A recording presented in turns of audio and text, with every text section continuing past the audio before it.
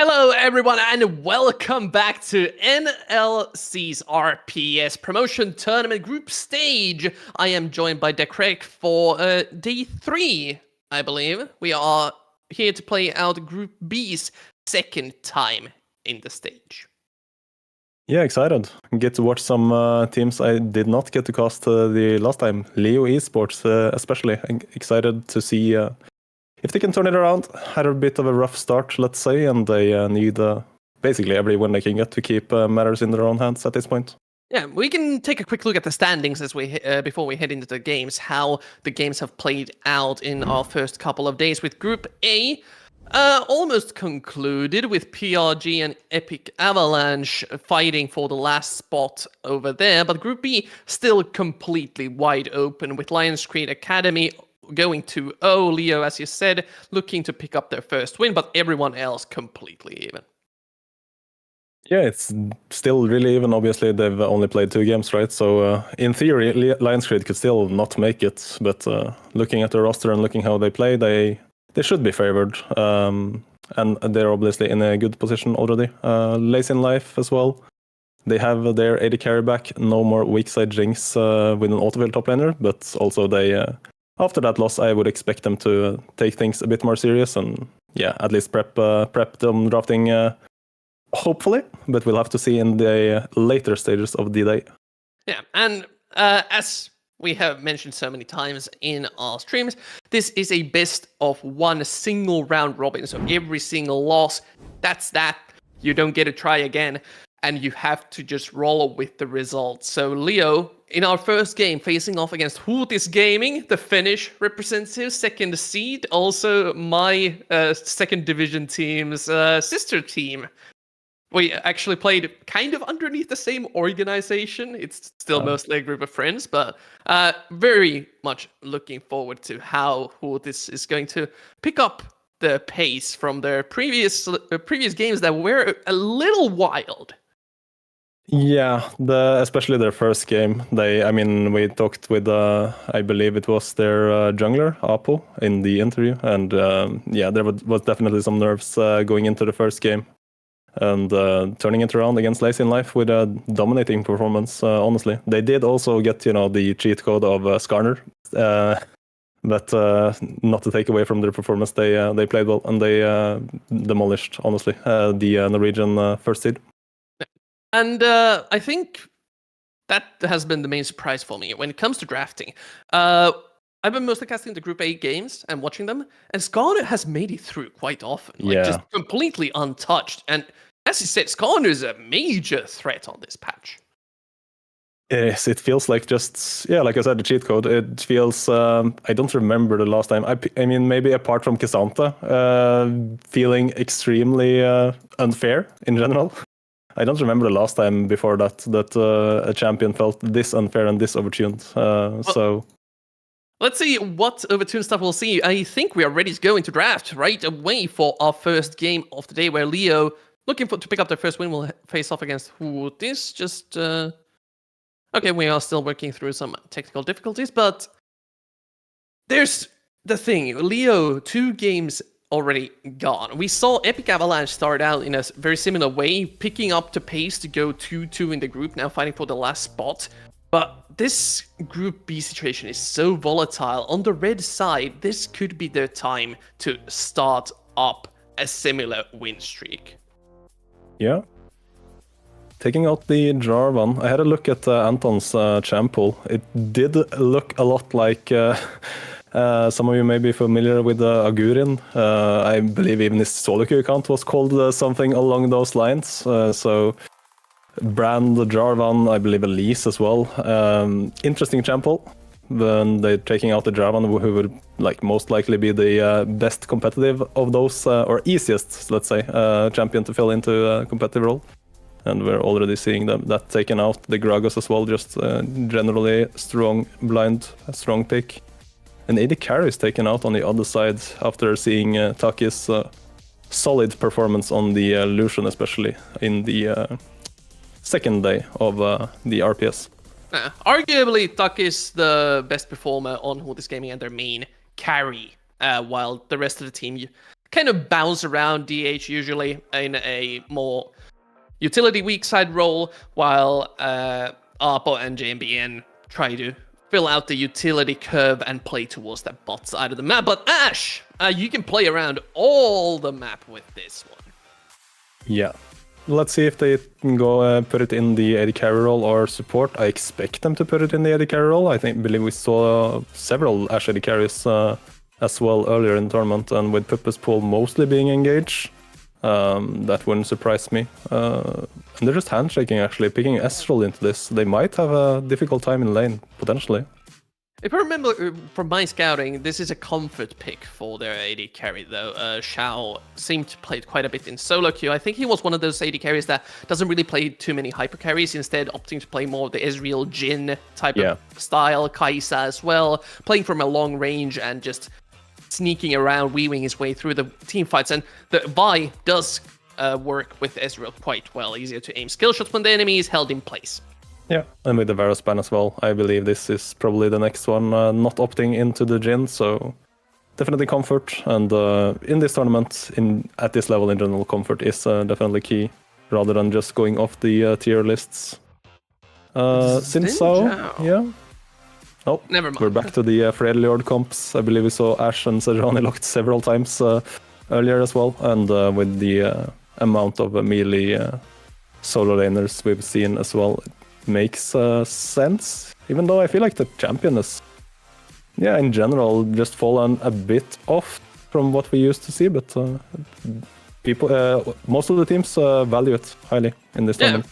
And recently buffed, we are on 14.9, so this is the patch where Sejuani got the recent buffs. Orianna auto-attacks quite a bit in the middle of her burst strings, able to wave those auto-attacks after the command attacks. And Ahri, not exactly the response I'm expecting from Elling. I think Sylas would make a bit more sense considering the powerful ultimates who this has drafted so far. And this is one of those, again, nice pairings with the Vi, where you can 2-on-2 fight quite a bit if you get priority and go towards the scuttle, interrupt the enemy's junglers, farming and pathing as much as you can. Yeah, going Merc Threads probably on Sylas this game. If Sylas gets ahead here, he will be annoying to deal with, for sure. They could be potentially a bit low damage Leo side if they fall behind, but if they stay ahead or at least even, as you said, the Sylas can be annoying to deal with for Houthis. And most likely going to focus on the support pool now. Things like Rakan still open. Don't really want to deal with a Rakan when you have a Vi, Ezreal, Sylas there. At least I'd expect it to be gone. Maokai, though, this I think Lyrex was pretty much one-trigging it this season. Was an extremely powerful support for quite a while and still perfectly viable there, although he's been moving towards the jungle role in the recent changes. Yeah, even this split as well, after all the nerfs to Maokai, he was still playing it a whole lot in the support role, so makes sense as a ban and just a takeaway. I wonder if they want to know, they're not banning the Nautilus favored champion for Puppe, because obviously they like that ultimate, right? They have Sylas. Would be great for him to get another strong ultimate when he already has the Ashe Sejuani and the Orianna even. Pretty decent. Who is still considering the final ban. They banned the Nautilus themselves just to deny it from both teams. I'm still looking at the Rakan, though. I think it would fit pretty well to Leo's comp. Would, for sure. We'll see what they end up picking here. The Gragas is already banned out.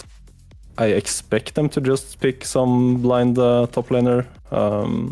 They probably want to, that figures. Makes sense. So a possible Gnar response from Houthis maybe does decently well against the K'Sante. It's also big comfort for DH. Yeah, saw that against Lazy in Life, even demolishing the Jace counter pick did extremely well on the champion. So would not surprise me, even though that's also a great side as ultimate, something they have to keep in mind. Okay. Well, and they do. That's a bit more explosive than an R. And no need to wait for many form changes to force your way in with that one. Also, Sylas not that great of an ultimate for him to pick Yeah. up. So just looking to dominate on the side lane. And as you said previously, very low damage for Leo if they don't get ahead early on. So they kind of have to be careful here. If this Darius starts to snowball out of control, who's going to match up against the DH in the side lane? Definitely will, or might at least become an issue. I like the Darius pick, like you said. Not that great of an ultimate for Sylas. He can't stack the passive, obviously. So it's only going to be the flat true damage. Not that great. Surprised they didn't go for the Janna here, honestly, versus Vi versus the Sylas and the K'Sante already. I'm not really sure what you're expecting to ult with the Emilio, but of course just having the move speed, the shielding, it works as well. I just feel like the Janna would have been a great pick, but we see Lyrax with the counter pick Blitzcrank in the end here, looking to play aggressive towards the bottom side. And I don't know, I'm still getting the slight pressure from Leo's side that, as you said, very aggressive. They have the buy, they have the Blitzcrank. If they get ahead, they can start snowballing and forcing the issue all around the map with high mobility, high damage burst, where they can delete one person after another. But if they don't get an early advantage here in the early game, it could become quite rough heading to the second or third dragon. For sure. And as we said, going into this, they don't have anything. Their backs are against the wall. They need every win to keep their own the fate of their future in the tournament in their own hands. So risky draft, I would say. Obviously, if the Blitzcrank works out, that's a great pick. That's something they can abuse and take over the game with. The Ezreal as well, comfort. They're going for comfort. I respect that. But as we're saying, if they fall behind, if they make mistakes, that's going to be painful to play into, because the comp on the other side will be very scary and hard to deal with. The volatility, though, doesn't just end in bot lane, where you have to counterpick Sylas versus Orianna. A surprisingly volatile lane, where if you can get a proper trade at level 2 as Sylas, you can quite hard chunk down the Orianna and force her to play a little bit more passive. Yeah, I'm expecting her to be playing with Phase Rush, probably, seeing as there are so many melees on the other side. Just something safe. I mean, she could go for the lane bull, right? But Sylas is probably just going to go for the Doran shield, second win, etc., etc. Just trying to survive and out-sustain. But like you said, of course, there is potential that the Orianna has to play respectful, but especially with jungle interference. Yeah, it seems like we're ready to head into the game for our first game of the evening. It's a beautiful day outside, at least here, and a beautiful day out on the Rift, where Hootis Gaming and Leo are facing off. Let's see, level 1. We have a Blitzcrank. They have a Sylas even as well. Ezreal, strong champion too. And this has been a recurring theme where both teams start heading towards the bot side of the map, heading the brush, warding the middle of the lane. Just check out if the enemies are going for the aggressive invade angle, but not even throwing on the ward, just hard face checking it. I feel like especially the Finnish team, Hootis, has done this several times, so this might be something Leo is expecting. And if they're sitting here waiting, then we might be in for a level 1 fight, actually. Could be. This banana angle can be spotted out. Yeah. Björn and Elling already leaving, and Apple spotted out. Now Leo has timing. They still have a chance to go for 125 here if they so wish, or even just go and go for the trade of vision without any aggressive warding on their top side of the map. But they don't want to try it. A little bit too risky, so Hootis just gets a ward on the blue buff and gets information. Yeah. A bit anticlimactic. No one doing anything other than just warding. There was potential there if Leo had decided to stay a bit longer, but heading out, spotting each other, nothing comes of it. Understandable, considering best of 1. If you start flipping it at level 1 in a do-or-die situation for Leo, it may not be a comfortable position, considering how they've gone for mostly full comfort in the picks. And even with the Blitzcrank, This bot lane will be facing off against the Ashe Milio in the early game, and Ashe does trade quite well. Yeah, you don't really want to take early fights here into the Ashe. Has Ghost, has little tempo. They're playing double range as well. Blitzcrank really needs his level 2 at least to do something. I mean, Ezreal is a strong champion level, but it's just so hard to disengage from this Ashe, especially when she has the Ghost. So playing respectful, waiting for their opportune moments, which they probably will come at some point, but not quite yet. And you mentioned earlier on the draft, when we were talking about the possibilities of Sylas in this middle lane. Instead, opting for the first strike, Dorian is being set up, wants to go for those early trades and probably start playing with Anton as soon as possible. But as the spot lane priority has been established, Apo's heading towards the blue buff very aggressively, way ahead of the jungle player as well. Was spotted, but it doesn't matter. There's Canaway crashing. They get the hook underneath the tower. Poppe ignited up, trying to burst the Milio down, but there's a lot of survivability on the support of Futis. And now, one-on-one, the junglers face off in this fight a bit early. Anton now has to face off against an Angry Bear. Aftershock proc, Lyrex rotating over.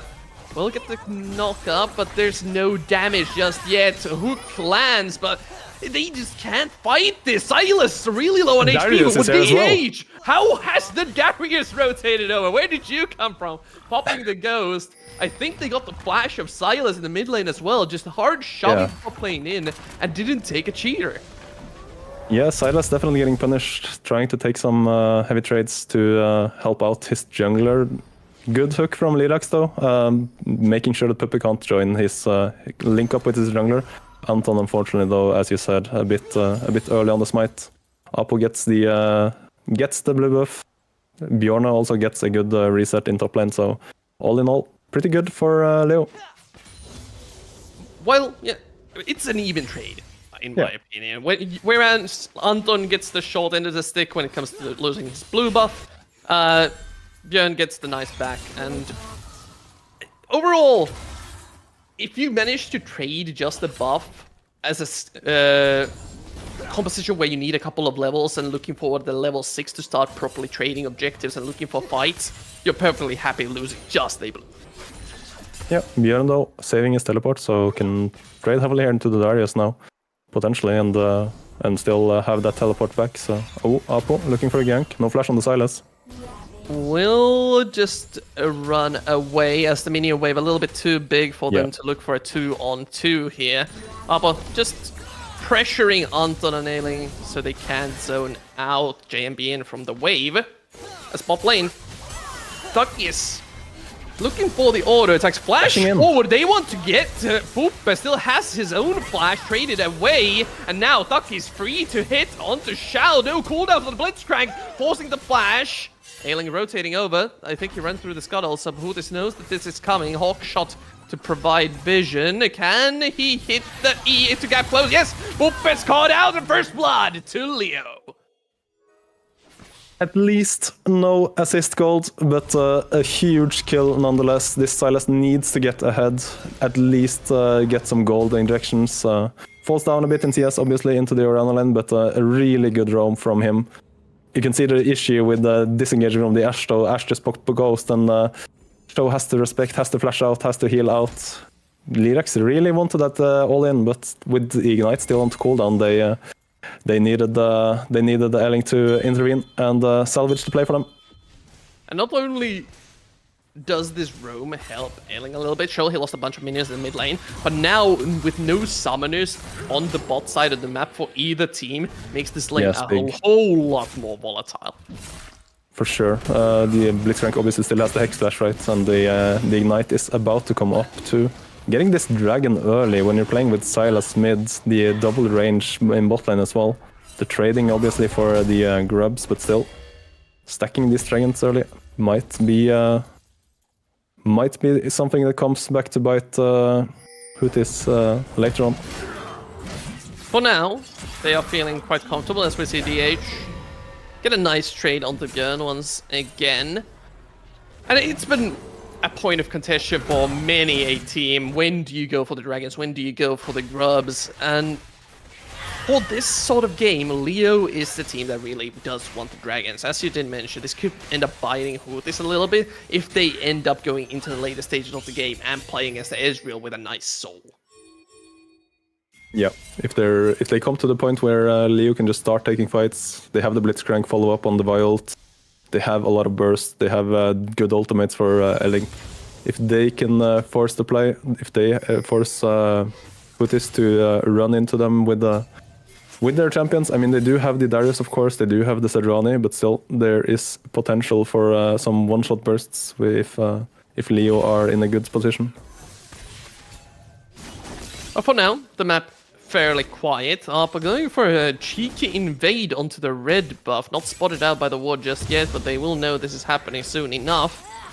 Yeah. Then there we go. Now it's pinged out, and Ailing has to play a little bit careful. Anton already rotating over, but doesn't have level 6 due to this counter jungle going on. Esbjorn, once again, getting traded onto in the top lane. This could be the all-out, drags him underneath the tower. But it is so dangerous to commit fully to that trade when you have a fully stacked Darius passive on you. Yeah, a very good trade though, and deciding not to extend it, so will be in a good spot here. Still has 3 biscuits if he needs them later on. And as you said, Anton still really wants that level 6. If he had that level 6, J and BN would have been in a scary spot potentially in the mid lane, but as of now... Okay, I think this is just a trade. Another ultimate's traded. Anton has the level 6 flash available as well. Looking for the angle. Vault Breaker, full channel, but can't reach him. Up in the near vicinity as well. But this is a 2-on-3. True Shot Barrage incoming. Will be dodged away. But they can just force JMBN to retreat. Now they find an angry Sejuani though. 1-on-2, still taking the trade. Puppe joining the fight, but they let the hook, catching out the Orianna. Now it's Leo's time once again to get the kill and back away. Really well played by Lyrax. Yeah, it looks like Elling really just wanted the base, and his team is like, no, this is free, what? Come on. And then when the hook lands from Lyrax, obviously he comes in for the assist, the extra Darksteel stack. Good kill as well. Anton gets accelerated a bit too, and yeah, another good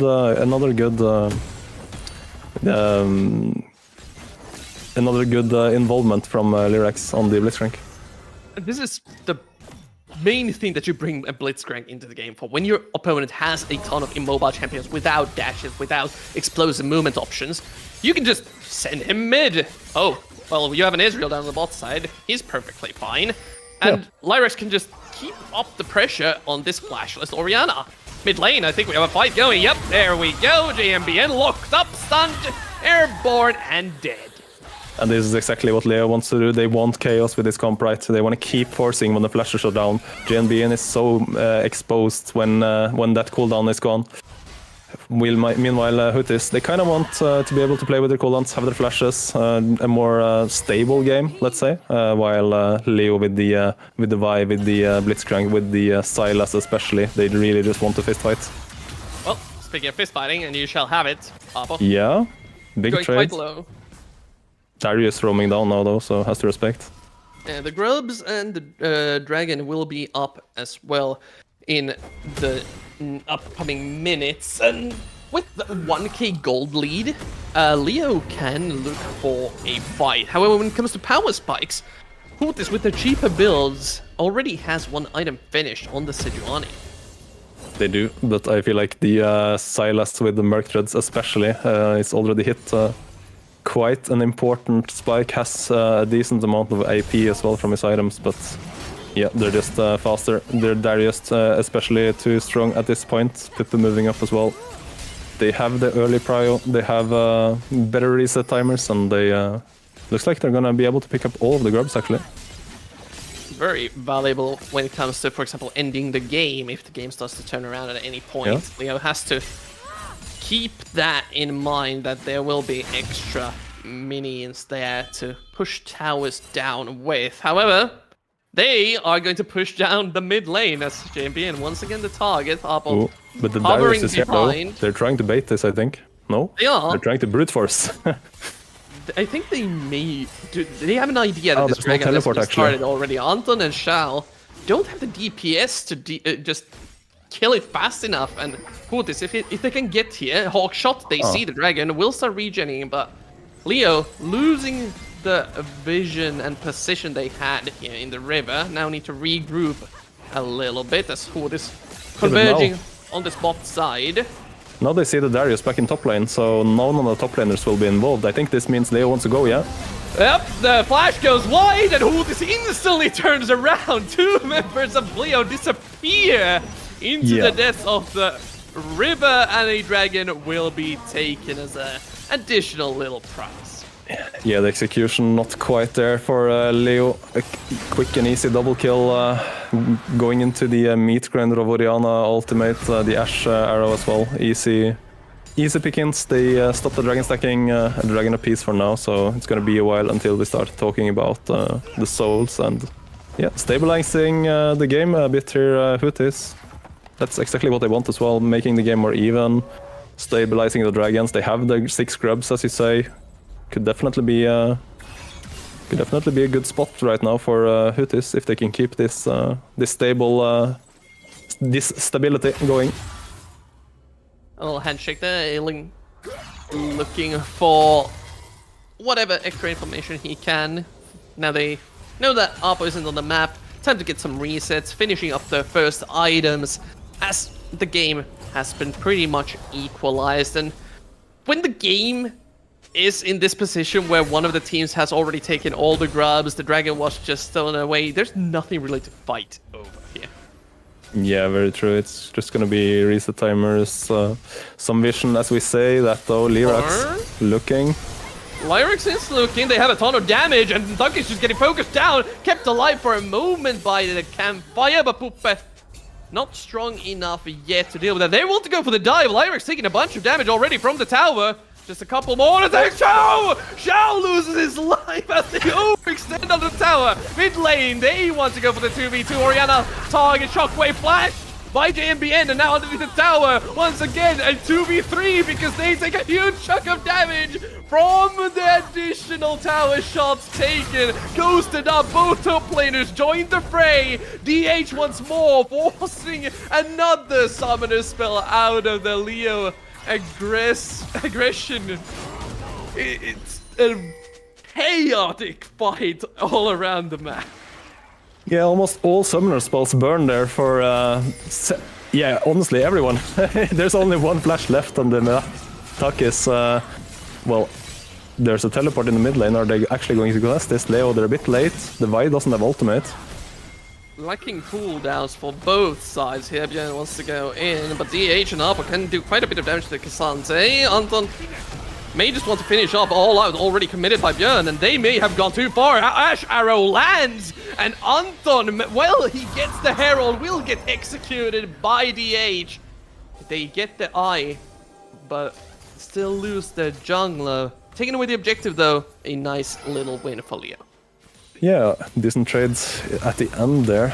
Unfortunate fight in the middle, and as you said, Anton unfortunately taking a couple of turret shots. Doesn't have his Sunder Sky either yet, so lacking that extra healing for the extended fight. Going down. Arrow? Ooh. Aimed at JMBN. I believe they pinged it out. Good awareness. Yeah.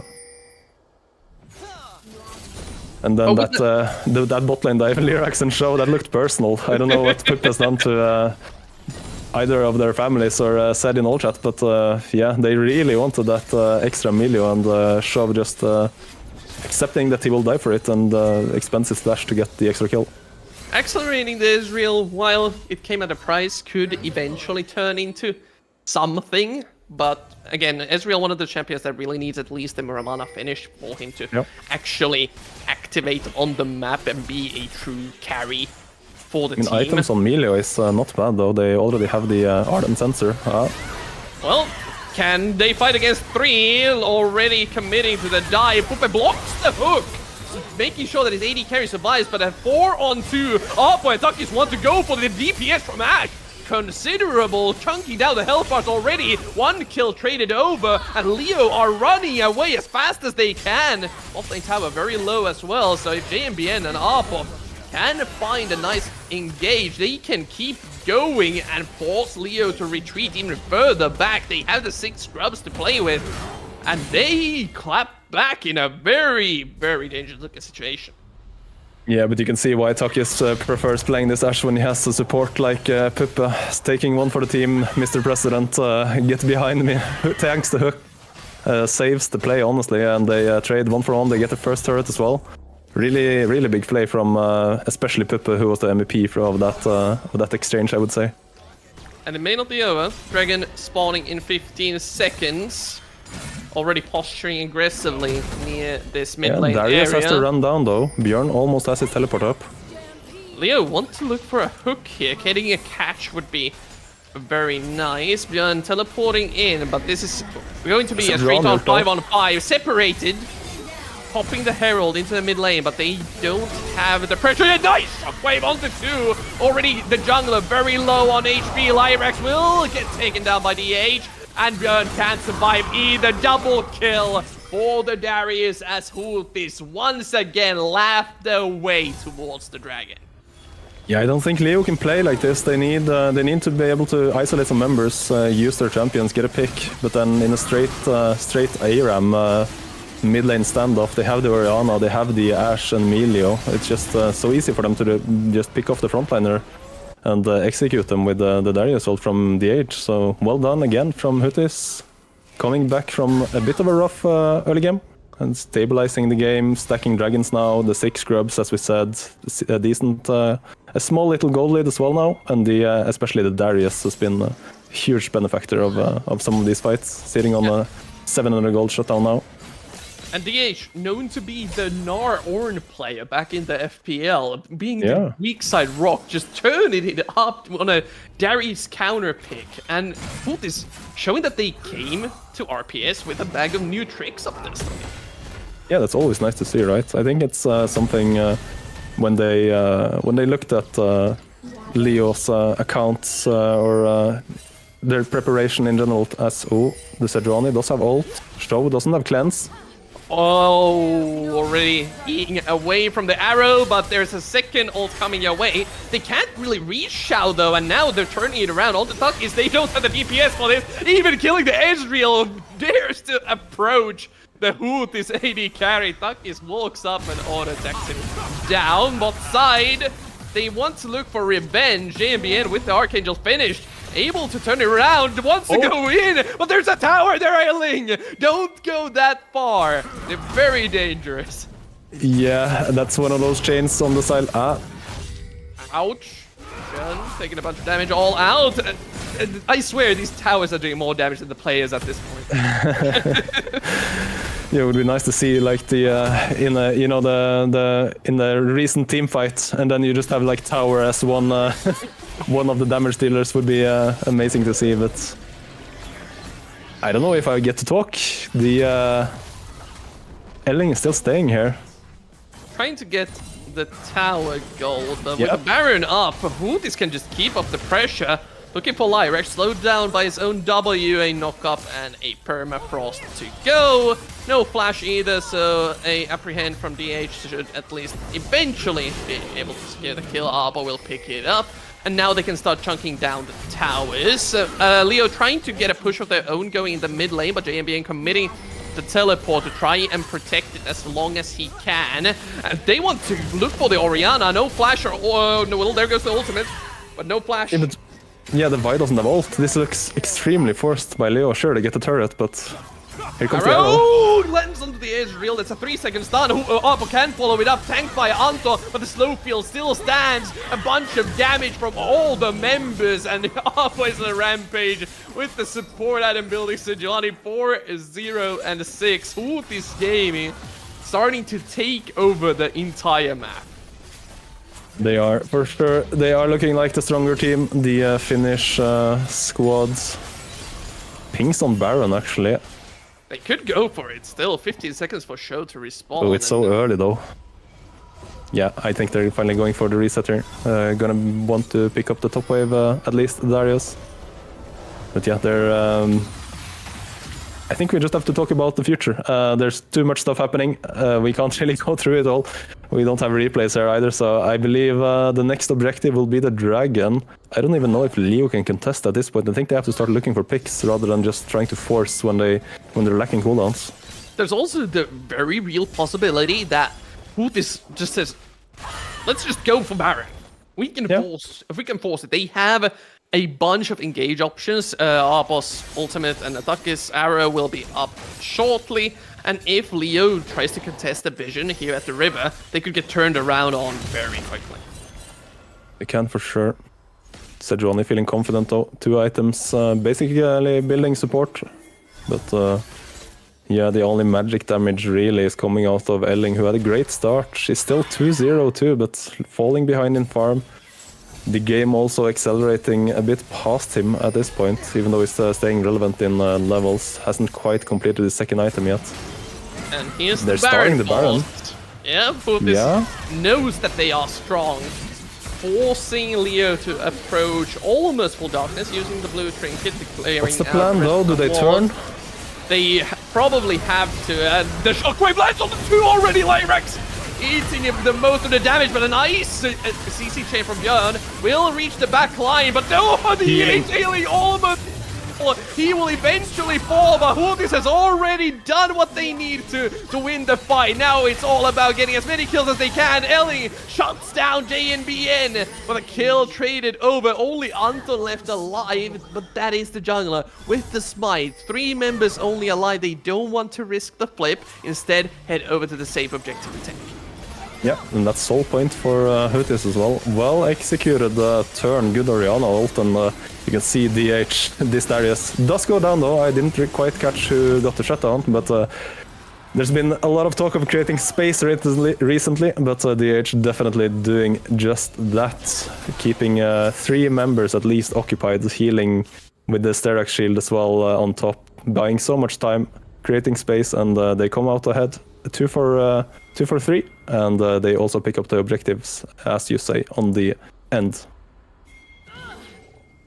Now it's all about repetition. Hootis already heading towards the Baron area. They got the extra objective. They came out ahead, even though all the shutdowns went over to the side of Leo. When it comes to sheer power on the composition and team at the moment, they know that they are the more powerful team for this. Yeah, they're just instantly starting it again, actually. Yeah, they know that. Without cooldowns, Leo will have a rough time challenging this. Teleport being channeled now by JMB. And Elling can just pull off. No, they teleport as well. Elling teleports all the way back to the mid lane. Viva Shockwave! Instantly blowing up Lyrex once again. The Blitzcrank doesn't get to play the game. Anton gone as well. The critical jungler has been caught out, and Hootis instantly back onto the Baron. Elling needs to do something amazing here with Xiao if they want to keep this game going. Björn could get in with the blast come behind the Baron pit, but it's just so difficult to approach, even with the redemption heal. It looks like Hootis has just secured a free Baron for themselves. Yeah, Leo not really able to do anything in the meantime as well. Picking up Krugs at least, Bjorn, but it's looking rough for them. However, Hootis are looking... they're looking decisive, honestly. Really good to see. They know Darius playing with Ghost. They just keep forcing, keep gripping. Bjorn has teleport, but it doesn't really matter. He doesn't get to use it in any meaningful way. So deciding to just pull the trigger, pull the fight. They know Orianna has been on point with her ultimates, and yeah, another great engage by JNBN. And bot lane. Oh, you speak of the great engage. Leo trying to show a similar fashion of catch. We'll just need a couple more hits, but kept alive by Pumpe. Anton dies to the back lines, but gets tightened down. Duck is now joining the fight. The AD carry of Hootis presenting a big threat. The ultimate from Xiao does pick up the kill eventually, but even though you managed to get the 1 kill to JMBN, you lost 3 members for it once again, and it doesn't deter the push from the Baron minions through bot side. Yeah, they should at least still be able to pick up the turret in bottom lane, defending mid lane as well. Everything keeps going Hootis' way, and the tournament chances for Leo after this one starting to look a bit rough. They still have difficult matches left, and yeah, I believe it's no longer in their hands whether or not they will be able to go to the playoffs. Assuming, of course, Houthis are able to close this out, but looking decisive, looking comfortable and confident, I have faith. Well, they missed the Sejuani ultimate, so one is also Zoning. easy now gone. Yeah, just a zoning ultimate, taking the turret, you know. Still have a bit left on the Baron buff, but I'm expecting they probably just want to reset soon. No, okay, looking for a fight. It is a 3-on-4, but Anton already taking a nice chunk. And Ling can look for the back line, but the shockwave again big from JMBN in a death ball. Houthis marches forward. Double kill for the Sejuani. DH finds Shao. 3 items on the Ezreal. Darius does not care. They've aced Leo, and they will try to take the Nexus. Yeah, you can see the power in these champions and these items. They have the redemption, they have the healing from Pup as well. All of the Voidling, Void Grubs, Voidlings, I don't even remember, pushing for Houthis turnaround after a rough first game. The second game decisive, this one as well, very convincing. So being a Finnish representative, I'm sure you feel great about how things are going for them right now. Considering how day 1 went for us, I'm very happy seeing this time around. I don't have to post any more bras on Twitter. I was running out of things to post regarding that. But yeah, Hult is very, very confident in this game. Although a rough early game where Leo seems to shine, looking at their previous games as well, they just clean it up with the power of the Darius just rotating over and feeling pretty much unstoppable. Yeah, very decisive performance by them. Honestly, they're on the same page. Good to see. They turn when they want to. They have good tools for it as well. And yeah, I'm looking forward to see how they perform in their upcoming games as well. Well, we're going to take a break, and so does Houthis and Leo before an interview from someone on Houthis, I assume. I haven't received the info just yet, but we'll be right back with that interview.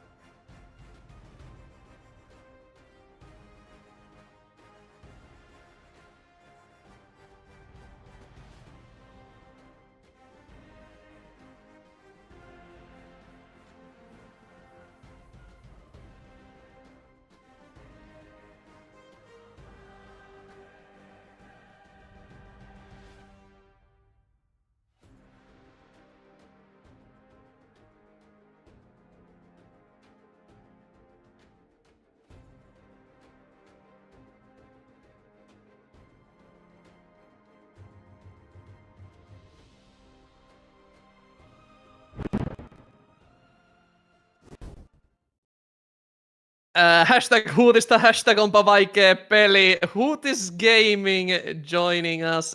Puppe from there. Congratulations on the win. First of all, you guys started out with a loss here in the RPS, but after that you've picked it up quite a bit. How has it been for you guys playing in the group stage so far? Pretty fun, honestly. I think before the tournament, I was a little bit unsure what the level is going to be like, but ever since having the first game, I think we're very happy with our performance. Or I mean, with our level, more like. I think the first day was like really bad from us, but immediately after the first loss or the first games, we had a little bit of a review, and I think we'll try our best to like fix the mistakes because our some horrible things happened in that game. I feel like we should have won, but we'll see in the future if we manage to fix those problems. Yeah, the first game was definitely well, good that it wasn't just forgettable for you guys, that you actually learned something from it, or we went straight into the review. But yeah, definitely a better performance going forward. In this game, I'm used to seeing you, especially on Nautilus, right? But generally often on Engaged champions. This time you went for Melio. How come? Was it because of the Sylas, perhaps, or was it just to stay in the front to back with your Ash? I mean, first, I'm terrible on these champions. Put me back on Nautilus. I was talking with Tebs before that I don't want to play Nautilus anymore, but put me back on it. I made so many mistakes, but you know, the reason why I really picked it was I didn't believe the enemy support would actually be able to punish us by going like Ash and Enchanter. So I felt like Milio was really good. The placement was an option, but I'll be honest, seeing like his champ pool and how he played before, I didn't feel like a threat. It really didn't feel like a threat, and I think he kind of proved it. I don't want to BM too much, but that flash blitzcrank hook on to missing three guys was a little bit suspect. You know, I don't know. I didn't pay anyone. I'm just saying, but you know. Going later into the day, you have the Danish DMG roster. What's going to be your? Well, I'm not going to ask you to tell me your game plan, but what do you guys have to focus on? What do you guys have to do to beat this looking pretty decent DMG roster? Yeah, honestly, it's going to be a bit of an interesting match. I think for us, the main point of interest is going to be the draft. We want to make sure we're just at least in an equal footing in draft and try to make sure that we just don't make the game too hard for ourselves. I think whenever we just have the tools to do what we know, like what we have been practicing over the season, I think we'll do really well. But sometimes we kind of get lost in the sauce if we, let's say, if we don't have enough tools or if we go a little bit too overboard. But I think especially during the last few days, even through in scrims, we've been really stable, and that's been really helpful. So that's probably the main thing. Gameplay wise, I don't really know. I think we're pretty good. I think it's gonna be a great match anyway. But I'm pretty confident we can beat anyone right now. After losing to EA 3-0 in RPS finalists, no one else can beat us. You know, it's a pride, the Finnish pride. We need to keep it clean. Looking forward to it. A Finnish team going for the unorthodox strategy of not losing drafts. I can't believe it. This is a miracle. Last but not least, you already talked about being able to beat anyone. Who do you think is the most dangerous team in your group outside of Lion's Creed? I mean, I'll be honest. It might just be a DMG outside of Lion's Creed. I was watching the games and I am surprised Lion's Creed actually won the second game. They were super behind, but yeah, it must be like I feel like it's like either DMG or Lion's Creed. I feel like FF they actually, I mean, they played fine, but I think again we a little bit stumbled in draft, and then we also kind of just forgot our fundamentals. So it must be one of those two. I think DMG or Lion's Creed should be the top one, with us of course in the mix. Yeah. Well, thank you so much for joining us. We will let you go and prepare for your next game. Before we do we go on a short break? I think we go on a short break before we go into game 2 of the evening. Thank you very much. Hashtag Huutista.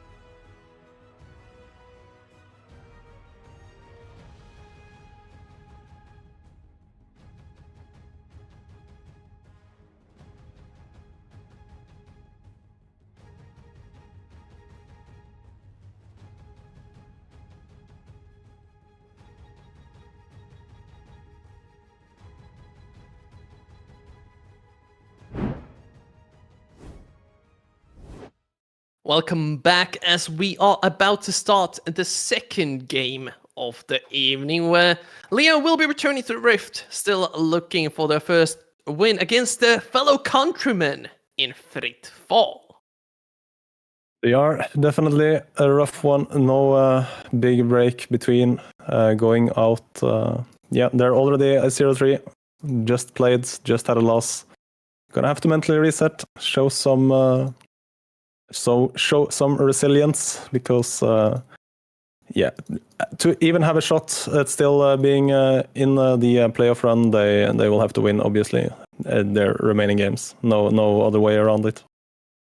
And for Fritt Fall, again, 1-1 currently in the standings. Every win counts. So even if it comes down to taking down your countrymen, they will have to give Leo no mercy. This time on the blue side, and of course, when you play against Fritt Fall, you have to ban the Evelyn.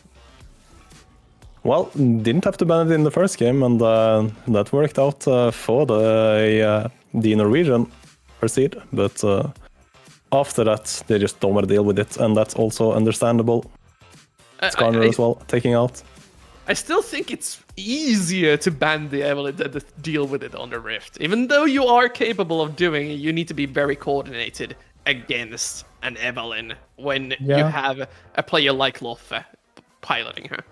For sure. I mean, it's just something that you're not used to dealing with. So if you don't want to base your, at least a lot of your draft on having some pushing lanes, being able to invade her, try to make her, try to get her out of her power farming early game. Then, of course, just they want to play a more normal game, something they're more used to, and that's obviously understandable. But meanwhile, the rest of the bans, heavy target bans going into the jungle and top lane. Yeah, again, the Gragas not being allowed for Bjørne. The Jarvan ban as well, and the Skarner ban just, because you're red side and you probably don't want to play against it. Camille ban as well. Kira showed a decent performance, I believe, in the their first day of games, and they just lock in the Varus. Was banned in our last game, so Show gets just a safe blind pick, easy first pick. Don't have to show too much of their comp yet. And Varus, one of the more powerful AD carries. It brings a ton of utility, it brings a ton of burst damage. You can play aggressive with it. If you have ACC providing jungle and support, you can just start ruining the day of the opponent's bot lane. But Fritt Fall instantly responds with the ball delivery duo of Vi and Orianna. Yeah, we saw how great Orianna in general worked against Leo in the previous game, and then they're taking the Vi as well. Anton was piloting in the previous one, and we're just gonna see a Xin Zhao. Then everything standard so far. Nothing too out of the ordinary, no pocket picks, no Kane that Anton as well favors. So will be interesting to see what they want to pair it up with. LeBlanc would definitely be spicy, but there's a Vi already on the other side. So LeBlanc Vi is, of course, this weird positioning game that you're always playing. You don't want to get Vi ulted when you are going for the assassination, but you can't really overcommit as the Vi either to a LeBlanc who's just standing there, or you get taken all the way to the enemy nexus, pretty much. For sure, something both players have to keep in mind, and it's mostly on Elling, right, to try to bait Loffe in, and we'll see how that dynamic works out. Ezreal locked in as well, so a lot of the same champions from the previous game, even though they're on a bit of a, some here, some there, but pretty standard overall, I would say. I guess the LeBlanc pick especially is the most spicy thus far in the draft. And now when we go into the rest of the bans, top lane most likely going to be heavily targeted once again here, where the red side counterpick for Kira, as you said, the Camille is already something that he showed up on. There may be more in the pockets of the Fritt Fall top laner, but they ban the Rakan themselves. Lyrex, what does he go for here? It will be interesting to see if they want to play. They could play an Enchanter if they want to, when they already have the Varus, the Xin Zhao. nice to have some lockdown too, of course, when you're playing into the Ezreal, playing versus the Orianna. We'll have to see what direction they choose to go. I believe Bjorn has played a decent amount of Rumble in the past, so already with the Varus ult, if they get some lockdown on support as well, that's potentially something they can go for, but of course they would have to potentially blind pick it. Yeah, the Rumble is a bit... the Renekton ban would heavily imply a Rumble maybe coming our way, but usually paired up with something like a Jarvan that provides some actual immobilization. You can't escape the incoming equalizer, while Zinjao, Varus, and LeBlanc may have some issues playing well together with it, but now that the Cassante again is being hovered, it's looking like a decent enough Rumble game. Yeah, I mean, doesn't have to go for it obviously, but I'm just looking at what the player is comfortable on, and especially when you're down 0-3, had a rough game, comfort might be what they want to end up going for. But with the Braum lock-in, I would doubt it. So maybe we'll just have to see, maybe just a standard, more tanky matchup, maybe an Aatrox, something. Oh, actually, never mind, they swapped into the Nautilus. My train of thought disappeared.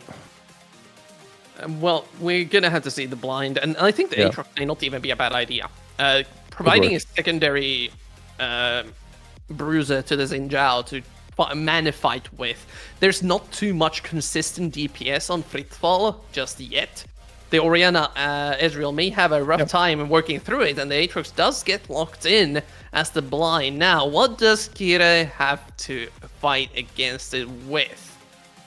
They are a bit low damage on the side of Fritfall. I would say they have a decent amount of CC, obviously, a good lockdown, some good follow-up, but if the Braum ends up being able to block a lot of the damage, if you get the Sinzao ult, then the Aatrox could potentially do quite a lot in these fights. But yeah, we do see the Jax into the Aatrox in the top lane.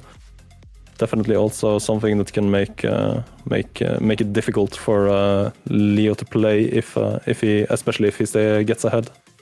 And you were talking about the lack of damage of Fritfall. Well, with the Jax there, now suddenly bringing a ton more burst to the table. Yeah, helps.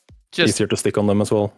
Just jumping into the fray with a Vi, putting the Counter-Strike follow-up stun, getting a couple of auto attacks in, can easily delete a carry that's out of position.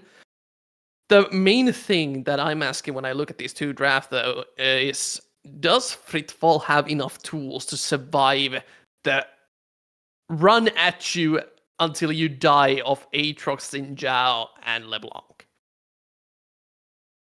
Yeah, we'll have to see. I mean, they do have the Orianna Ezreal, right? They can play on range. They don't necessarily have to go in, but when you're playing champions like Nautilus, it's often hard not to, you know? And then if you pick the wrong hook, the wrong engage, going into the Braum especially, you can easily be punished. So they will have to be tempered in their engages, and they will have to play position well. And we already saw how well you can make it work with JMB and Orianna, catching people out left, right, and center. We'll see how Fritfall performs on it as we are preparing to get onto the Rift, I think. Okay, we're working at a pause. These nifty kinks of ISPs sometimes giving us a little bit of time to talk about the draft once again.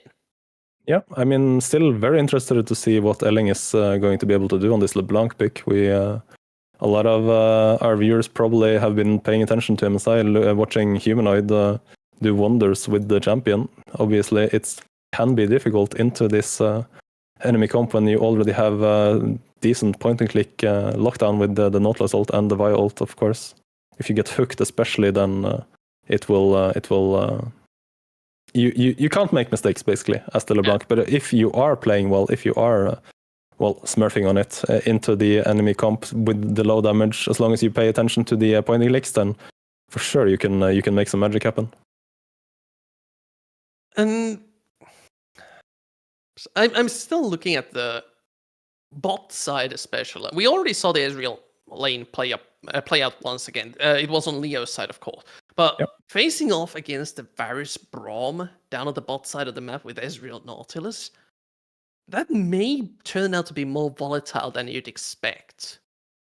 Yeah, like I was saying earlier, if Nautilus picks a bad engage there, we'll have to see what type of Varus show decides to pull out, if it wants to go for the on-hit or the lethality. I would assume probably on-hit, right? With 3 divers, 2 bruisers going in, but definitely they could still just play for the pick and the initial reset for especially the Aatrox in the fights. We'll have to see, I think. So, again, for the standings, this has huge implications for Fritt Fall, who are 1-1. We are ready to go to the Rift and see if they can make it 2-1 and keep Leo down in the dump. So, will they finally get their first win of the RPS group stage? The fire alarm in my building is going off, so I guess I have to go out. Well, this is a great way to start off game 2. Okay, time to get my casting pants on. Game has been paused. We are still working out the issues in multiple angles, it seems like. This turned a little bit interesting. Okay, let's just a very quick pause. For level 1s, I'm not expecting too much to happen. There is an angle for Leo to go for a 125 invade if they so wish, just due to the extra power they have in the level 1 fight. Sure, Loffe has the Hail of Blades, but as a buy, you don't really want to go for that straight up fight against a Braum Varus Xin Zhao. So I would have loved to see some sort of an aggressive play from Leo, considering, well, they almost have nothing to lose anymore. And it could throw a stick into the wheels of Fritt Fall. Waiting for the final positionings of this level 1 to confirm that there will be no action. Both junglers looking to looking to start on the top side of the map.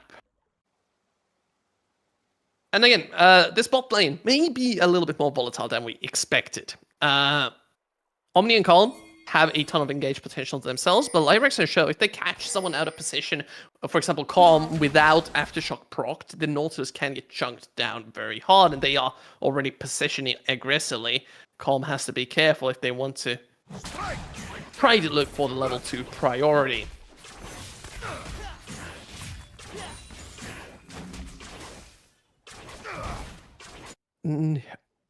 Björn, with the Aatrox blind, having to play against Kira's Jax, not the worst counter matchup you could have in for the Aatrox. And if this is a big conflict, I can't remember the most played champions off the top of my head, excluding the Rumble. But this Aatrox is in a prime position to take over the game with Anton eventually. But for now, level 2 priority, Kira takes a chunk out of Björn's HP pool.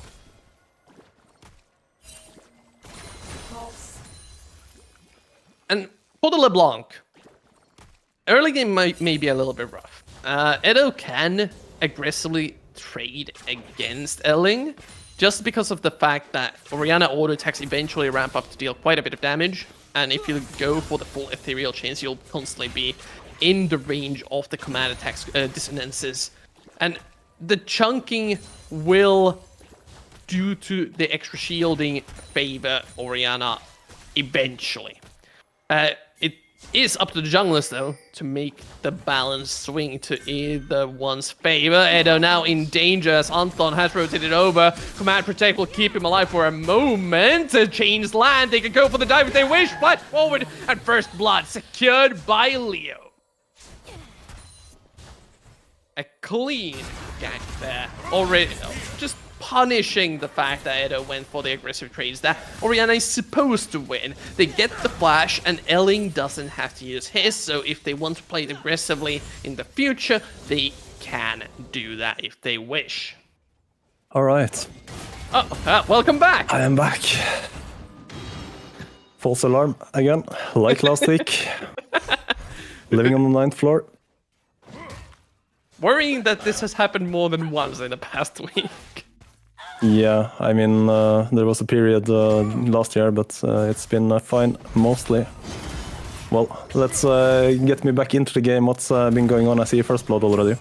Yeah, so mid lane, Elling and Edo did the good old Orianna level 3 training pattern as LeBlanc tries to take a chunk out of Edo's HP pool. Anton rotates over, burns his own flash to punish the 300 HP Orianna, and they get to secure the first blood that way. Yeah, very important as well, playing the LeBlanc, playing the Xin Zhao, getting a good start. If they start to get ahead, they will be pretty annoying to deal with. So great start then for Leo, which they need. And a very aggressive play from Fleetfall down on the bot side. Anton is in the brush, forcing a flash already out of calm. Loffe trying to counter the burst of his own. 1-for-1 traded. The junglers take the kills. Does Omni have enough damage to keep this going? Probably not, but they get the wave shoved in underneath the tower. Elling may be looking for a little bit more. The scuttle is up, Vault Breaker used, but Loffe needs to be careful. LeBlanc can do quite a bit of damage here. Already using the distortion forward. One more good hit. He could have gone for the kill there, I think. Yeah, I think Loffe playing a bit aggressive there.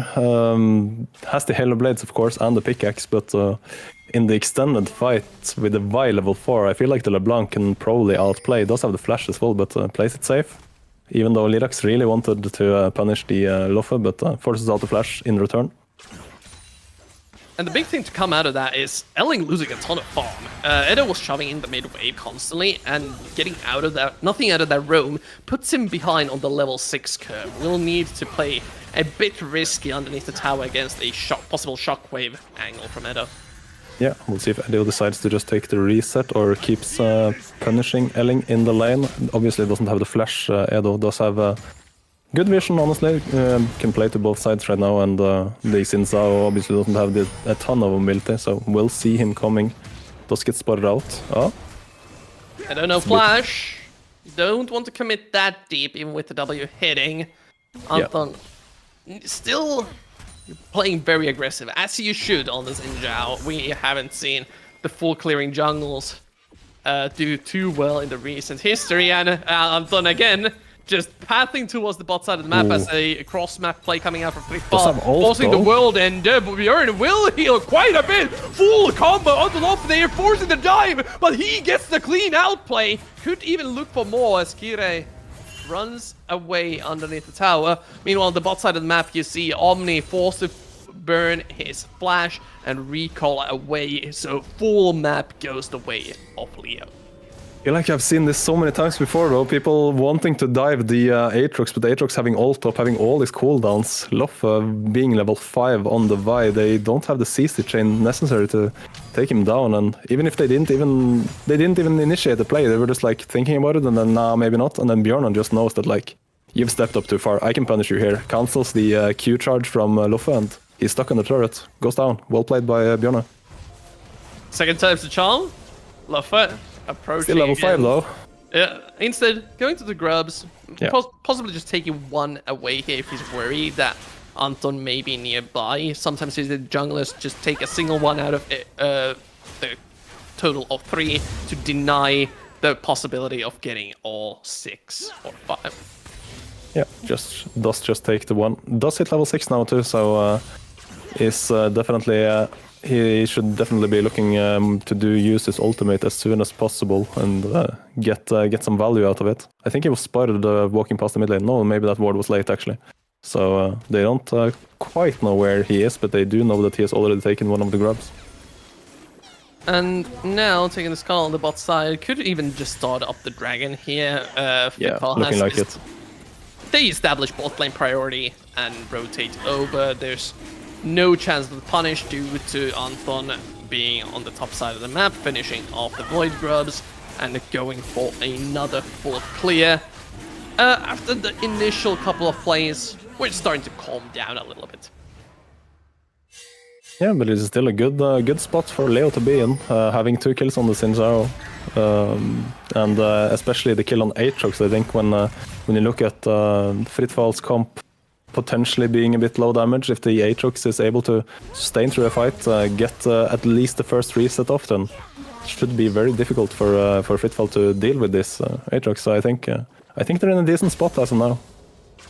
Also difficult to deal with the Orianna being annoying as usual. Lyrex doesn't even want to spend the Unbreakable block to block the ultimate, preventing the wave clear from Omni. They want to shove in the wave, get a recall off. May have some sort of a power spike to go for. They could even rotate Nautilus over to the mid lane and look for a play onto Elling.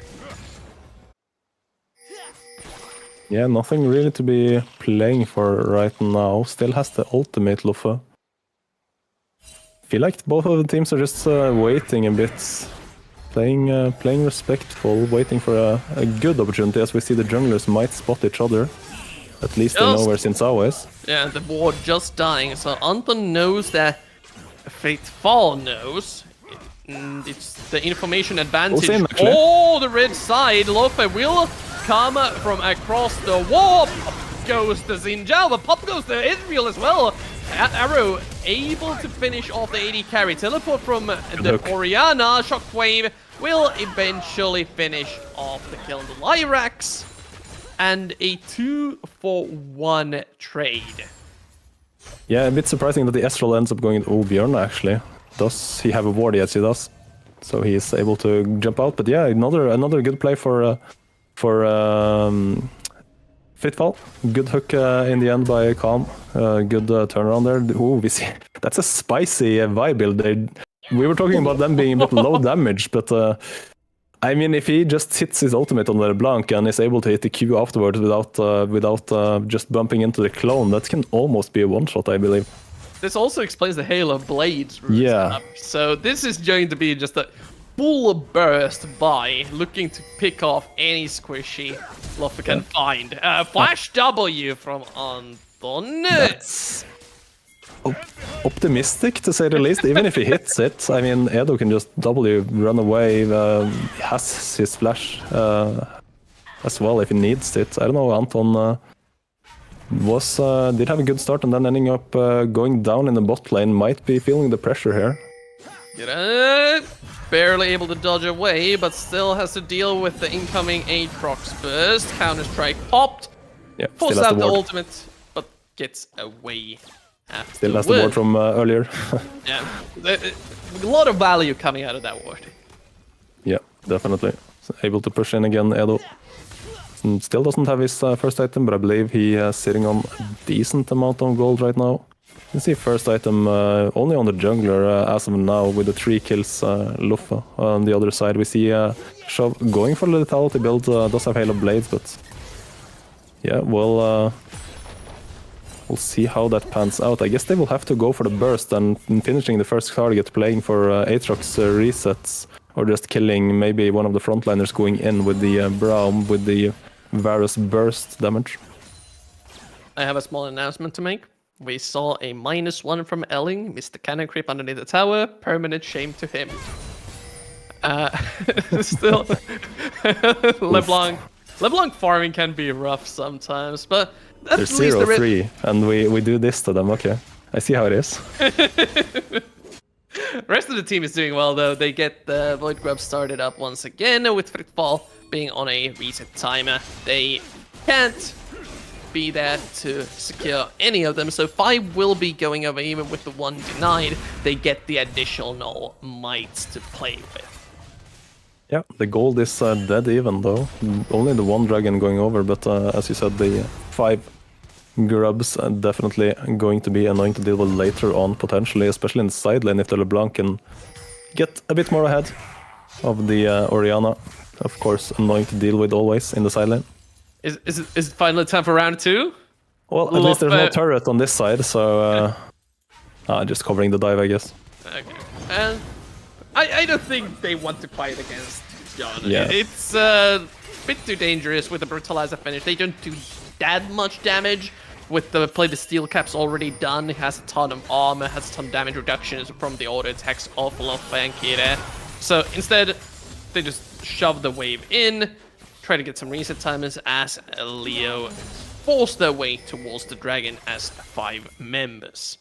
Oh, but Bjorn is building the Hydra item, right? Isn't that bugged on the patch? You don't get lethality, I believe. I am not Ooh, 100% that would be aware. unfortunate if that's still not been fixed on the patch, and I imagine MMSI being on the previous patch, this might be an issue. But yeah, we'll have to see when he upgrades his item if he loses his lethality or not. We'll see Still that. low, obviously strong. Lufa, no way for him to fight over the blue buff. Level 11 already for the Aatrox junglers. Falling a bit behind of the rest of the map. But it doesn't really matter though. If you manage to catch out Edo all by himself, it's a free kill. I gotta be honest, I wasn't looking at the minimap. I wonder how Edo ended up all the way at this turret as the Orianna. So yeah, definitely gotta be careful with your positioning there, as the mobile mage doesn't have phase rush either. So if you're first out of position there against the LeBlanc especially, you will get caught, and that means turret as well. Yeah, with the Xinjiao on the bot side of the map taking the turret, that's a sign for Frickfall to go for the Herald, get themselves an objective, get themselves a little bit back into the game with some initiative. The buy 3-1-0 with the Eclipse finished has a ton of potential to, again, one-tap someone. We haven't seen it happen just yet, but it could be in the They're future. looking in the bot lane, I think. No, takes flash away, actually. Already hopping in, teleport being channeled, they cancel it, already dies, and it's just over for Bjorn. His team tried to assist, but there's too many members there. They get the Herald down, but with the Death Charge used, they try to go to Anton, and with a flash forward, Lyrax wants to keep the fight going, already dying, never survives barely. Elling picks up Calm, teleport from Edo will eventually make his way back, but that's a Varus ultimate you're teleporting into, my friend. This fight went completely haywire, and Frickfall lose 2 members. Yeah, 3 even, I believe. That was a horrible fight for Frickfall. Does actually have the lethality. That's good to know. Okay. That it's probably fixed on maybe it's fixed on live as well. Then I'm not sure. Either way, a horrible fight for Frickfall. The teleport as well, making matters even worse.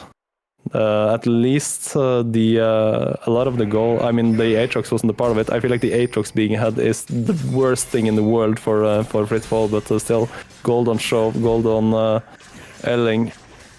It's gonna be difficult with this comp if they start falling behind, as we said. 1.5k gold even in dragons, but the grubs especially. And then yeah, the potential of lacking damage in these team fights is going to be difficult potentially. And I feel like the gold lead doesn't tell the entire story here. It's up to the power spikes for the Leo members that really brings out the damage and the power of this team comp they've drafted themselves. For sure, spiking pretty decently across the board at the moment. Pretty even in item completions, but you can see the extra Dirk for Show especially, and stacking up his tier 2. We'll see if he decides to upgrade it or is just going to be sitting on it. Building towards the is he actually going for the Omen, or is he just sitting on the Warden's Mill for now, right. Anton? Can't block spell damage using the double chain. That's a ton of magic damage that Kira is eating. No healing is going to make you survive that. A ton of cooldowns used, but they get a clean pick with no punish on the rest of the map. Yeah, very simple pick. They only have to use the Braum ult really. So again, making it harder for Frickfall to be playing. They keep getting caught out on the side lanes. This LeBlanc, especially online right now, it's looking good for Leo, being the 0-3 team here, coming into their second game of the day, having warmed up after a really rough game versus Houthis. It's good to see that they're coming a bit alive. Sometimes this warm-up game is all that you need to start performing in the rest of your day. Now, Frickfall though, not giving up. Positioning towards the enemy side of the map. They Would love to get this middle outer tower down just to open up the map a little bit. Currently being choked out occasionally. These side lanes, as you said, the LeBlanc causing a ton of problems. Offers a free rotation point through the mid lane to look for any picks. Omni, oh my god, how much damage the Ezreal is taking. And Mounted Dragon, they're all ready to contest 4, so with your 80 carry, half HP, this is a difficult position to play for Fritz. Yeah, they're trying to hold the chokes, but with, as you said, with Omni falling low, it's difficult to keep them out. Anton not scared at all. Keep looking for his W's, trying to jump in. Bjorn's been caught out a little, already having to burn the pop, Flash and World Ender, and it's a 4-on-5 that they're committing to by going way deep into the enemy back line. Gets popped almost instantly, but the health bar still very low. Lyrax flashing away. They get the Orianna overextending, not respecting the Aatrox LeBlanc duo. And Fritfall now running away, but the health bar's too low for either team to commit the dragon take. Yeah, teleport coming into the mid lane though might turn that around, but it was so close to being a good fight for Fritfall. They're just missing out a tiny bit of damage, first on the Varus and then off Edo flashing in, no mana. Flash auto on Orianna, not enough for the kill, and then he ends up going down. Should mean that Leo picks up this dragon on the tail end of everything. Did cost them the double teleport at least. They still have the double teleport advantage now, Fritfall. We'll have to see if they can make use of it playing for the side lanes. But yeah, the dragon going over to Leo. And with the objective going to Leo, they don't have the power necessary yet to commit to a 21-minute Baron. But they do have the power to start pushing towards this middle outer that is still standing for Fritfall, and then start to choke out the resources from the map. Yeah, we can see Orianna now though, has to be careful, pretty far up. Doesn't have backup as yet, but they ping out the Sinsao by the looks of things. Respecting... they're pressuring both sides at the same time, actually. Leo here, Lyrax, basing on the board, unfortunately, right now, but they're looking to punish Fritfall instantly when they start pushing up, so even with their teleport advantages, they're unable to find anything. They're not in a position to just force down mid when they see someone committing on top side and bot side at the same time. And I love the assignments that they have with the LeBlanc facing off against Jax and Aatrox, able to run down this Orianna if Edo's not careful. Even this far up, maybe too much. Already committing the ult, will die nevertheless. Kire teleporting in, but that's teleport gone with nothing gained, and a free chance to play for whatever Leo wants to, committing to the mid wave. Omni dodges away from the distortions and the rest of the skill shots, but it's still a very, very tough situation if you are a Fritfall gamer or fan. Yeah, they keep getting picked off here. That's the teleport as well, so that's one advantage gone. The Orianna still has... the ward jump again, saving thus far. Yeah, should be able to just walk it out here.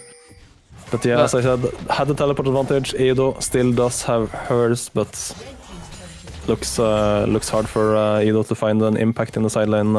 Anton actually has to flash out, gets caught a bit. You still have to be careful. There is explosive power with Omni and Lofa are both near each other, roaming around the map with, for example, Calm, providing that additional CC. The thing about Zinja, though, if you go random Soman's second, he isn't going to fall anytime soon if he can get some additional backup. Yeah, especially the Orianna being 0-5, even in farm, but getting starved a bit, having to invest in the Merc Threads as well. Meanwhile, you can see Elling is 2-item spike, 9 stacks. Oof. Yeah, you take that trade any day of the week, forcing the flash out of the S-roll. Gonna have to play safe. And this opens up another distortion angle once he shoves in the bot wave. You can start looking for Omni once again. Not only that, the dragon is up in 2 minutes time, so we should start seeing the teams rotate over to the bot side of the map to establish some vision control. But I think, is that the scuttle already taken by Loffe, so Fritfall will have some guaranteed vision of the area. Yeah, they do, at least right now. Unfortunately, we still see the issue here in the side lane. Edo. Braum here as well. A lot of damage. Chain will hit. Nice dodge away. Even getting flashes, the flash okay. out of it, or not respecting the chase down potential from the LeBlanc. Even the Why is going Braum top? there. Well, they want to get some sort of cross-map play going, No, but but just dive the Varus, no? You can't really do anything against this Aatrox. He's level 15, 2.5 items. Just, you have to try to force something around mid, I feel. as we have a small... Oh? Something odd happening here. Production.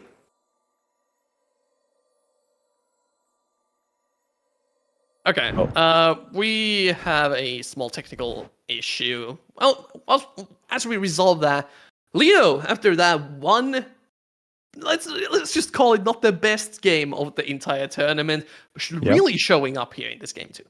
Yeah, unfortunate if it's if this is the level they usually play at, and then showing up a bit late, already going down 3 games. It's it feels almost even worse if this is the level they usually play on, and then unable to show it before it's too late. It's like I said, I would feel even worse if I just get stomped every game. Then sure, I mean you can even take some humor in it, but then if you're able to show up when it's already too late, when maybe some of the pressure is off, but still. It's a good showing for them nonetheless.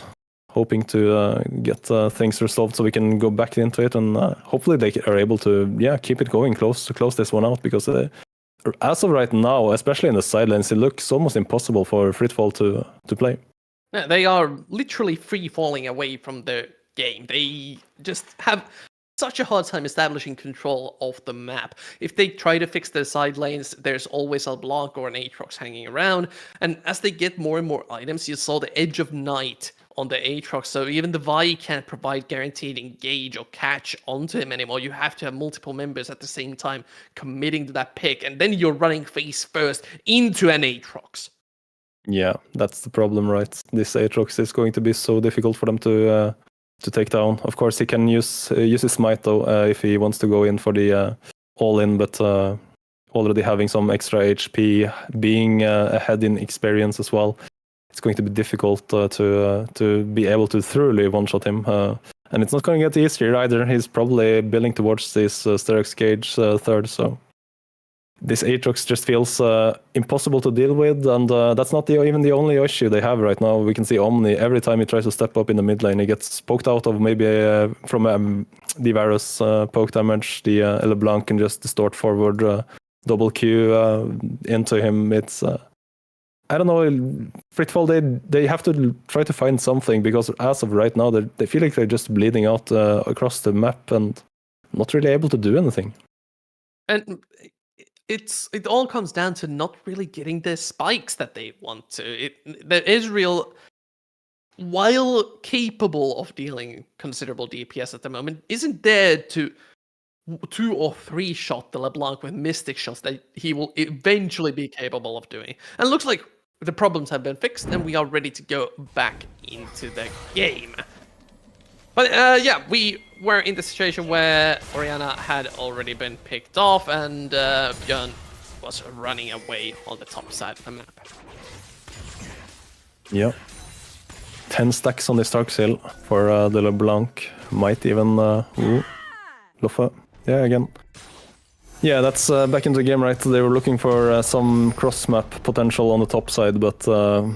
I couldn't really see it, right? I don't see them having enough damage, enough burst to take this Aatrox down at this point. Level 12 Loffe versus the level 15 massive Aatrox.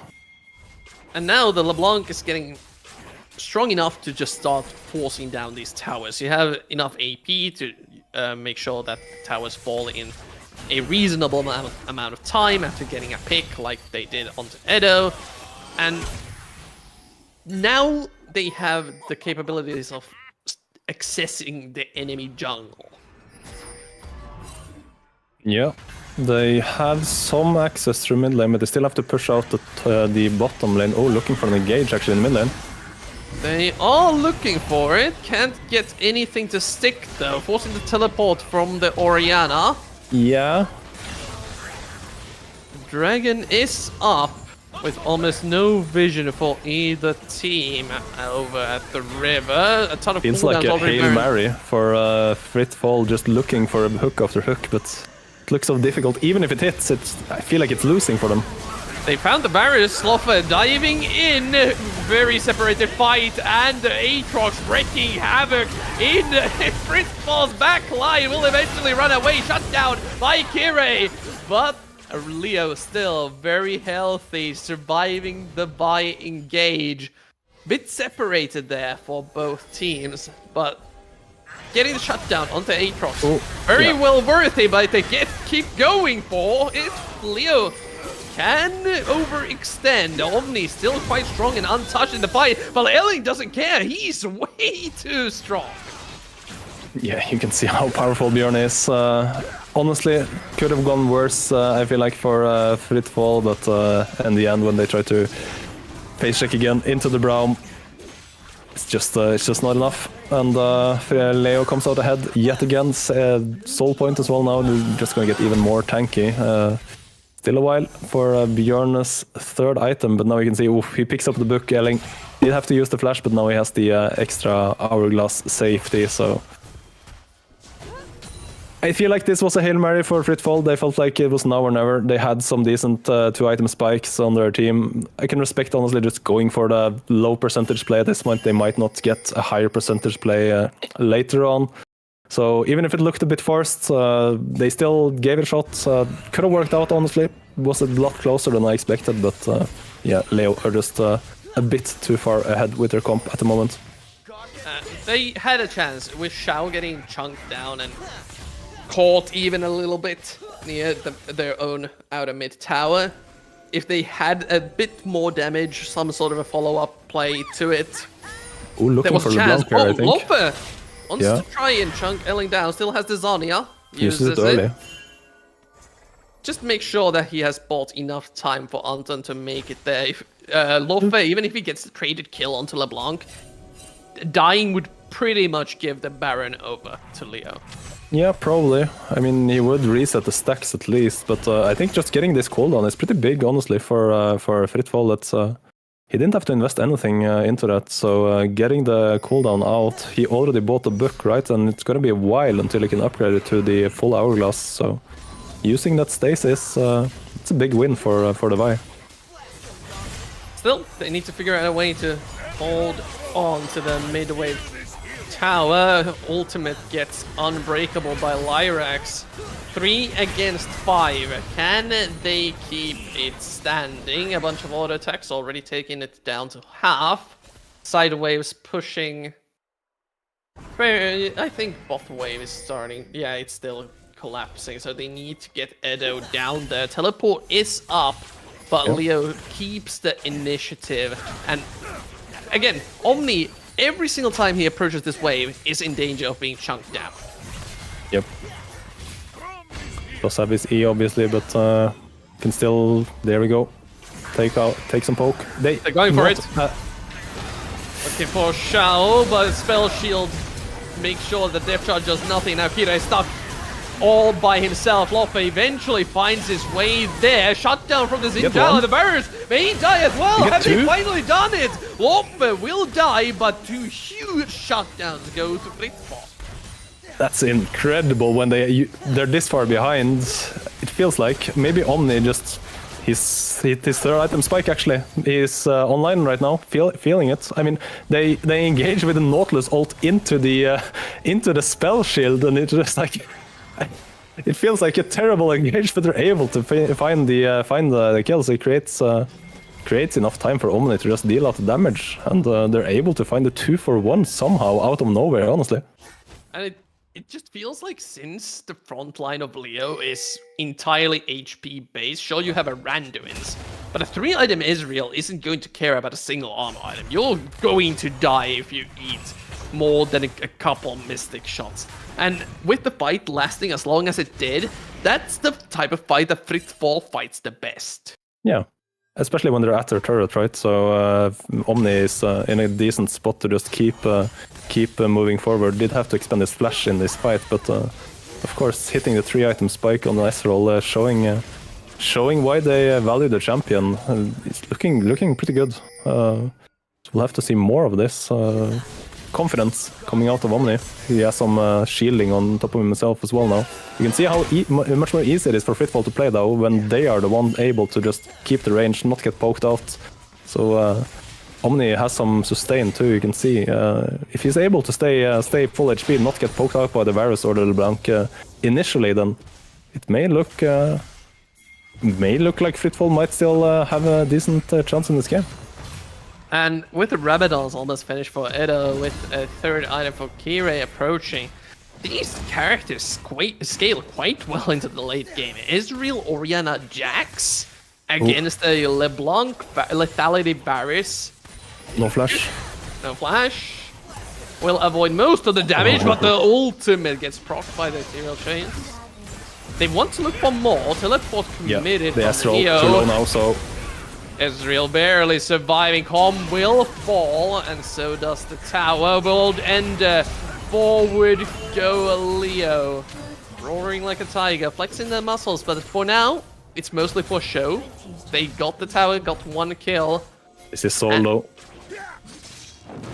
Finally getting the dragon as well. This is Soul. Fritzfall just aren't in position to contest. Nope. Just talked about it, right? Kire does have the Sterox, some healing flashes out, but it still should be the Soul. Really weird fight coming out. They catch the LeBlanc, but with the Unbreakable Lyrex is able to tank most of the damage that Omni is throwing out. Rampage for the LeBlanc, 25 stacks on the Magi already collected. And even though a couple of mistakes were made by Leo, they keep up the pressure and finally secure the important power spike off the Mountain Soul, providing so many additional resistance points to the frontliners. Even the Zhonya will be giving Elling a ton of armor now. Omni forced to cleanse away from the Varus ultimate. Fritzfall trying to find a way to commit. They caught the LeBlanc, but they pop the clone instead. Calm falls, and so does the Baron. It feels like Fritzfall, even though they're trying their best, just can't force the issue well enough to keep an extended fight going. Yep. We got to see what a good fight for the Ezreal looks like, and then we got to see, or we got reminded of what it looks like if Ezreal gets poked out instantly and they can't do anything. You see Leo instantly teleporting in, trying to force the extended play, get the turret, get the soul, and in the end even getting the Baron. Difficult now for Fritzfall into these spikes. We're talking. Finally, the Rabadon has been completed for Edo, but on the other side, the LeBlanc sitting on almost a full book, I believe, has the Hourglass completed. Yeah, the full book. 3-item jungle. Somehow only. Oh, actually, never mind. He has the almost 4 items now on the Aatrox. And it feels like at this point, we saw the straw that broke the camel's back. When the Ezreal got poked out, and everything just snowballed from there. They do need a miracle to... they need a major mistake from Leo to get back into this game, which we've seen a couple of times already. Some overextension happened in many a RPS game. But from this large of a lead, with the Baron minions marching towards the tower, Leo very confident in their approach. They don't have a LeBlanc to poke Omni out here in this mid lane, but Varus arrows so far more than enough to keep Fritzfall at bay. Edo running out of mana as well, needs to keep an eye on that, so in case of a fight he is ready to go and do that needed DPS, but Omni again eating a huge chunk of damage as bot lane tower, not long for this world. Yeah. the LeBlanc just jumping forward, getting a few autos in with all of the ability lower. Dredge lines away, barely Good able timing. to escape Aatrox W pull. So Aatrox W pull is really finicky. Sometimes it cancels the dash, Yeah. but apparently Dredge line just beats out everything. Yeah, if it's timed correctly, I think it does beat out most things. I feel Whoa! like this is the final force. This could be it! Already hitting the front line. Even with the shockwave, they can't reach any of the carries. Björn and Elling delete all of Fritzball. Only Omni and Edo left. The two main carries holding on for dear life. They get Anton fairly low, but there's still a bunch of Baron minions to deal with. First Nexus Tower, now the target. Björn looking for the flank, catches out Edo, forcing the flash into the fountain. They've finally cracked the base, they've cracked the Nexus Towers, and Leo starting to celebrate the first win of the RPS group stage. Yeah, they're finally on the board. Good job for Leo taking down their national rivals, I guess. Even though this is the sorry, what is that called again? The other tournament. They're not one of the seeds, right? They came from the NLC ladder, yes. So Yeah, Leo, sorry. while entirely Swedish, aren't representing Sweden, so they can count this as a win for their own region. I guess that's a No, region. they had the flag on the overlay, so they're definitely Swedish. Okay, that's how we decided. Is that how it works? Yeah. Okay, well, we'll hear about it from Leo themselves. We're going to go into a short break as we come back for an interview.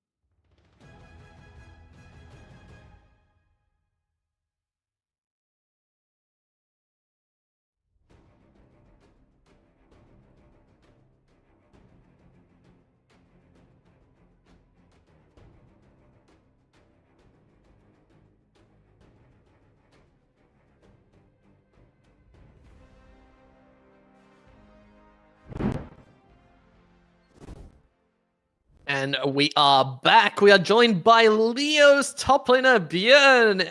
Welcome and congratulations on your first win. Yeah, thank you. I mean, it was a well needed win, to be honest. We're looking a bit rough at the moment, but I mean, this was an important win, I can tell you that much. It definitely was. Taking down your fellow countrymen, you guys came all the way from the RPS ladder, not representing Sweden in the official sense. How has it been compared to the ladder games themselves, playing in this RPS group stage? I mean, it's hard to say. We're not playing the best right now, but I think like the ladder was really easy, really easy. But so far the games has been pretty tough. Yeah. Why do you think that is? Is it nerves? Is it just a difference in skill level from the teams? Because I mean, you looked kind of good in this last game. So what went wrong in the previous games? I mean, we have some new players, and we're just trying to find our groove. So I think that's maybe it, because we didn't play ladder with the same players as we play now. So it's like we're just getting used to each other. I feel like, and then nerves probably. So, what did you guys do between the first day where you went 0-2 and this day? Like preparation, mentality. How was that in between? I mean, I think it was mostly just like playing more for fun today, and I felt it got some nerves off. And like, I gotta say, like we played a lot of arenas beforehand. It was good warm up. Can't say anything else. Well, you guys definitely looked super strong in this game that you played just now, especially on the Aatrox. You said you are playing more for fun this time. Does that mean that we're going to see a bit more cooking from your side of things for the remaining games? Or are you going to stick to your tried and true? Or what can we expect from Leo for the rest of the group stage? I mean, I think we will see. We have some cooks cooking up, but I think if they keep banning 4 of my top laners, for sure, I will cook some good shit up, you know? Yeah. Looking forward to it. Yeah. Thank you. Yeah, we're going to take a short break before we come back for Game 3.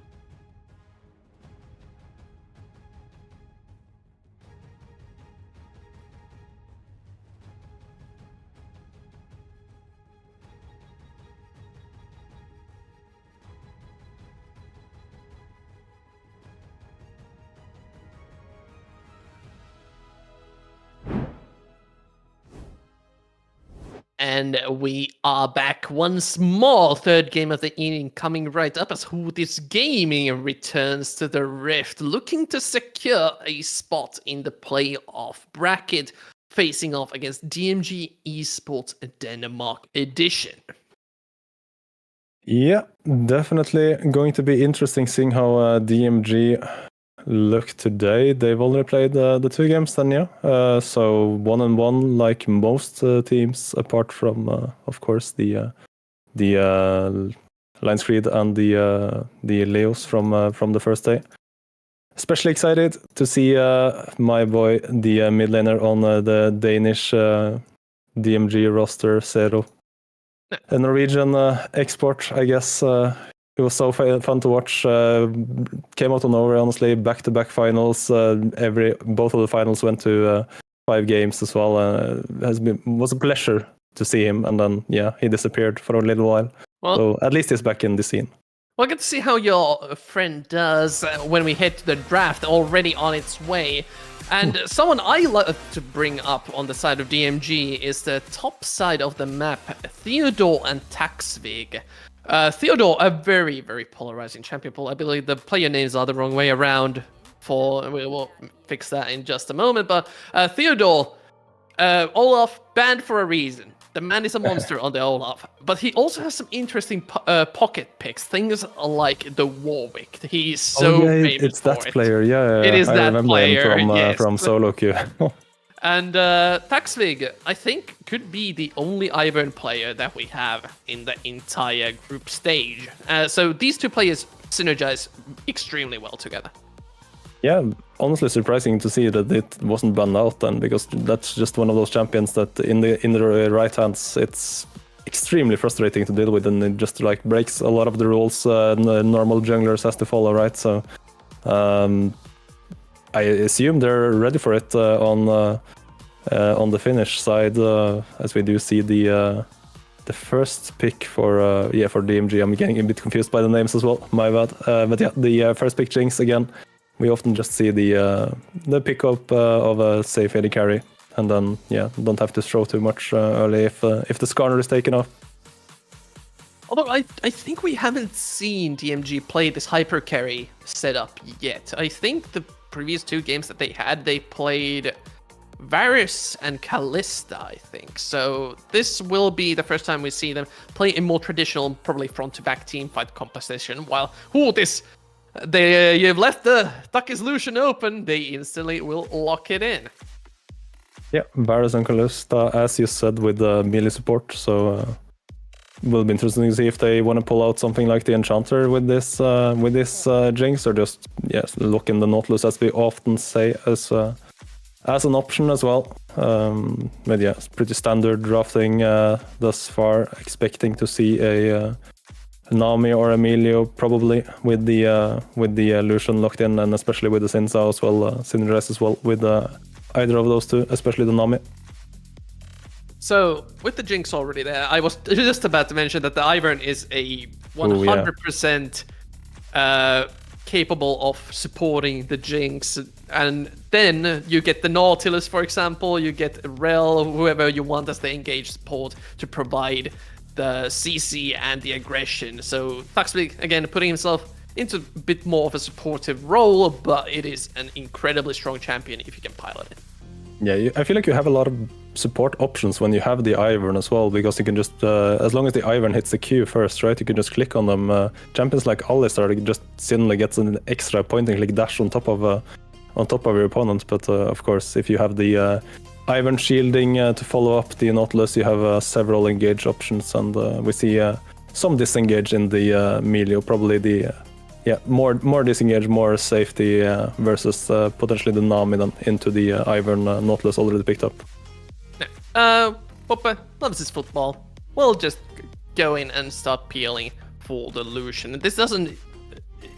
again, while Nami does provide a little bit more damage than the Melio does, Takis can still play as aggressive as he wants to in this lane. As long as you are on point with your peeling, this Lucian can take over the lane against the Jinx Nautilus. Yeah, for sure. You just have to respect, of course, the potential all in. But if you're able to play around it, if you have the wave in a favorable position, you can easily play aggressive. Does have to keep in mind that there is an Ivan on the other side. The timers are maybe something that you're not used to playing. That you're playing versus the Ivan rather than different kinds of junglers. So. We'll have to see some tempered aggression, but definitely they have the opportunity to play towards their bottom lane. And now the second phase of bans starting to get closed out. Zero being targeted heavily, Akali and Echo both removed from the table.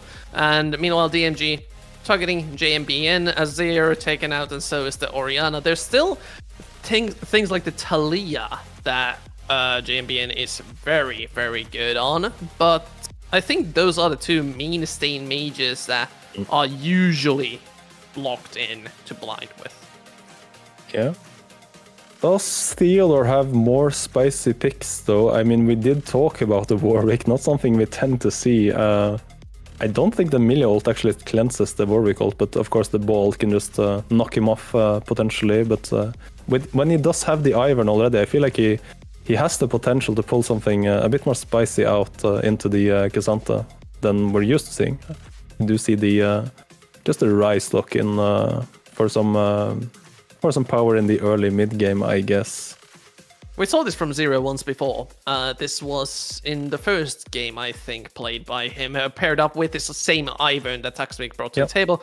The shorter the range, the easier it is to hit your E on the Ivern, so Ryze can just kind of run around the Xin Zhao and try and survive the best he can. Renekton does a very similar thing where he will just run in and try to find the Lucian, just press the empowered W on him and try to one-tap the main AD carry. This I don't think will get locked in, though. I mean, I guess you can play the K'Sante in the mid lane, right? Just get early Merc Threads versus the Ryze and the Ivern, but I do believe you are correct, and picking some more range would also make sense here. Decently short range comp, right? Apart from the Jinx, they have to get pretty close into the Finnish squad.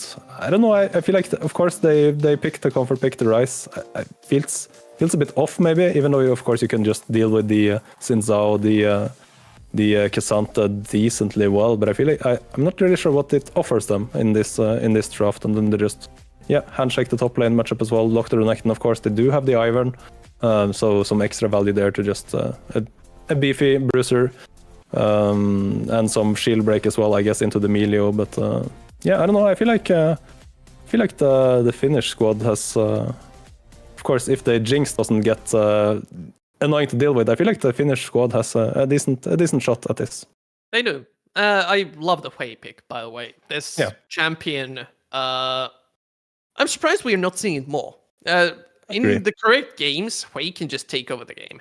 It's very good against this sort of linear style where you want to fight front to back. But if you're fighting against a Hui in a choke point type of situation, you're just going to be running into the QE, into the I that will root you, and then the enemy team starts to follow up on it. And with the short range outside of the Jinx that DMG have, they really need to burn some cooldowns to get onto the Hui.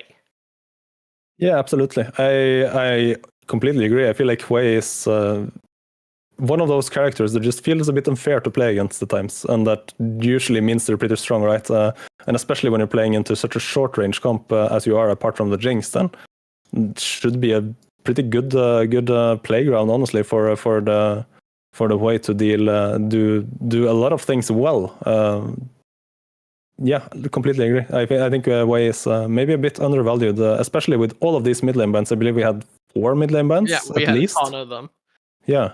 So into the Ryze as well. I mean, maybe the Ryze can pressure at least into some push and some early priority there. But later on, if the Hui is in a decent spot, then just the poke in general, and then all of the big ultimate when DMG is probably like going to be a bit clumped up, I would assume. Of course, you can do some flanking. You can do some maybe even some Rise ulting, you know. But I feel like in a standoff, when you have the Lucian, you have the melee, you have the Wei especially.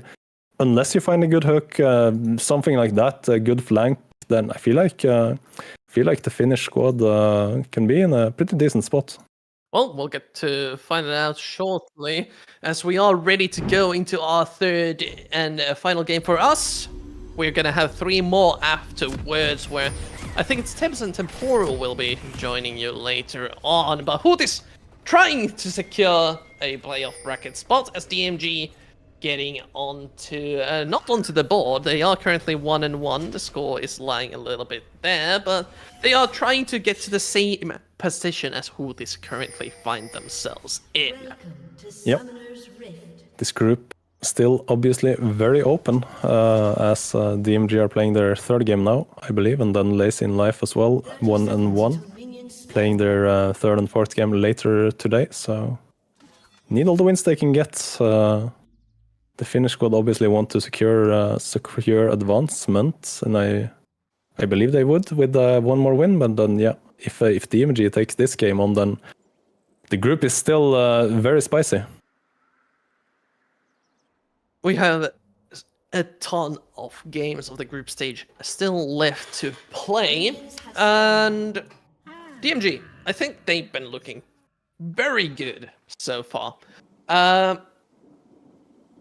Being one of the teams that has unique strategies available for them through Taxvig's Ivan really lets you play your own style, and I think so far RPS has been about finding your style and perfecting it.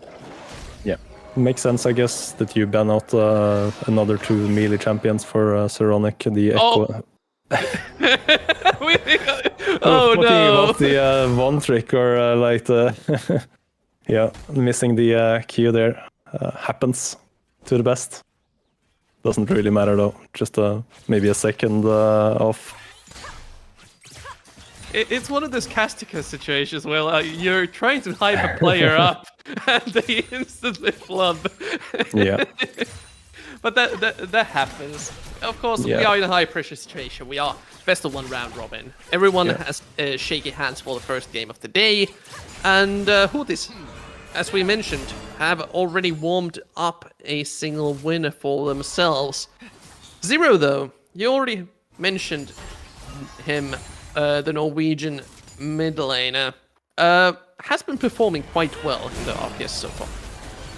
Yeah, looking to prove yet again that he is a very capable mid laner, and yeah, I mean, he still feels kind of like a rookie to me, even though it's been a while now since he debuted in the Norwegian scene.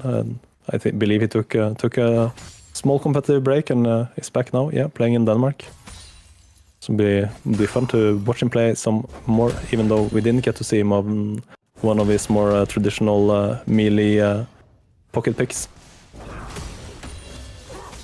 And speaking of melee, JMBN going aggressive into the short range Rise, already taking quite a bit of damage over there, but Taxvig, 311 full clear, Ivor. Yep.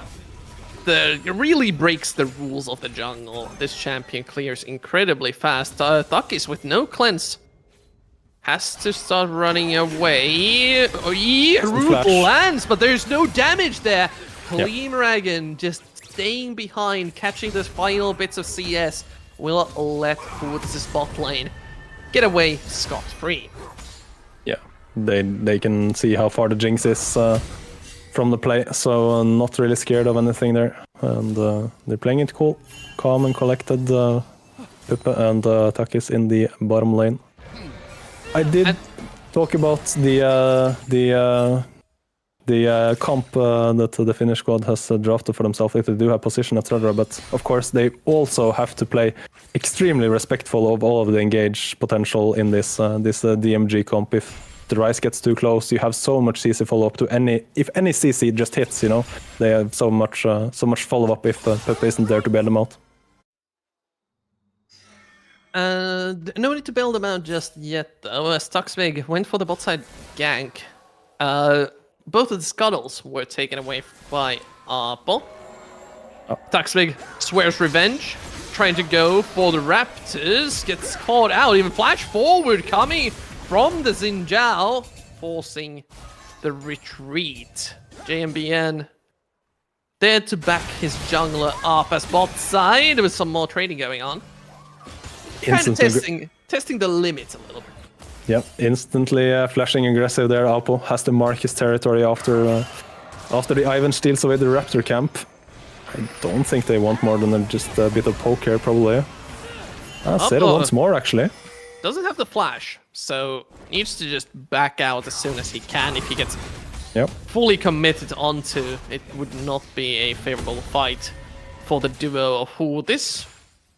DMG starting to take control of the lanes a little bit. Upa does escape the traps, and Rutzo going very, very low. Even flash forward from Duckies. Now finds himself in a 1v1 with Clean Dragon. The Jinx having ramped up with a little tempo. A little bit too lethal for the taste of Duckies and Poop, but just back off and clear the wave. Yeah, should be able to just push the wave in here and get a good reset to the Jinx lane. Going even in CS into the double range. Of course, there was the jungle intervention early, but this is a very good spot for the Jinx. Gets a good reset, and I don't think Takis has the mana to push this out to deny anything. They're trying. Instantly. Yeah, they're trying. Oh, levels up, so yeah, we'll get the wave crashed nice on Melis, so not the worst. They do also take the dragon on the tail end, I believe. Mid lane is backing though. How long will this take for the Xin Zhao?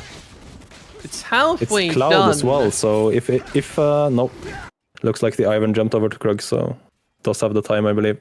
Even if the Cloud Dragon hurts a lot as a jungler. They're pinging towards it though, so now that they see that the Cloud Drake has been slain, instant pings coming out. Hold up, this is illegal. Bull gets rooted up and will most likely lose his life even with JMB in there.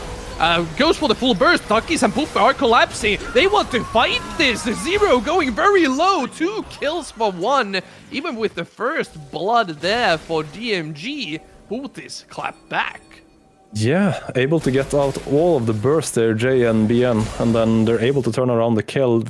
Zero instantly flashing in, but of course he has an Ivan jungle and there's a Nautilus there as well. Not that much damage yet, so takes a bit too long and they get punished on the way out. So 2 kills the dragon as well for Hootis in a pretty decent spot right now.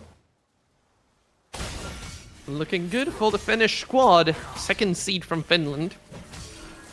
Trying to play against the odds and secure a playoff spot, but DMG, the dragon may have been taken away from them, but Taxvig and Theodore, the power duo, going to their secondary objective. Zero will be making sure that they get it as fast as possible so they can return to their respective lanes. Yeah, I really want to win out on these fights early when you pick the Rise. It's supposed to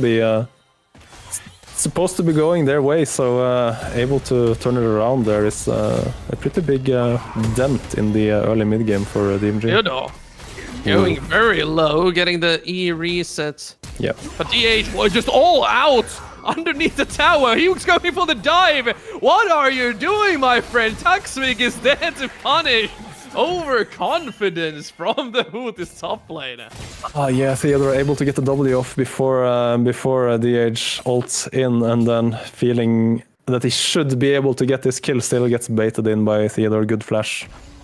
I believe he didn't get the second E, but it wasn't needed in the end, and yeah, a bit too aggressive by DH, so thought he had a opportunity, but good punish by the DMG topside. And this is the thing, K'Sante, while normally such an oppressive character, if he falls behind, when he gets rid of all his resistances from his ultimate, suddenly turns quite squishy, and if you don't have the items to back those all-outs up, the front line of Hootis may be a little bit weaker than they expect. Yeah, and that's gonna be a big problem as well, because there's a reset on the other side if the Jinx can get the first kill, then if the K'Sante can't buy enough time for Hootis, then yeah, that will be definitely a big issue, as you point out. So gonna have to be careful about how he goes in, when he uses his ult, etc. DH respecting the, Theodore this time around. Here comes Ivan again, though. Just used his dash, I believe. And Theodore still has the dominance up, so resources are plenty for Tuxvig and Theodore. No way to get out of this. Daisy slowing him up enough. They can just go for the dive, easy kill for the DMG top lane. And there's no teleport on DH either. He went for the Flash Ghost, and both on cooldown. You can already see there's a huge CS lead for this Renekton, and he's only going to get bigger. And when you have an Ivern as well, back buffing you up, giving you these shields, disaster for the Finnish squad in the top lane department. The gold lead is disgustingly large for Theodore's side. It's almost 2k at 10 minutes. Tuxvig, though, spending a ton of time on the top side of the map, going and punishing on the bottom side. He has been spotted out, but Takis and Puppe are there in close proximity. He has to burn the flash to make his way out of the enemy jungle safely, but does come out with a bit of CS. Don't want to overcommit there. The wave crashing into the turret and the Jinx being a bit too far to follow up the Sin, obviously having the ultimate as well might be an easy turnaround opportunity for Hooties, and I think it was good to see some restraint from DMG bot side. They got a flash, and they're happy with that. Again in the top side though. About round 3. Does have Ghost now, I believe. Yeah. Does have Ghost, does have all out, so a bunch of dashes to use if he wants to escape the situation. Goes into the river. Quite fast. No. The root will land, but W's it. Unstoppable for the moment. Should be able to get out alive. Yeah. But again, this low on HP, the Daisy will be following you to World's End, and Theodore can just start sieging up the tower once again. As you mentioned before, no teleport for the Hooties Gaming top laner, so this is all up to the bot side of the map to start punishing the top side presence. Yeah, should hopefully for the age at least get the dragon for his team. You can see they're looking for bot lane, though I don't think they can dive this, so yeah, they're finally going for the dragon, so getting some more defensive stats. Even that top lane turret is already gone at 12 minutes, denying some more minions. No, actually just taking it. Yeah, Theodore happy with the lead he already has, and as you said, DH no teleport, might as well have died in that exchange. 2 levels down now, losing even more CS, and you can see it's almost double the gold as well. The entire gold lead of DMG is in the hands of Theodore. It is, but you also have an Ivan on your side, right? And Ivan probably going to even get the redemption. The Renekton hitting level, going for an aggressive build as well. Oh, as we do see an all-in. Chunked down quite low, but has plenty of healing and shields to back the all-in up, calling it to call down the minion wave. Theodore teleported all the way to the bot side of the map, and the rest of Hooties are collapsing. Yeah. And no need to go for anything further, but well, Hooties may be overconfident in the top side of the map. DMG's bot lane may have been feeling themselves a little bit too hard. Yeah, I think Chimeragon underestimated the burst from the Lucian with Ignite, and the Presti attack there just disappeared, honestly. Able to turn it around. All-in went on to Puppe, so Takis was able to just burst down the Jinx, and they also get a teleport out, so buys a bit of time for DH, able to push wave, get some experience, I believe, maybe even got a plate, I'm not quite sure, and Theodore has to use his teleport. Ooh, dive low. Takis trying to one-tap the bot lane. Puppe will fall, fail flash into the wall! Huge shutdown for Takis, and Tuxvig now trying to get away, having to burn a defensive summoner of his own. Huge misplay from the DMG top lane. Oh, you hate to see it. You said it, the gold lead is in Theodore's hands, and of course able to take down Puppe with no ultimate from the previous play. But goes down there, and Takis, the beneficiary of the last few minutes, they're picking up so much gold, 6,000, catching up to the Renekton even, especially in the experience department as well, sitting at level 9 now. Going to have to be respecting this Lucian, closing in on his second item with the Emilio already picking up to the Ardent Sensor as well, so the mid-game spike is definitely going to be there for Hooties. I do respect the idea that DMG was going for. Landing the root onto the Lucian was huge, with an Eclipse already ready for Theodore. If they had just managed to lock Takis down, that would have been a dead AD carry, and they would have cleaned up the play. But instead, turning onto Puppe after Takis manages to escape the initial root, it went all downhill from there. And now DMG, if they want to contest this Herald, needs to play through a almost second item already completed Lucian. And they just want to go in, and Rutzo challenging up. Gets out right now. Yeah, it just felt a bit impatient to dive. I mean, they could have just ulted with Theodore and then waited for the flash stun on the Lucian, right? No cleanse, no ult on Pepe, but yeah. A bit overforced, a bit impatient maybe in the dive, and the Finnish squad punishes. And no, Daisy, losing Daisy here is pretty big.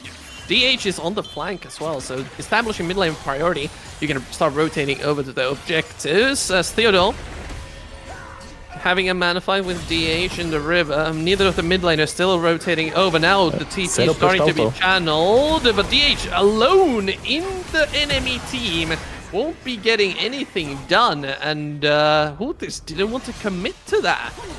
Okay, Zero may have gone a little bit too far losing his flash, but the objective will be going over to DMG. Yes, Zero had already pushed out bot and was teleporting at great timing for him. J and BN wants to catch the wave, so DH a bit not quite on the same page as the team, it felt. Wasn't their time to fight, it felt like, and they get another kill on the Cassandra, having a rough game for sure, DH. They do get the bot lane tower in response, so the gold lead not swinging as hard as it looks. I think they get it. One last auto attack, there we go. But the dragon in 40 seconds will be the main point of contention, and now DMG have the herald that they can force the priority of the dragon with. Yeah, they already have the 2 dragons now. On the side of Hutis, resets out. The DH is still in top lane. 20 seconds until the dragon spawns. There we go, running down. Theodore has teleport, but he's in the bot lane, so that top wave is just going into the void, I believe. Do have position now, though, DMG. It's going to be hard to face check into this, honestly, when you have when you don't have vision control. You have the Nautilus, you have the Ivern. The Age is going to be the meat shield. And he is still very squishy. No items completed, just whatever he could find at the flea market in his inventory. Theodore on the flank. Could be looking for... No, they found someone! Zero getting caught out a little bit. A chunk of damage taken. Theodore, I think that was his teleport channel. They want to commit. Tactics been caught out already really low. The jungler has to back away. Explosions going wild within the DMG team. And we already mentioned it in the Champions Select, but DMG are going to be clumped up fairly often. And a Liandrid up Hui ultimate will deal so much damage. Yeah, and Lucian isn't even level 11 yet, right? So in these straight up front to back scenarios, if you can't find a good hook, then it's going to be difficult for DMG to be able to enter the fight. Theodore had to channel a teleport to try to save Zero, it seemed, so didn't find a good angle in the fight, and yeah, that's sole point now for Hutis. And good pick though, good decisive flash in, or just going for the Ivern. Trying to hook there. Catch onto Takis would be nice to have. A small shutdown on the Lucian, still available. But with no objectives on the map, we are going to be clearing the waves, looking for any sort of tempo advantage, looking for those power spikes, Rod of Ages stacking. For Zero, we'll be getting that additional level in a couple minutes more.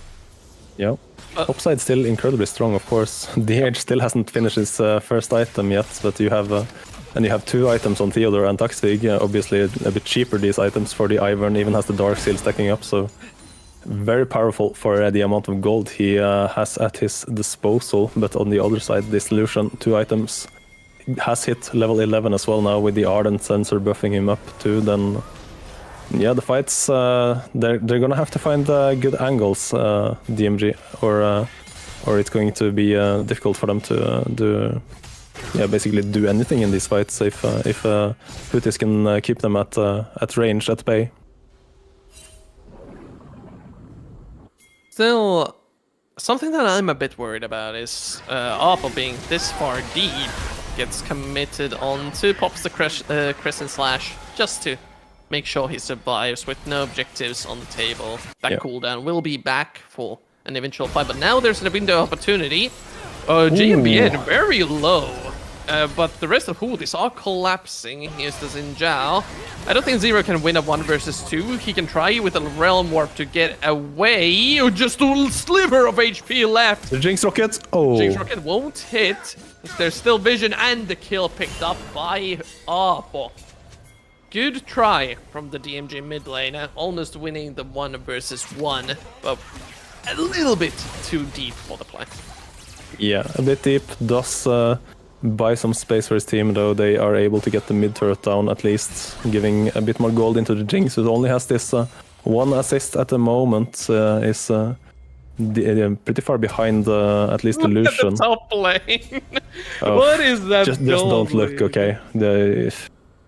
I mean, Kazanta still at least has some crowd control, right? And is level 11, so it's not terrible, even though the Jinx is level 11 as well, so it's kind of terrible. I was just looking at Theodore, so it was only 1 level down on Theodore right now, but yeah, still no item picked up. Probably has soon in base, even though that inventory is a bit all over the place, if I'm being honest. DH. Not having the greatest game, but this team is backing him up quite a bit. 1 minute 40 for the next dragon. That would be Soul Point, and a Chemtech Soul. Wait, it is Chemtech Soul. I'm not. Yeah, I'm. Yeah. The timer is lying to me a little bit. Yeah, they always get stuck on the second dragon. So I'll get used to it eventually. This is one of the things that always catches me off guard. But JMBN could also be getting caught off guard. Let's damage test. Freered up. Yep, but still the damage is going very hard onto Theodore. Didn't have the burst to close down the kill. Has to use the flash. Goes underneath the tower. And now with the Dominus still stacking, you're looking for the 1 versus 2. Crescent got popped. Theodore won't be able to secure the second. But a nice attempt nonetheless. Ducky's taking a bunch of damage. Shut down for Queen Dragon. Super Mega Death Rocket pops to execute. And DMG starting to fight back. Yeah, huge shutdown onto the Jinx as well, finally getting some needed gold, catching back up, able to take down Takis, and they got the flash out of him as well, huge. I was just about to commend J and BN on saving his flash in the top lane exchange and then also keeping his flash here, but not able to react to Theodore when he flashes aggressively. Goes down, will have his flash up for the dragon, of course, a pretty big cooldown for Theodore to burn, but yeah, does end up going down, and they do get the second item on Jinx now. Soul spawning potentially for Houthis, and the Jinx is on 2 items with the Ivern, as we talked about. Has hit his Rod of Ages proc as well, Zero. So they're in a very decent spot. They do also have priority over River right now. Is Houthis going for Baron? Ooh, okay. This is a How very fast is this play. This is There's a Rise Ult as well. This could be a mistake from Houthis. Let's see how fast it is. They are chunking it down pretty fast, but Zero... It's not fast enough. It is not. DMG trying to find their way over to the Baron pit. DH has the flank to Do you really want to fight like this, though? They don't. And DH has been rooted up, but DMG doesn't commit one way or another. Now popping the Dominus. Theodore sends into the back line, has to kite backwards to the Kazante, wreaking havoc in the that's not havoc. He's just dead. He didn't do anything. Realm Warp. They're flanking them. They want to close down the escape route. Boop. JMB and Duck is only ones left alive. But DMG... Everyone taking that Realm Warp, so they just change what flank they're on, and then they're just, yeah, okay, I guess we go this way then. Now they don't really have a way to catch up to Houthis anymore. Yeah. Sure, they can look for the hooks, but teleport coming in. Theodore's looking for additional flanking opportunities, but they, even with all these resources used, can't really find any. Instead, hopping onto the side lanes and maybe starting to pressure Baron themselves. Yeah, that's what we've been talking about, how awkward it can be for DMG to be able to like keep the fights going or start the fights even if they don't have the Nautilus Flash or find a good hook. Here, Hex Flash though. Oh, Ducky is popping way too far forward. Roots on the other side of the wall with Claim Dragon. Able to pick up an easy kill. Root lands and Puppe falls as well. JMBN 1 by 1. The Hootis Gaming lads are going down. Yeah, it's all falling apart for the Finnish squad. DMG and Denmark are looking strong. They're looking decisive. Starting up the Baron now. The Xin Zhao is far away as well. It's going down pretty fast, but Baron does hurt quite a bit. You do have the redemption coming out of the Ivern though, and the Daisy buying time. Apo almost in range, but not quite there. JMBN still there to do some damage. 2 tanks and a mage against the world. But Clean Dragon still very strong on the Jinx, looking for a reset onto DH. Flash forward from 0. They want to get some more. Even ignoring the frontliner, just wants to get the way down, but he survives, landing the final fear. Duckis and Puppe are now joining the fight. Where did they come from? He's dealing so much damage. Rutsu should be dying. But Clean Dragon and Tuxvig survive to tell the tale, along with a Baron buff. Yeah, only able to get the one on the end there, Takis, unfortunately for them. As we do see the Baron going down, Takis still looking for more, but yeah, a bit late. The resets already come through. Should just go for the mid lane turret though, but yeah, just still hunting for her kills there, getting the Raptor camp, I guess, but... I mean, that's gold, I guess. Yeah, I mean, the turret is more. Well, DMG, they found a decent enough fight, but then overextend just a little bit into the Lucian all in. But again, the difference in frontline is huge, where Theodore and Zero can just overpower Hootis' frontline, find their way onto the Lucian, and pick off the key damage dealers. Yeah, at this point it's almost on Clemeragon to misstep, honestly, if he's ever going to be in danger of going down in these fights now. Such a long range, has the Ivern as well to help out. I mean, the Wei obviously has some range, right, but he has, as you say, such a big front line in front of him that it's going to be difficult to get through those incredibly beefy boys, and then the Jinx can just play for resets, kill the front line, wait out the Xin Zhao ult, and it's looking rough for the Finnish squad. And there's almost no healing reduction or shielding reduction on their side either. But landing the Quay ultimate here, it doesn't even do that much damage to Theodore. Pooper's almost dead! Needs to go and reset over to the Nexus. Climmergan gets rooted up. They may want to look for this. Apo is on the flank. But Colin goes a little wide, and with the Baron empowered minions, Hootis are going to be forced back. Theodore trying to look for a stun, instead gets feared up. Buck is very confident in his positioning, just putting the fear into DMG. Realm Warp used to peel away and look for another tower in the mid lane. Yeah, you see the potential in the Finnish comp if they can keep the perfect range, not get caught by any of the CC, and just keep poking in with the ultimate of Lucian, the Wei especially. But it's just not enough at this point. Okay, separated from the rest of his team, DMG quickly take down the Kentek Dragon, again denying the soul from Hootis. But they are a bit out of position to defend their mid lane towers. Even the recalls could get interrupted here if they keep running underneath the tower. And now the mid towers, under pressure, will start to fall. Yeah, finally able to take the mid lane turret down. Not going to get any more though, I do believe. Zero already out there defending, and Takis is in the bottom lane pushing, so they get the outer at least. On the tail end of everything, 5k gold lead, still on the soul point, but yeah, it feels difficult for Hootis to do anything. It feels like DMG are just controlling the entire map at the moment. Always ahead, especially on the sides.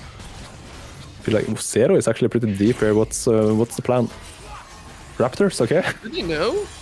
Now they know, certainly. Will get caught out, and Duckis, while he may be behind, will be more than enough to take down the Rise. Just way out of position. And with their mid laner gone, that's one of their main damage dealers. That Rise hurts. Rabadon's level 16. The overloads are chunking down everyone that he hits, and without him, Hootis can even look for more. Yeah, they're buying some time at least. Bit of an unforced error there, Zero. I mean, the Raptor Pry has gone through the roof in this game after the early steal from Taxvig, I believe level 4 on the first Raptors respawn. And we saw Apo just splashing after him instantly, and we saw Takis as well prioritizing enemy Raptors over mid lane turrets. So something about the Raptors in this one. They know something we don't. They had some really nice fried chicken or something for dinner and can't get rid of the thought in their head. I don't know. Are there betting sites doing anything about Raptors? No, I'm obviously joking, but I'm not sure if they have their own personal agenda or their own mini game, I guess. But with the Rise back on the field, the MG can again start looking to pressure normally. A bit of time, as you said, was bought by Hootis to get some additional items. Third item now completed on JNBN, but Theodore still being a menace on the side lane. Nobody can match the Crocodile just yet. DH obviously not having any teleport, so he's just forced to group with his team at the moment, it seems, and JNBN not feeling confident, just going into the side. Ooh, Renekton, Theodore, can you find an angle? Has flash. So there's another blast cone behind if he wants to. If Duckis is even slightly out of position, he will quickly have a Crocodile on top of him. Yeah. And this flank just makes Hootis fall back just that little bit more, letting DMG establish priority over the Baron pit. And they should be able to get some nice vision as well. Poke damage. Oh no, that's not poke! That's almost a dead Xin Zhao, just bursting him down. But a ton of cooldowns already used. Now Theodore in the front line, tanking a ton of damage. D8 being the meat shield, but here's the flash. Upe almost falling apart. Goes into GA. Theodore still alive. Zero realm warping all the way to catch the support of Hootis. One member down. But DMG is still more than healthy enough to continue the Baron pressure. It's all about, do they have more to spend to get to the Lucian, get to the Hui? Baron started up, I think. Yeah, I think the Xin Zhao is too far. Should be going down anytime now. Oh, actually. 6k, it's only the Jinx hitting it with Tuxvig, but it should be gone. Theodore, no GA anymore. Takis only now joining back in with the rest of his team. If Jinx gets the reset, it could be disaster. Zero flashing forward, gets the root. Takis is dead. JMBN gets hooked. And DMG, they don't have the minions. They can't go for the end of the game yet, but it is for sure close. Yeah, looks like, actually, like you're saying, Ivern, picking up the minions. 35 seconds. Should definitely be able to go for the inhib. Maybe the second inhib as well. You can see just the issue here with this Crocodile being way too powerful. They're kiting so well back, Hootis, and then they're able to kite it out to make it difficult for DMG to follow up on the Crocodile, but he just buys so much time, creates an impossible situation. Are they still going for it? 10 seconds? They should just end there. They're going for it. Puppe and Apo are there to try and stop DMG's alpha, but the Jinx resets are going wild. So much attack speed all out on the Cleave Dragon, but DMG want to keep Hootis back down in the heat of Group B, as Game 3 does not give us any secured playoff bracket finishes.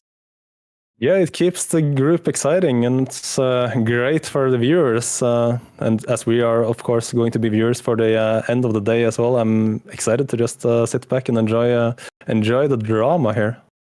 And now Hootis is all of a sudden in a pretty precarious position because I think the only game that they are now missing is against Lions Creed Academy, who have been looking like the strongest team in the group. I believe you are correct, yes. So, yeah, probably a must-win then, as the group is dead even. I do believe we are heading into a break, or yeah, you wanted? Yeah, we are going to take a short break before we talk to DMG Denmark after their victory over the Finnish team. We will see you right after this.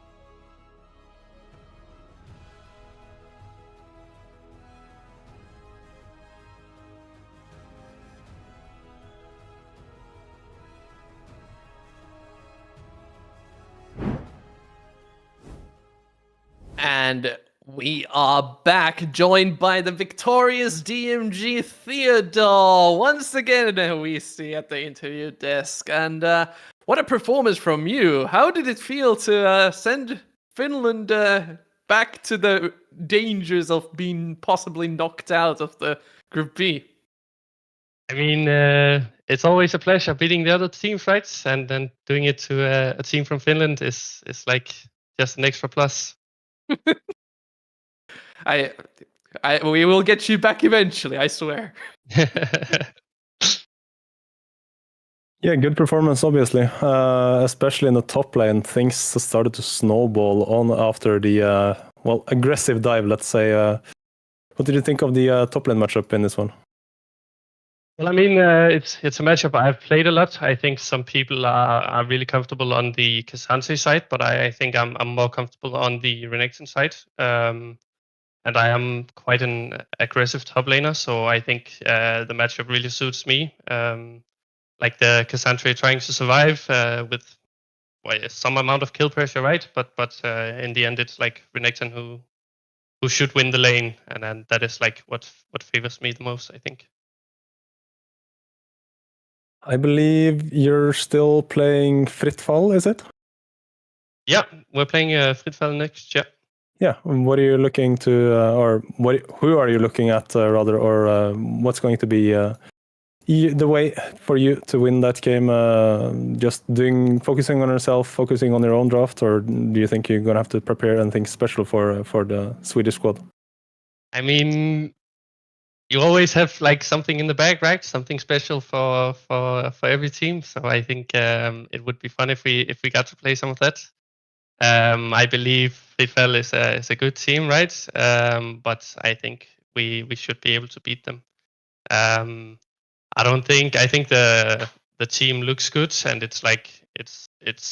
I don't think there's like any players that like really shines through. Like there's no real like you have to keep focusing that guy or keep him down. So but if I had to name someone, I think the AD carry is who we should be like looking at if we had to look at someone. But every player on the team could snowball and carry the game, so we gotta do our thing and yeah, just play for ourselves and yeah, yeah. I think Yeah, do our good to thing. respect your opponent. Yeah, for sure. Finally, many of the Danes I saw were very happy with your win in the Twitch chat, including Duckling. Do you have any words for your fans in the chat who are cheering you on for your upcoming games as well? I mean, it's really fun seeing all the Danes like gather together to beat the other Nordic countries, and I think uh, uh, like Duckling does it a lot, right? He's very vocal about it and trash talking the other countries. So for sure, shout out to the Danish community. It's really fun to play in in this tournament, and with Danish people watching it, it's just even better, right? Well, with that, thank you so much for joining us. We will be transferring over to a second set of casters for the remaining 3 games of the day. Thank you, Dakrek, so much for joining me for these initial 3s. It's been a pleasure, and we will get to see you shortly. Tibbs and Tempora will be taking over. Thank you. Goodbye. I enjoyed. Best of luck to Lazy in Life playing later on. I'm going to be watching, of course, hoping for a good showing after a rough second game in their first day. And with that, we'll see you later on.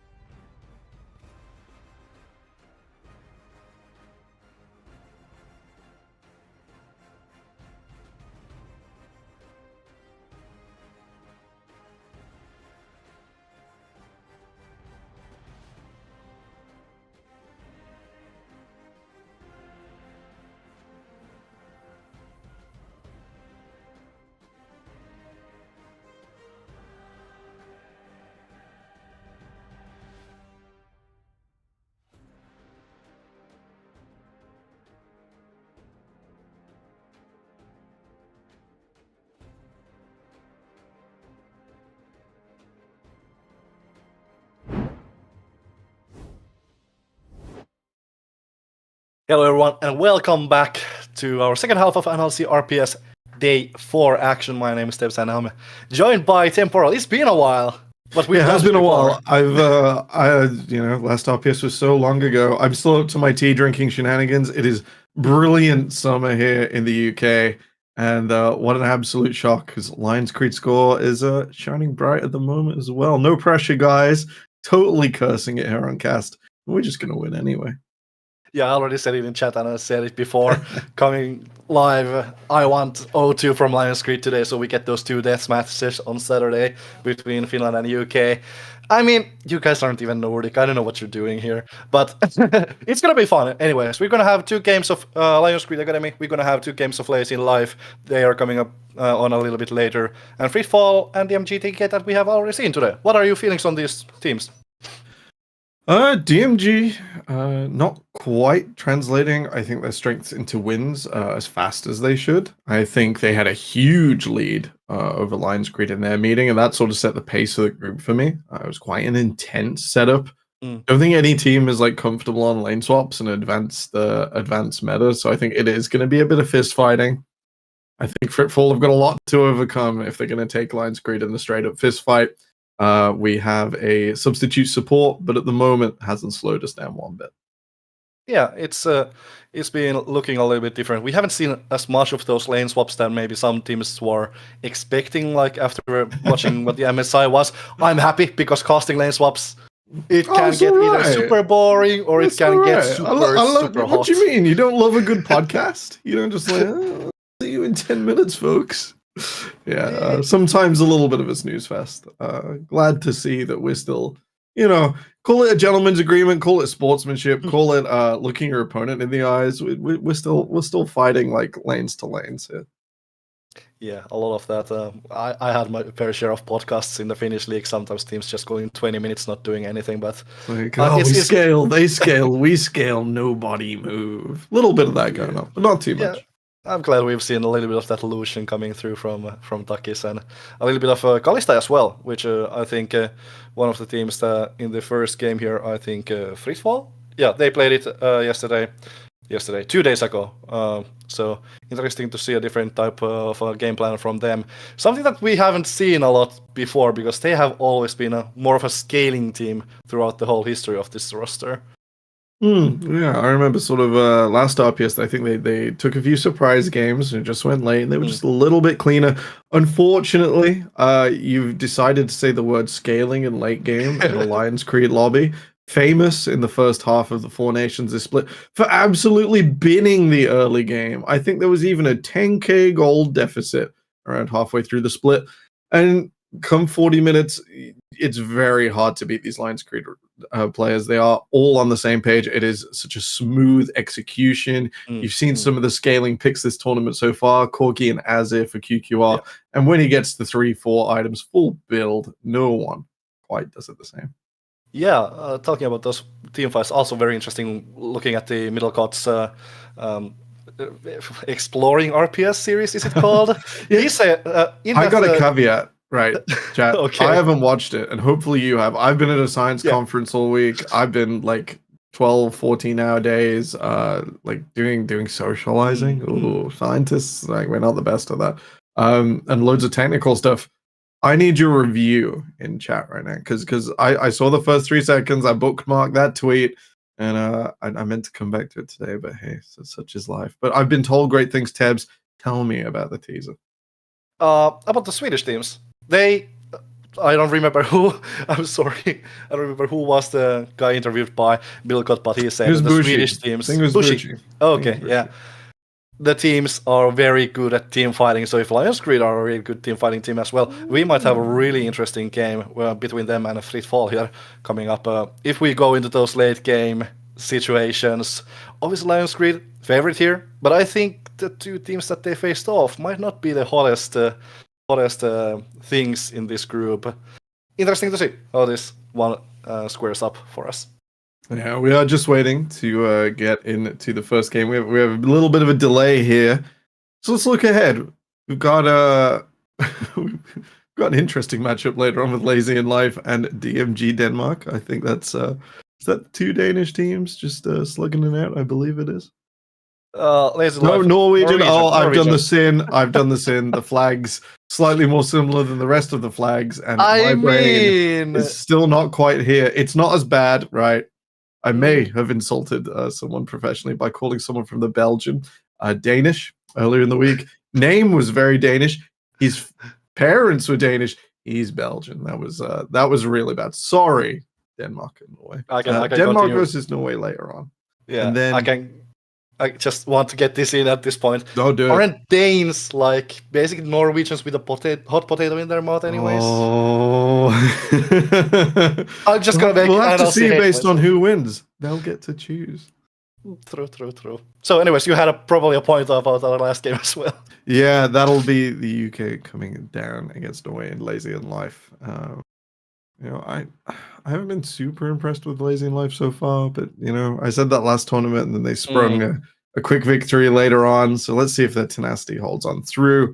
In any case, UK looking to go 4-0.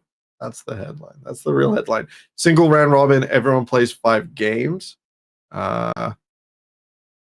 So that would be sort of a qualifying line. And it's really exciting, but like we don't do too well in the UK. We sent Tempest, who had like an nearly undefeated regular split and swept our playoffs last split. They got absolutely crushed the moment they saw a non-UK team. So well excited to have Lions Creed. Yeah, it's interesting. Like last time around, both I remember Roddy and Tempest started off real hot, but then sort of tempered off in the end, and we had basically, both Norwegian teams made it through into the NLC second division. Interesting playoffs last time around. I'm excited again. Carolina and G2 Hell coming from NLC Division 2 to defend their slots there. It'll be tough to see how those teams can handle these national top seeds. It'll be a really close competition.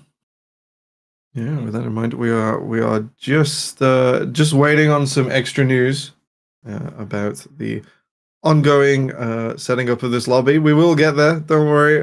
Cast a start game button is somewhere in this room. I'll find it in a minute. Maybe, I don't know, somewhere. Anyways, we are still waiting. One of the teams has a little bit of issue going on. While we're waiting, is there some content that we might be ready to? Okay, all right. We have a treat for you in the future. We've just had a little confirmation. So, for me and the rest of chat, we will have something fun to watch in a few minutes. But till then, Tibbs, how have you been doing? Tell me about the sort of the best thing you've seen so far this tournament. Because I had a quick scrape through the UK games, knowing there was going to be a lot to like. I looked at some Lazy and Life and DMG. What about the other group? What about everything else? Everything else. Well, first off, it was a horrendous start for us Finns 0-3, so that sort of ruined the mood for me to begin with. But I would feel bad, but I've been bullying you and Carvis about this for weeks now to set up the narrative, and unfortunately, it's come true. Yeah, but we're slowly turning it around. Other than that, a lot of interesting teams, a lot of interesting games, and actually, we are ready to go into draft. It seems like so. No content this time around. You get to go into the game, Sag, directly. Well, Anyways, we'll get a look in later. Tristana coming away. It's a QQR flex. It is something that Lions Creed has banked on for side lane insurance later on. And if they were going to lane swap, having that mid lane being able to interface with your sides at various portions of the game and being a rotating on its own really powerful. Lions Creed now thinking about their first bans. Maybe weren't expecting targets from a blue side. Yeah. Fall oftentimes getting it. Yeah, Evelyn banned off of a Loffe. Nothing too special here. It always feels like teams are playing 2 bans against them, or none in case of Lazy in Life. Gragas, second ban coming through from Fall. Something that's been heavily protest ban here. We have a little bit of an addiction to UK and Irish scene, and it is to full AP Gragas jungle. So Porp and by extension Bust will not be playing this game. Completely understand it. Fritful doing the regional scouting and seeing our special coming a mile away. Yeah, very. Seen a lot of bans towards the Gragas and another Loffe ban, the Urir. So taking a little bit of those comfort picks away from Fall. Something that Pucci mentioned. These guys have 3 champions now. You've already taken 2 out of the jungle. and Jinx taken away from Spark, something that he's played already before. Yeah, deep team fighting. AD carry Spark might go towards the Zeri off of the back of this. The approach style with the static shift has done so well at MSI and internationally. And Lions Creed know it like the back of their hand, and it's only fallen down to their own being opposed by a Jinx. Yeah. Waiting to see what's the third ban for. I think you gotta move a control mage out now. Else something plus not a Jinx, but maybe a Lucian bridges through mid game. Varus is a great pickup, dominating in the bot lane. We've seen it. Pretty successful Varuses so far this tournament, so very enshrined in the metagame. You're gonna go up against it. You want a lane bully. You said the K word to me, Tibbs, off screen. Callista, such a powerful pick. Lions Creed here. They have a pretty neutral draft pattern. They don't prioritize anyone super heavily. This would be spicy, and I don't believe it. Still a moment until locked in, and we do have a Y instead. So something to get onto that Varus, obviously. Yeah. Sort of immobile ADC. Y, great to lock those down. Would love the Ahri or another mid laner here that sets up a fantastic 2v2. That's where Vi shines brightest. Being able to walk into any lane and having a 2v2 with a mid laner goes pretty far. I think if we go Ashe here, that does prevent the Varus Ashe bot lane, but it is not building up for Lions Creed. This means their R3 is now extremely pivotal, and that Fritful should probably just grab an enchant. Yeah. Calm obviously likes those engaged champions, so a little bit of weird to see that if he goes for Enchanter, but it's possible. Also that Orianna, high priority so far in RPS, that goes for Edo. What you said, a control mage is champion there. I think it's a pretty good pickup. It wants something to place on in a team fight, though. It needs a front line, and the Renekton locked in straight away. Fritful, pretty aggressive structure that wants to move forwards right now. It doesn't deal too well with things coming over the top, just the shockwave. We'll keep that in mind, as the red 3 here could be a top laner to avoid 2 bans towards bust. His Aatrox is pretty good. Would he blind picking into Renekton? I don't think so. The Callista lock-in would complete an aggressive set as Lions Creed look to break their previous architecture and play in the first 20 minutes. Yeah, the K-word has gone through, and a very interesting lane at that.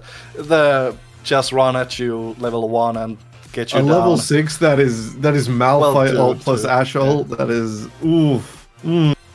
fantastic. Those 2 very annoying breakpoints coming from that bot lane. Varus does not have any space to breathe against that lane. Yeah. Anyways, second rotation of bans. Expecting a lot of those supports from the side of Lions Creed. Maybe top lane bans from Fitfall, as you said. Those pools are something that are imbalanced in the picks so far. Yeah, I don't know if it's going to be Braum or Milio, a second ban here from Lions Creed. If I was in Fritfall's position right now, drop 2 bans on mid, don't let Azir or Corki go through. You want the Orianna to actually have something to 2v2 against, and to weaken the Vi's ability to move across the map. The Cassante takeaway isn't crazy. Bust absolutely dragged Lions Creed back from the brink against DMG Denmark, and his signature pick, the Cassante, you facilitate that not coming through this game. It'll be very, very interesting to see this. If they are now Fritfall, if they pivot towards a mid lane ban here, you're still leaving a lot of those later stage team fighters open. As Xin Shao ban from Lions Creed here. Something that, well, as well, Xin has been a high priority pick and sort of a Ruiser frontliner for those fights. Buys you time in the front line, but I'm not feeling it unless Bust is sort of conceding that the Hawp is conceding the 2v2 and is just like, well, I won't lose it to Xinzao and accelerate him. The Azir comes through, not a huge shock. QQR likes to go late game, likes to play control mages and Corki, which is maybe something we'll see head up with a tank here as it's Lions Creed's pick. Yeah, indeed. Maybe that mid laner left later on, as that's already sort of flex potential there. Well, actually both solo lanes. There is already known who they are playing against, so it's more about, well, or safe-ish, something that you sort of just take the heat from Renekton and scale into the later stages. Yeah, it's quite unlikely that the Renekton builds a huge lead unless he gets those sort of 90-10 plays and does manage to get things going before level 6. Quite often, just happy to Let him scale later on. I don't believe in this either. I think that's so risky up against a Vi with an Ash Arrows initiation. I've not been impressed with the Wukong, especially in this morning's series of PSG versus BLG. I think the pick needs to do a lot, and it is going into multiple range carry, so it could give Spark and Zeta some grief. However, there's a lot of conditions. You have to come over the top. The Orianna ball has to hit multiple people every time. Let's see if Fritful can bring it together. They've picked this teamfight comp. They're diving forwards even further. Potentially fragile on the backline. And to answer, going to be a mid laner here. QQR left all the way to the end. This could be a Corki for evasion. Could be maybe a Victor or something to get the Orianna pushed under tower and try and make the best of the little picks. Yeah, it's QQR's world to choose, and as we've talked a lot about that Corki that's coming through, a very strong performance of that from the day 2 of games here in RPS, and not afraid to go back to that. As you said, on the other side, Fritful, they now have a lot of setup for the Orianna ball, but I struggle somehow to see, even if they don't necessarily lack damage, but it's a weird type of a team composition. You have Varus, who oftentimes goes for those poke builds, and then you have a lot of team fights built around that, with sort of Orianna ball being in the center of that, needing to hit a lot of targets. Omni's in a rough position this game, because you want to go poke, because you want to reduce the all-in from QQR, Spark, and Zeta. You want the ranged people to not come in and full fight, full cooldowns into a fight. Poke's the best at getting a wave pushed in and like ensuring that. But with the Orianna ball and the Wukong, the Varus has to be the rest of the fight, which suggests you want on-hit, you want all or nothing. We'll have to see what Fritful have got for us in store. You've mentioned they're skilled late-game fighters as well. So we'll see how they choose to facilitate that as they get onto the Rift versus Lions Creed, looking to keep their undefeated score alive. Undefeated so far. We've seen UK starting off strong before in RPS. It didn't go too well later on, but I want to say you're wrong, but that would be lying. Anyways, not good. I'm already hearing the Black Spear used by Kalista, so we might be ready to go on the Rift real soon here. Is it a bird? Is it a plane? Is it Summoner's Rift? Or is it? I think it's preparing. Oh, okay, we're paused for a moment. Production have let me know that I'm in trouble. Mostly because the game has been paused to help fix something at the start of the game. So, Tabs, it's podcast mode again. What is your favorite Gen 1 Pokemon? Gen 1 Pokemon? Oh, it's been ages. I always started with Charmander, so I think that's... Charmander?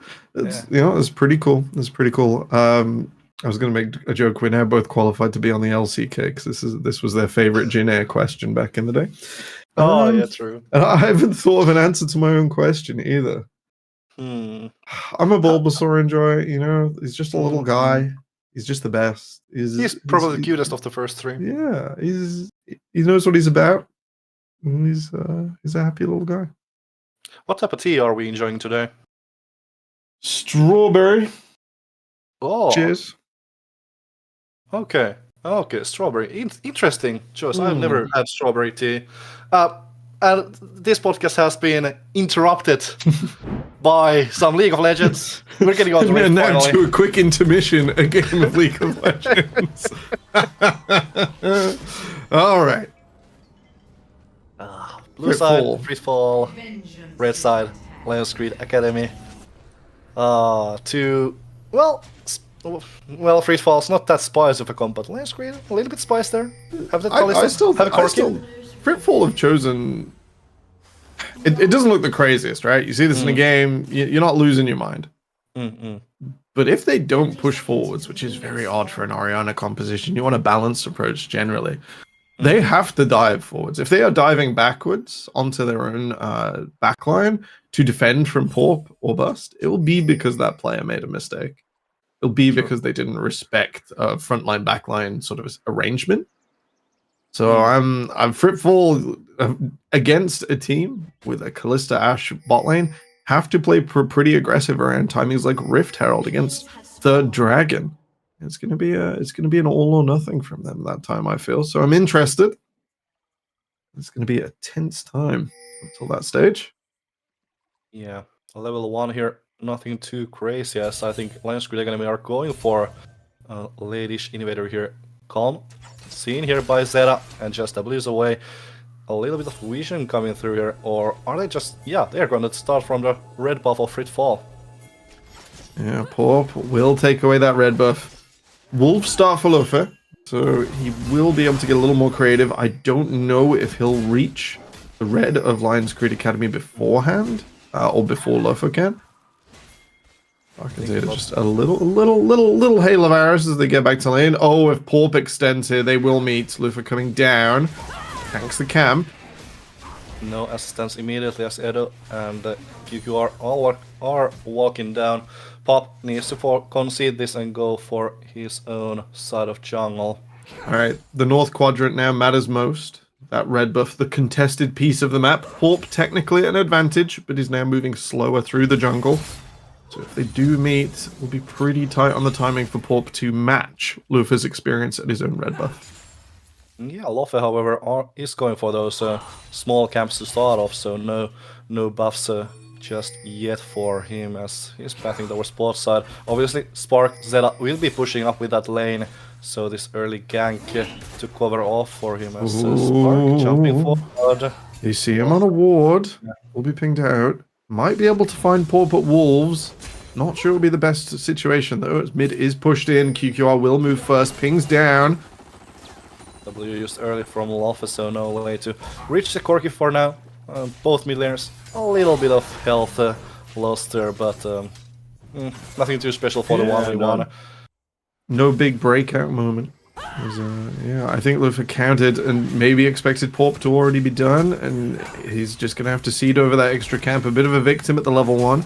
Wukong is not as bad as Nocta, doesn't need level 6 to sort of play out the rest of his mid game, like nice and early, and then sort of chain ults together and get as many in as he can.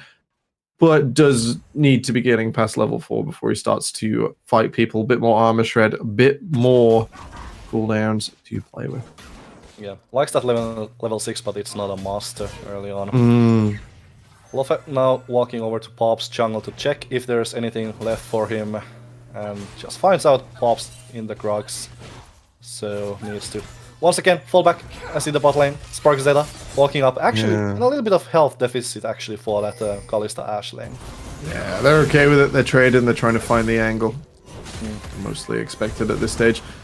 Bust going in, getting some advantage onto Kiri with the lane coming in. I'm a bit confused about the decision for Lufa to pop that vision plant. Sort of had his position confirmed. It's very unlikely, from Lions Creed's point of view, that he's going to be here to defend. Kira going for the wave. Pop, however, lands the cube. Knock up, not quite from Bust, but that's still enough for the first blood for Pop, and response from Kira.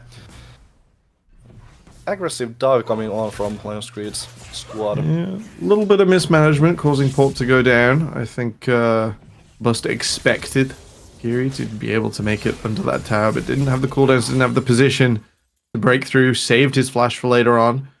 Both top laners burning teleports here, no reason not to with the empowered changes. Is most of the value being able to get back to lane, not dropping down on experience, of which Bust will now be ahead. We'll have to see if the fabled Ornn 1v1 at level 6 comes through. It's quite unlikely. Bust is known for getting a little excited, you know. If he has an advantage, we'll drive it forward. Yeah, Ornn is one of those assassin mage kind of champions, but lately haven't seen too many of those one-on-ones. Obviously, if Renekton has health pool, he shouldn't be in any trouble, but it might surprise if you're not playing careful enough. I think it's a big contrast. I've seen like a few top lanes this set, and it's like, oh, they both go down to 200 health, and then they stop trading. Like, no one wanting to risk their position as a top laner on the map and their ability to recall and TP away for 300 gold. It's like, nah, it's not worth it. But here, I expect both of these players to not play so carefully around each other. Okay, as we see a trade and level 6 coming through for both sides. However, Kira already low enough on his health bar, so doesn't want to go for anything too special. Pop, he's pathing towards the top side. Actually goes for grubs, so no gank for the top lane just yet. Alright, the Callista Ash is kind of doing what it wants to do here. Has that 10 CS lead, so bot lane leaning the way of Lion's Creed to no surprise at this stage. And it's, yeah, largely uncontested. Luffa still feeling, I think, the drain of being down. Will get onto QQR here. And Ido coming over to help his jungler, but no kill potential for each side as the Shockwave has been used as a trade tool by Ido earlier on, and no Cyclone for Loffer to do that. All three of the first Grubberonis go for Pop. And, It's like Grubberonis like pizza toppings? yeah, they are, you know, some like pepperoni, some like just grubs. I just smash them all together on the same pizza. However, Loffer now in the bot lane, getting found out by Lion's Creed Academy, and a lot of damage coming in. No way for the Wukong to get away to use his flash and kill over to QQR. You know, I don't want to be too negative about Luffa, but when you are behind, you really do have to respect the position of your lanes. Both mid and bot pushed in there, Porp arriving at the same time. You find yourself in a 1v4 really fast. And it's just a little bit of a shame. I get the feeling, you know, especially if you're a jungler in solo queue, you get a bit behind. It's an objective you feel responsible for, and you want to dive in anyway, but you really do have to check all the angles, all the corners as you drop into a dangerous position. As you just end up falling further and further behind. First dragon hit a Lion's Creed. They've swept both sides of the map. They've managed the first dive. Where they go here, a rotation up from Spark and Zeta at level 5. A little bit of overextension, perhaps. Yes, Pop, no flash just yet, but starts to charge the Q to get maybe on ult range onto Ido, and there it comes. Shockwave onto Wave to just get that farm and kill over to Spark. So, business exchange in the mid lane. A little bit of an overextended Ido, admitting defeat. Yeah, with being up on the wave, Lion's Creed waited for the auto attack animations to start so that the Orianna had the least chance of being able to dissonance and flash away. It's a cute little pick when Fritful thought QQR was in base. The rest of the Lion pack had come up to play. Level 6 is now in bot lane. We're going to look to more fireworks down there. Top lane likely cooling off as Barney Cinder will mean the wave is disappearing. Fritful in the bot lane. Zeta getting, excuse me, Spark getting caught in the bot lane as Omni deals quite a bit of damage. Flash from Calm to get some damage, helping his ADC. Flash from Spark, dodges the arrow. Now Omni going quite low as Zeta has been dealing a lot of damage here. Does he get the kill on Varus? Flashes from both sides and Zeta gets the kill, and we go directly on to boss. Oh, that's not gonna feel good. Congratulations to Zeta. There we go. Straight back out again. Zeta in the, effectively a 2v1 with Spark as his sponge. As his tank in the bot lane. We know the real AD carry is Lion's Creed. Able to successfully navigate a 2 versus 2 into a pushing wave. No mean feat. Lion's Creed drive forwards in this bottom lane. CS might be equal. They have a wave coming towards them. And a kill onto Omni. Yeah, bot lane is the scene from that one movie that everybody knows but has never seen him. Top lane actually. Kire going on to past. It's not my time to yap about some movies as Kire is looking for a solo kill. Flash now comes up and does go forward. Enough damage with the Dominus. And Kire with the solo bolo up top. Yeah, a little bit too comfortable for Bust perhaps. Saves his ultimate. Not going to try and burn everything to get away there. Orp will come and collect the wave, so it won't be a plate conversion for Kide, but he's going to be happy at this time. Lion's Creed really playing in the bottom of their health bar, just continuing to farm. We'll see. Spark should be getting his tier 2 boots for that. Should be worth it. Aggressive plays by Calm in the bot lane. Not quite landing W there, but anywho, they get the wave in. Tibbs, when was the last time you saw a Callista? I haven't seen Lethality Callista, especially in Opportunity first gen. I don't know if this is me being away for 5 days. League of Legends moves fast. Little changes all the time. But this isn't the Callista build I've been playing, as Luffa spotted out Porp nearby. Yeah, Loffic does get chunked quite heavily. Ashfield also comes through, but that's tanked by Calm. And now Pop in the back line, nice. Shockwave from Ido to save. It hit the targets, but it might be a little too late. Zeta not quite able to get the Callista knockup onto targets. Spark going forward, however that's the clone from Loffa, and that is Omni. Does fall down in the end, so it already seemed like it was defusing, but not at all in the end. Yeah, I guess Lions Creed are able to move fast enough to pick up an extra kill down there at the bottom of the lane. Most having to deal with a little bit of proxying.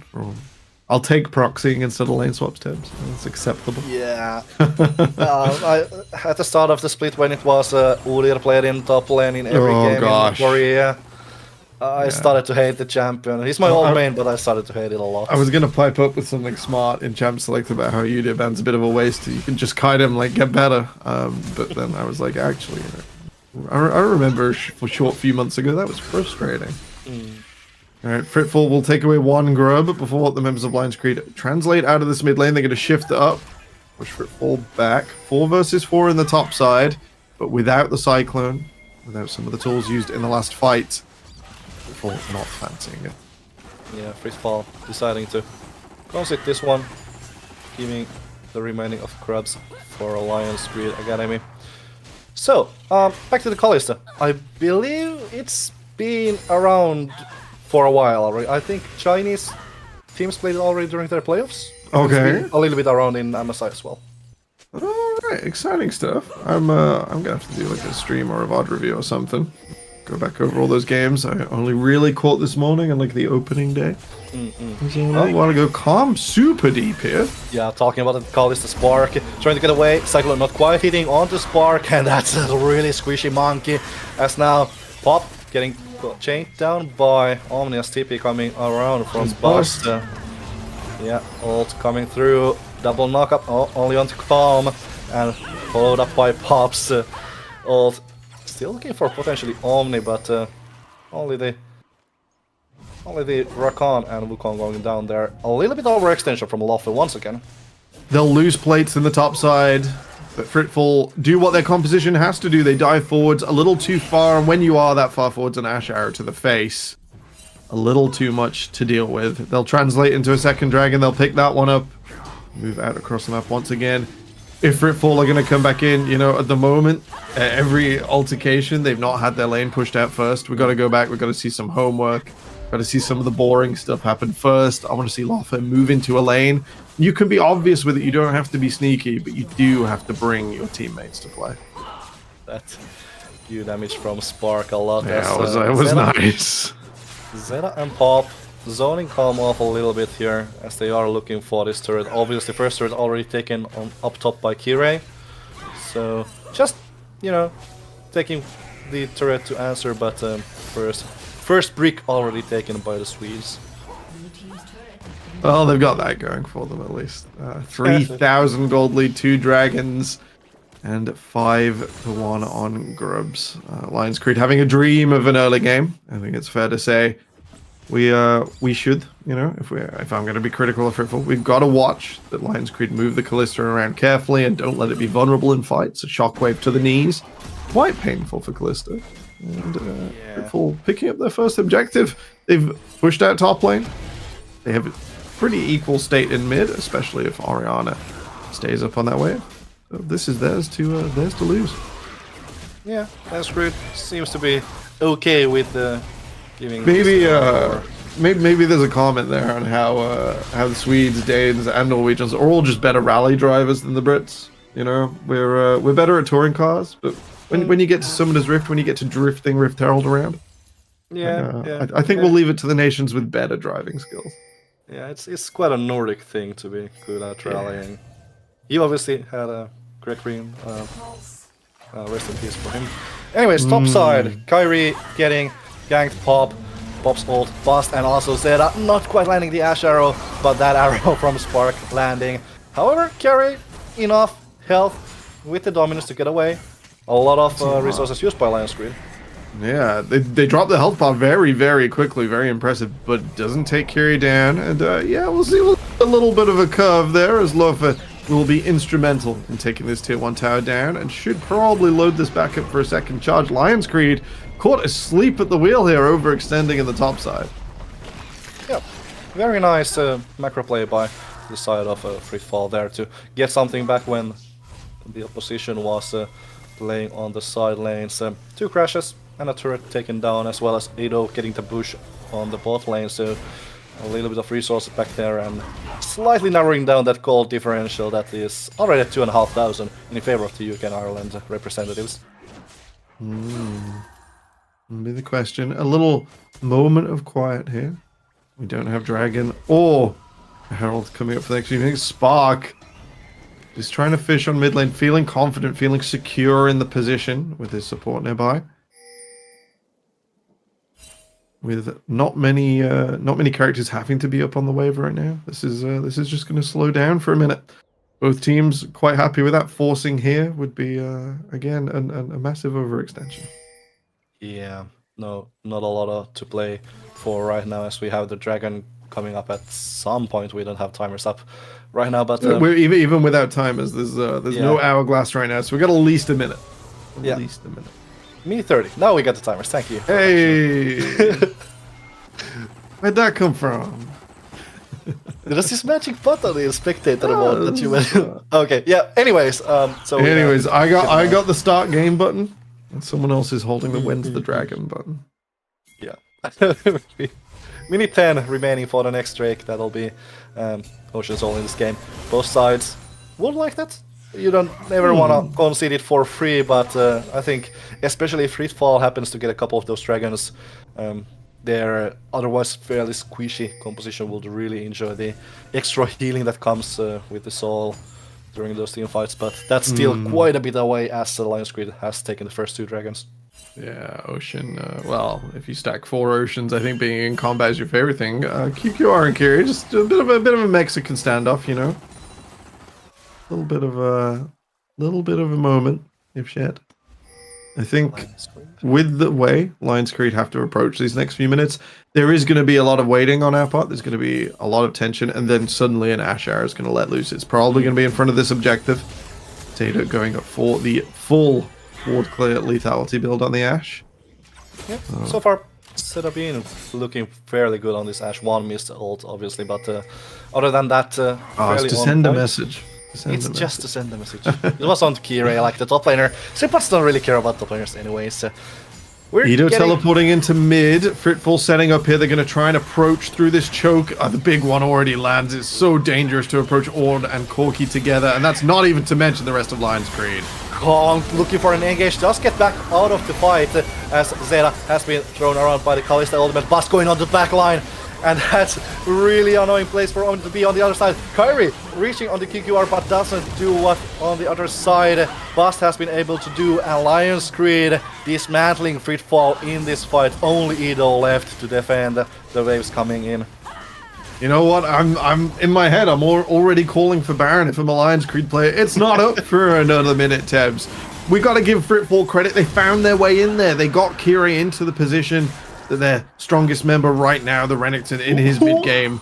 Oh man, Spark doesn't go. He's fishing. He's fishing for the next Q. It's a lot. That's too much. Too much. Yeah, Fritfall managed to find their way in. They do drive the Renekton wedge between, and they did take out. My brain is gone. They took out 1 person off of Lion's Creed, but it came at such a heavy cost. Their backline devastated by Bust the Sniper in a 1 versus 3, taking people out at long range with Ornn ultimate. It's just a little too much as Lion's Creed come together. They go to Dragon Soul Point, and the first 20 minutes that their composition was shaped for has been a wild success.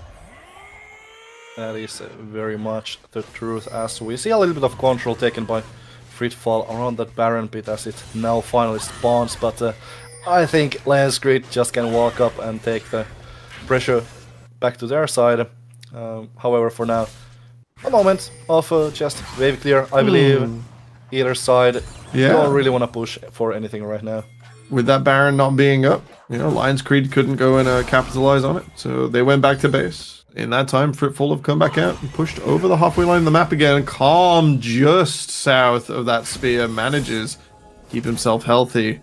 Will just about clear this wall. This is a huge risk from the Rakan. Just inviting the Ash Arrow in there. Both sides playing very aggressively. Calm to put that vision down, and Spark blindly jumping over the wall. There could have been Wukong nearby, but just far enough. No, actually, Zeta going for a vision, but Lofe doesn't want to go over the wall. No vision on Zeta right now. The absolute confidence as an Ash support to be that close. to a wall is absolutely staggering. I wonder if Zeta will see that in review and have different feelings. Or maybe he'll be as confident as he looks right now. Port finds Calm, will use the ultimate. No hope for the Rakan. It's an overinvestment of tools, but it has bought Lions Creed position on the Baron and a little comfort in moving back towards mid to push in again, then maybe look to bait for it full forwards.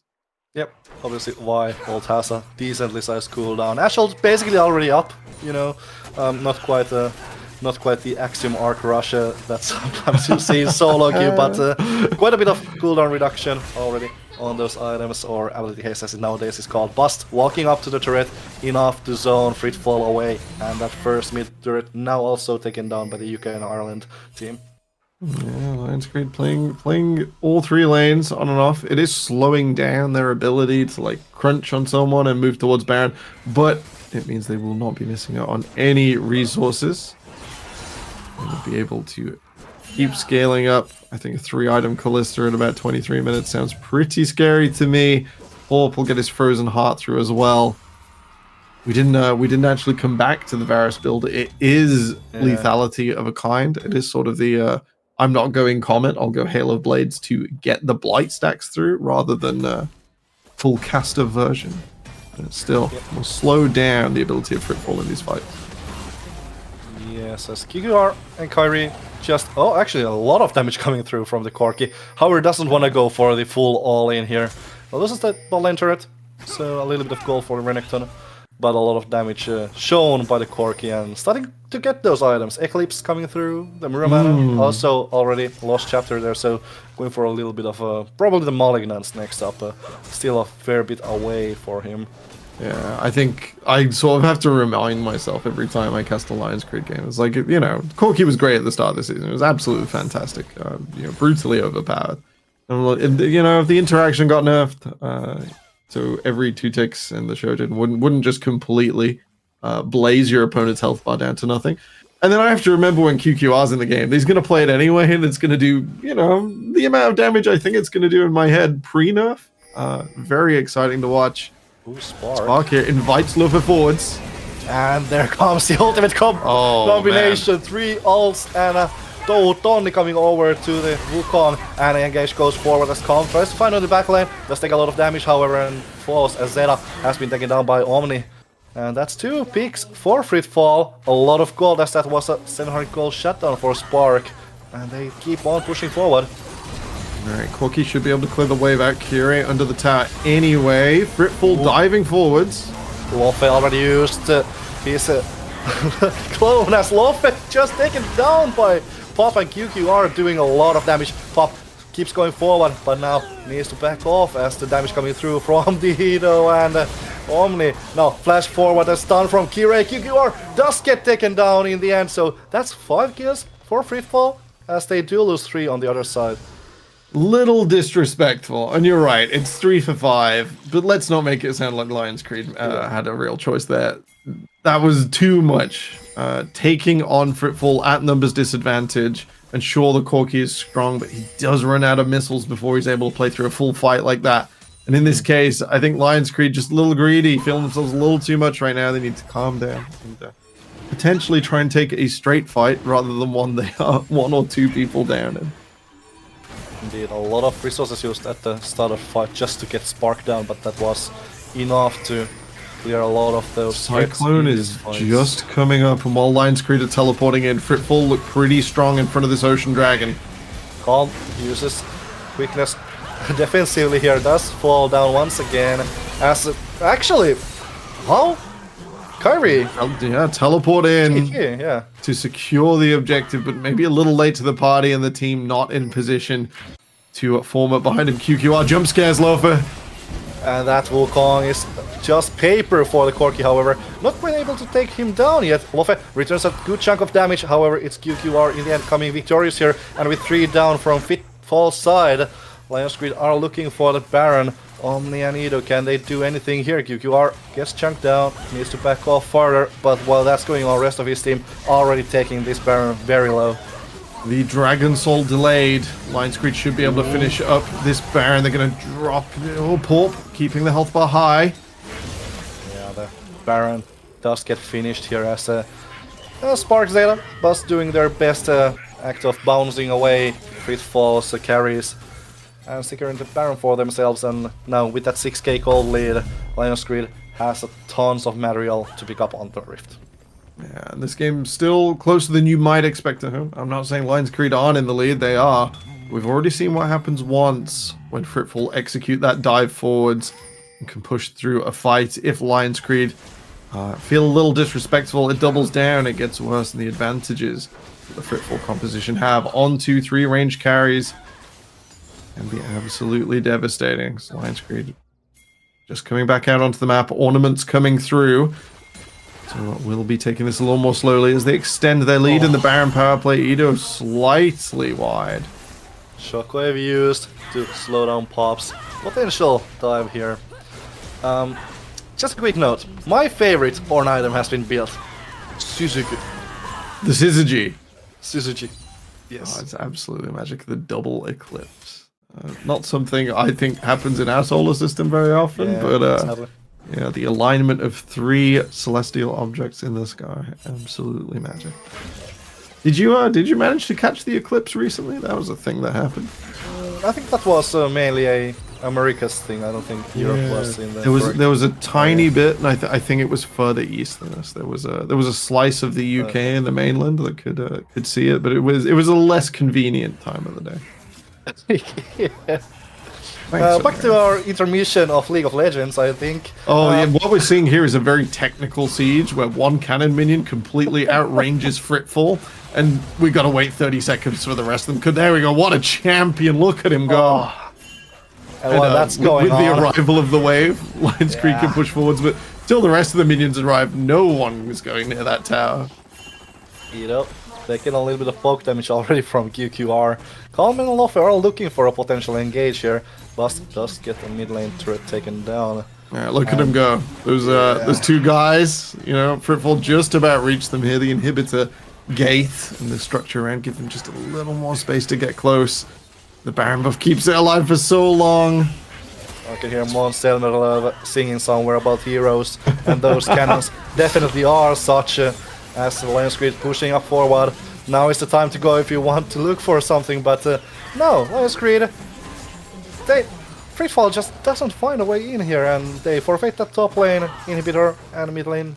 Well, the inhibit turret still stands, but yeah, a lot of material taken away by Lions Creed. Yeah. Lions Creed, the heroes of their time, the heroes of this split. If you're a Eurovision enjoyer, I hope you just get gold at that. Yeah, Starting in 24 minutes next semi-final. Man, like Sadly missing. that was peak Eurovision. I'm not sure. I'm not sure we're coming back to the top 4 anytime soon. But man, Mons was really excellent. Lions Creed have a huge lead this game. If you're not into Eurovision, I suggest if you enjoy the RPS and you know some inter-country, inter-European banter, you're really missing out. Yeah. But you're here. This is important. And Dragon Soul, 35 seconds away potentially. That means the last bases have had to come through already. This is it. This is the stakes. Lions Creed, probably getting that Ocean Soul. If you're a numbers person, I'd give them the bigger percentage. But the approach from Fritfall, we've seen it once in front of the Dragon. They drove the wedge. They weren't successful in converting. And once again, they will look to contest. Kire will be on this top side and will have to teleport in, so he'll be Fritfall disadvantaged in gold, position, and presence. But they must come forwards as the Dragon spawns. Yeah, Fritfall struggling to find a way towards this Dragon Pit as Pop has already started the Ocean Drake. I like this. They're not all coming through the choke this time. Lufa is very wide. The approach rests on this Wukong. Already He's not going to find a way, is he? Yeah, way too late here as Calm does go forward onto Buster. Ornhorn used and Calm doesn't get on the backline as he's knocked around by the Wild. Loffe, however, gets to the backline and is blown up immediately. 5-on-3 as Lions Creed have made Fritfall pretty dizzy here. TP coming towards the top by Buster. Just pushing that wave in, and Fritfall, it's gonna be a tough defense for them, but they're trying. While going forward, and TP coming from QQR. I think he has package, Kyrie, and Oh, he trying does. their best, and no way for Calm and Kyrie to do anything here, as QQ are, well, not quite able to take the Renekton down. Omni flashing away from under his turret because that's not a safe place for him. And Lions Grid Academy, they keep the clean going as they are 3-0 in NLC RPS. They'll keep the dream alive. No euphoria for the Swedes today. They'll just be dancing with the demons in their minds. As unfortunately, not Fritful's day. Lions Creed, what a show at the RPS. Not repeating the woes of last season of Tempest and eventually Ruddy, who did make it out of groups. Undefeated. Their final opponent, Lazy in Life, awaits them in the last game today. Don't you dare miss it. We're going to go to a quick break. We'll be back real soon.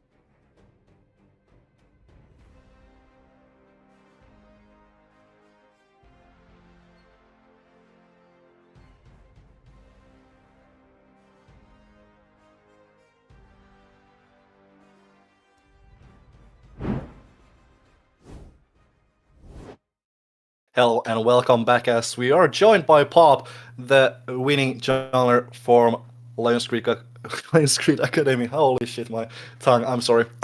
Anyways, welcome and congratulations on your win. Thank you.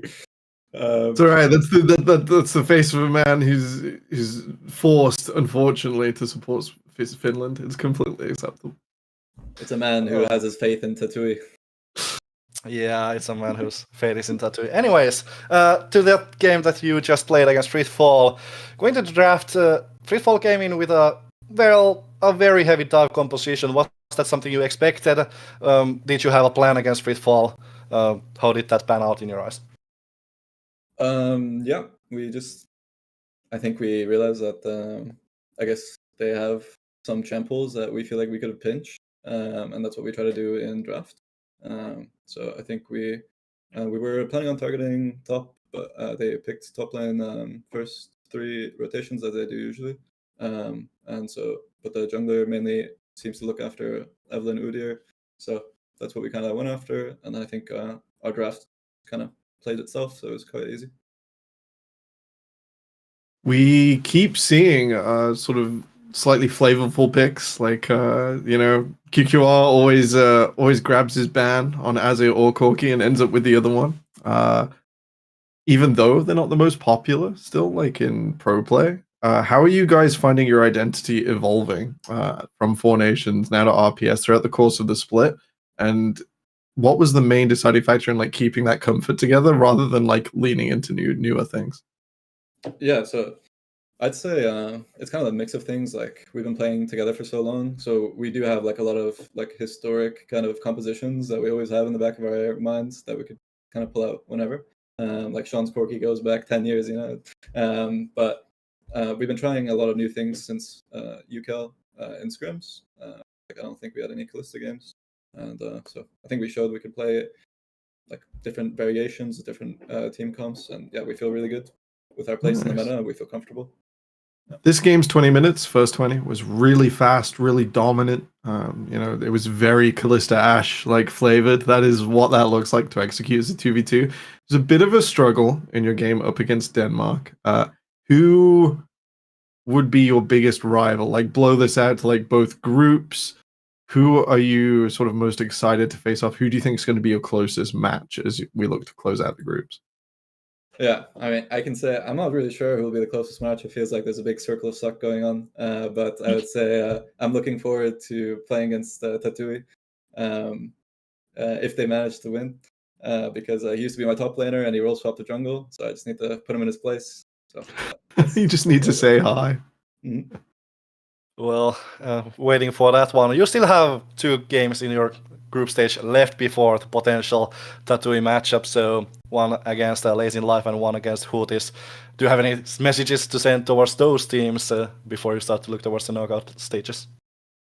Well, really, we feel pretty confident. I think our gameplay, when we look across our groups, feels very clean compared to others. Sure, we have one Drake misplay every game, but that's okay. I think in general we're playing very solid and we're matching our opponents well. So yeah, we're looking forward to playoffs for sure. Okay. Thank you for coming to an interview. Congratulations on the win and keep the clean sheet for now. And before we go for a short break before our next game of the day, we will be seeing a video that Middle got made about one of our nations represented here, or 4 nations should I say, BRB.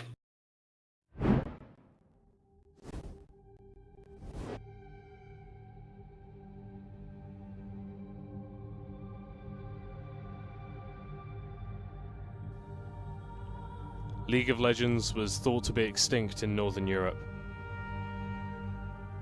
But thanks to recent breakthroughs in tournament formats, a thriving ecosystem has been discovered hiding in plain sight. In this groundbreaking 5-part documentary series, we're going to be traveling to every corner of this region, meeting the teams representing these national leagues competing for glory in the NLC RPS.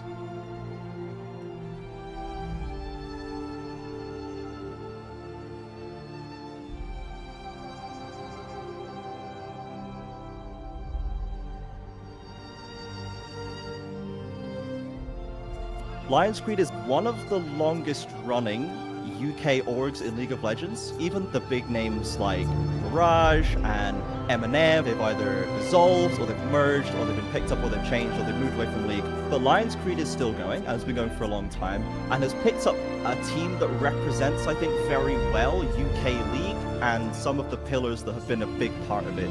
Players like Hawk, players like The Heathen, players like QQR. These are players that have been winning tournaments in the country for years. Refresh, it's going to go aggressive, but look at the damage! Absolutely turned around, the Lucian melting them. Spark is just good at everything.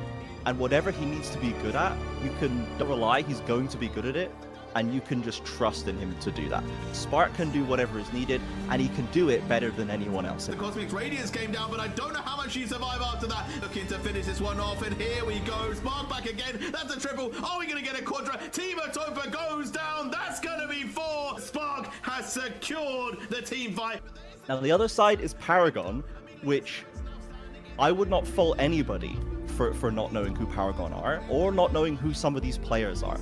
They managed to wind themselves up in the final without anyone really expecting them to be there. We thought they'd do all right. We thought they did well in Division 2 and they promoted well. But instantly into week 1, things started to go wrong for them, and it looked like this was just a formula that was not going to balance. But nevertheless, they do wind up in that final. They go head to head with Lions Creed. They give them a run for their money. Paragon thrive. Being very patient. Okay, going in. My God! The decisiveness from Paragon once again. Paragon has just such a different way of playing the game, such a different approach to League of Legends conceptually. There is no data supporting what is going on while teams chase them around the draft phase, trying to work out what just happened. It gave them such an advantage domestically against teams that were playing against them week in, week out. Still, no one could get a handle on Paragon, and if they play to their own game, I think the rest of the RPS might not know what hit them.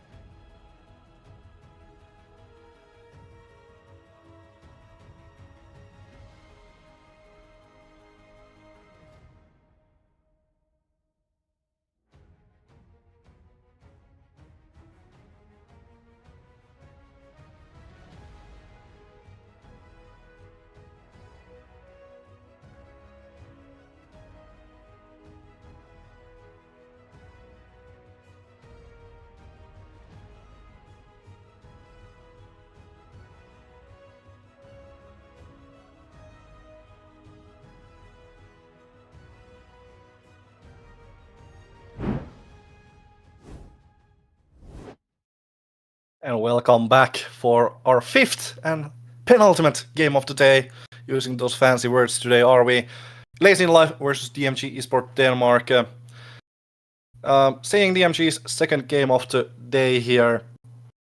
Some wonky picks they've shown so far. That Ivern, not a lot of players. You need to be an Ivern player to play the champion, really.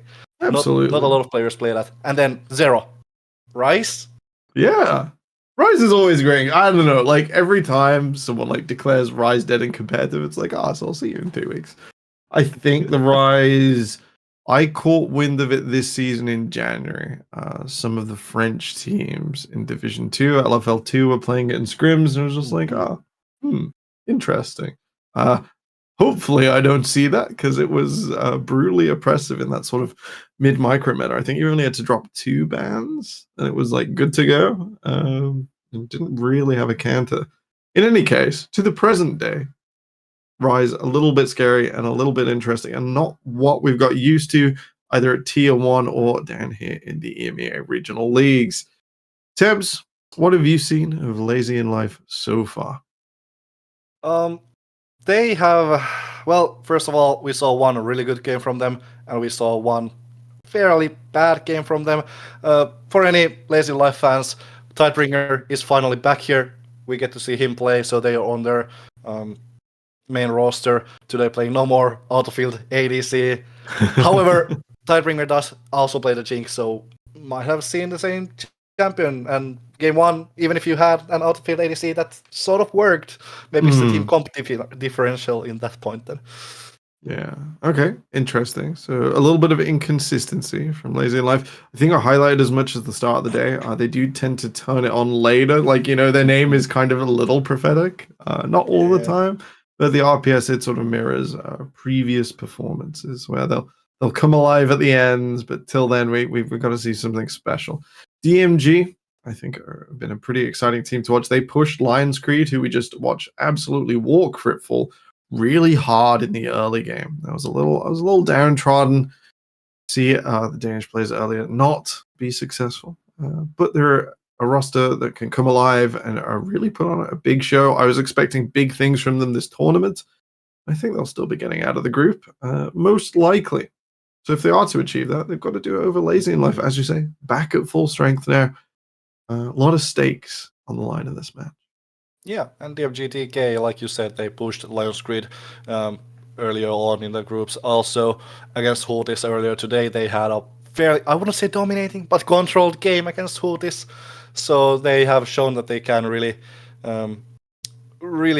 take that game into their hands if they get a little bit of a lead. And against Lazy Life here, I think both teams have the capabilities of, if you give them one hand, they'll take the whole body away from you. It's just over at that point. It's not the arm, it's all of it. Yeah, all of it. And it'll be a very important game for both of these teams, as obviously this is only the third game for Lazy in Life. DMG 2-1 with win. I think they secure a playoff position already. I'm not 100% sure, but 3 should be enough-ish, at least, to get there. I think 3 will definitely get you a breaker. At least a tiebreaker. In Group A, it is enough because everything's sort of lined out nice and easy. As Paul mentioned earlier, everyone's beating everyone and everyone's losing to everyone in sort of a circular fashion. Not so much in the second group. We've got a big group of 1-1s in the middle. And instead of everyone picking up games, it's been a little bit more one-sided. Yeah, it's the interesting thing when you play one round robin of a best of ones. Anything can happen, and Brutal. you can see those upsets coming through as well. Absolutely brutal schedule. We love our weird and wonky formats. I was going through the Swedish league earlier, and I saw like wins, draws, losses, and I was like, oh no, it's best of 2. A format I'm not in love with, but it's been down here for ages. It's a good time. Yeah, it's a good time. I remember when LEC, or was it EULCS, even back in the day, had the best. Yeah, I think it was LCS. It never was in the love with most best of 2. horrible season. You want to draw after an exciting first game? Anyway, not the format of this event. Brutal single round robin. The EMEA Masters format that's outgoing after many years with play-ins at least had double round robin in its ridiculous number of games. in 2 days, at least you got a chance to fight him again. Yeah, I think we're still waiting a little bit until we get to the draft. So, do we have another middle cut video ready? Yeah. I'm reading something about The this game's in the oven. The channel. game's in the oven. Let's kick back and let's go watch something else for a few minutes. We'll see you soon.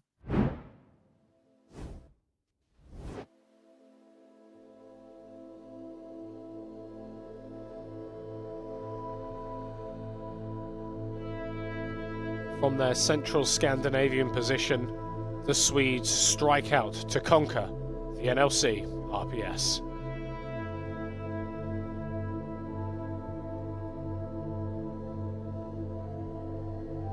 Fritfall is a team that's been in the league for like forever. They've never won anything until this last season. They won Division 2. The best ever placement they got before was a 4th place in playoffs. This team is now our 2nd seed to the NLC RPS after the best season they ever had, coming in from the best year they ever had. And the thing about this team is they always had the same roster, and they will always probably keep that same roster until somebody gets a kid or something.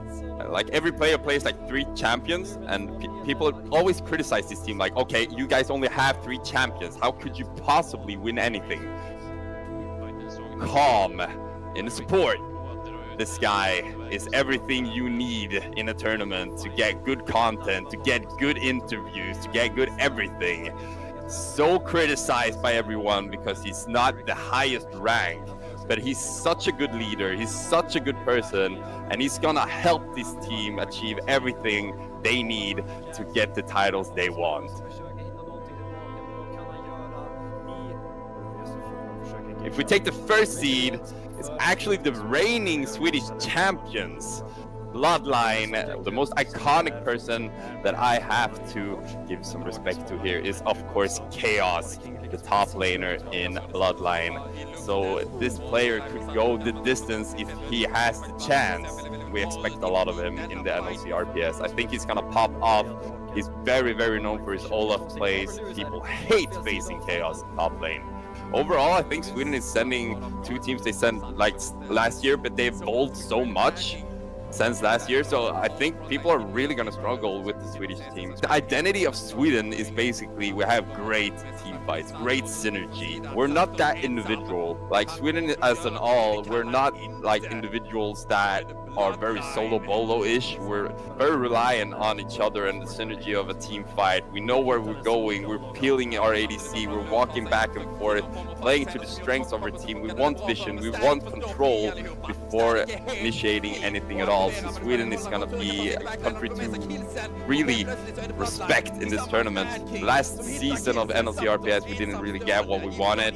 This time, I've told them that you will not disappoint Sleeper. Sleeper needs you to deliver because I will keep my banter up and I need somebody to back it up. I'm not going to be the one to do it. I just talk the talk. They had to walk the walk. And hopefully I don't look like a fool like I did last season. But these two teams, I think everybody needs to keep an extra eye on. Sweden is coming back, everyone. The greater days of Sweden is coming back. We only have 1 team right now in the NLC Division 1. That's from the light side. We need at least 6 more to dominate the Nordic scene of League of Legends. I'm really hyped for it. That's all I have to say.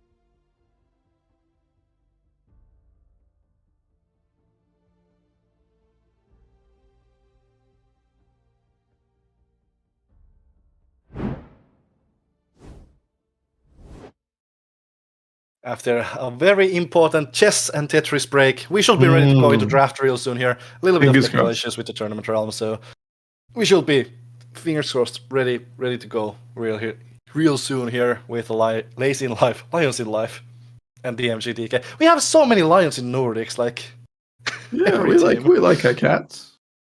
You know, True. best animal. I'm advocating for Bulbasaur and cats today. Like, no one should be surprised. This is very on brand for me. Yeah, we had Cat on stream earlier today with Darkrig. Had his cat. I don't know Nice. if he did ganks today. On day 2, there was constantly a cat going around his camera. But anyways, back to this game. Lazy Life 1-1, DMGDK 2-1 so far with the score lines. Important game for both. Yada yada yada. Interesting champion pools. Not as much overlap as we've been used to so far, and we are finally in draft. Let's go. All right, let's have a wager, you and me. I'm pulling in close because this is important. This is personal, James. This is deeply pivotal to the outcome of this game. Okay. You think they're gonna pick Ivan? I think it's gonna be banned. You're gonna be banned. Oh, I think you let it through. I think it looked shaky as anything. It's gone to ban. Champion still overrepresented, frankly overtuned and slightly overpowered. Shock, it's gone on blue one. Yeah, one of those must bans of the patch. Also Jinx, one of the... If your team is used to playing those scaling champions, like Lazy Life is, that's one of those most pivotal for that kind of play style. Next up, Lazy Life. Do we get that Iron ban? I'm thinking about it. Next week, probably not going to be allowed to let that agree with that one. I think Jinx blue one's been more successful than Varus blue one, like we saw last game from Fitfall, so I'm slightly more happy with that takeaway. Olaf hinting towards kiting backwards, maybe an Aphelios in the future from Lazy in Life. That sort of high level, high late game, high stay at the end of my arm and leave me alone sort of attitude. The Twitch also fits, but Twitch has been an answer to Jinx. So DMG just doubling down on Tidebringer here and saying, like, no thank you. Yeah, very interesting bans so far. That Olaf obviously a little bit of an overlap with Theodore playing it in the top lane, and Milkshake showed it to us on the day 2 from jungle of Lazy Life, so taking that away now from Theodore, as that was their lost game against Hootis. I need to bring that up. And the Iron. I was half expecting this ban too. You could argue 3 bans towards the jungle, but as we said, Theodore plays the Olaf in the top lane. Skarner also a flex pick. Seen play both in jungle and top here. And Ash, 3 ADC bans towards Tidebringer. 3 junglers-ish and 3 AD carries. Crazy setup. Both of these teams respecting, I think, the style by which their opponents play the game more than the champion strength itself.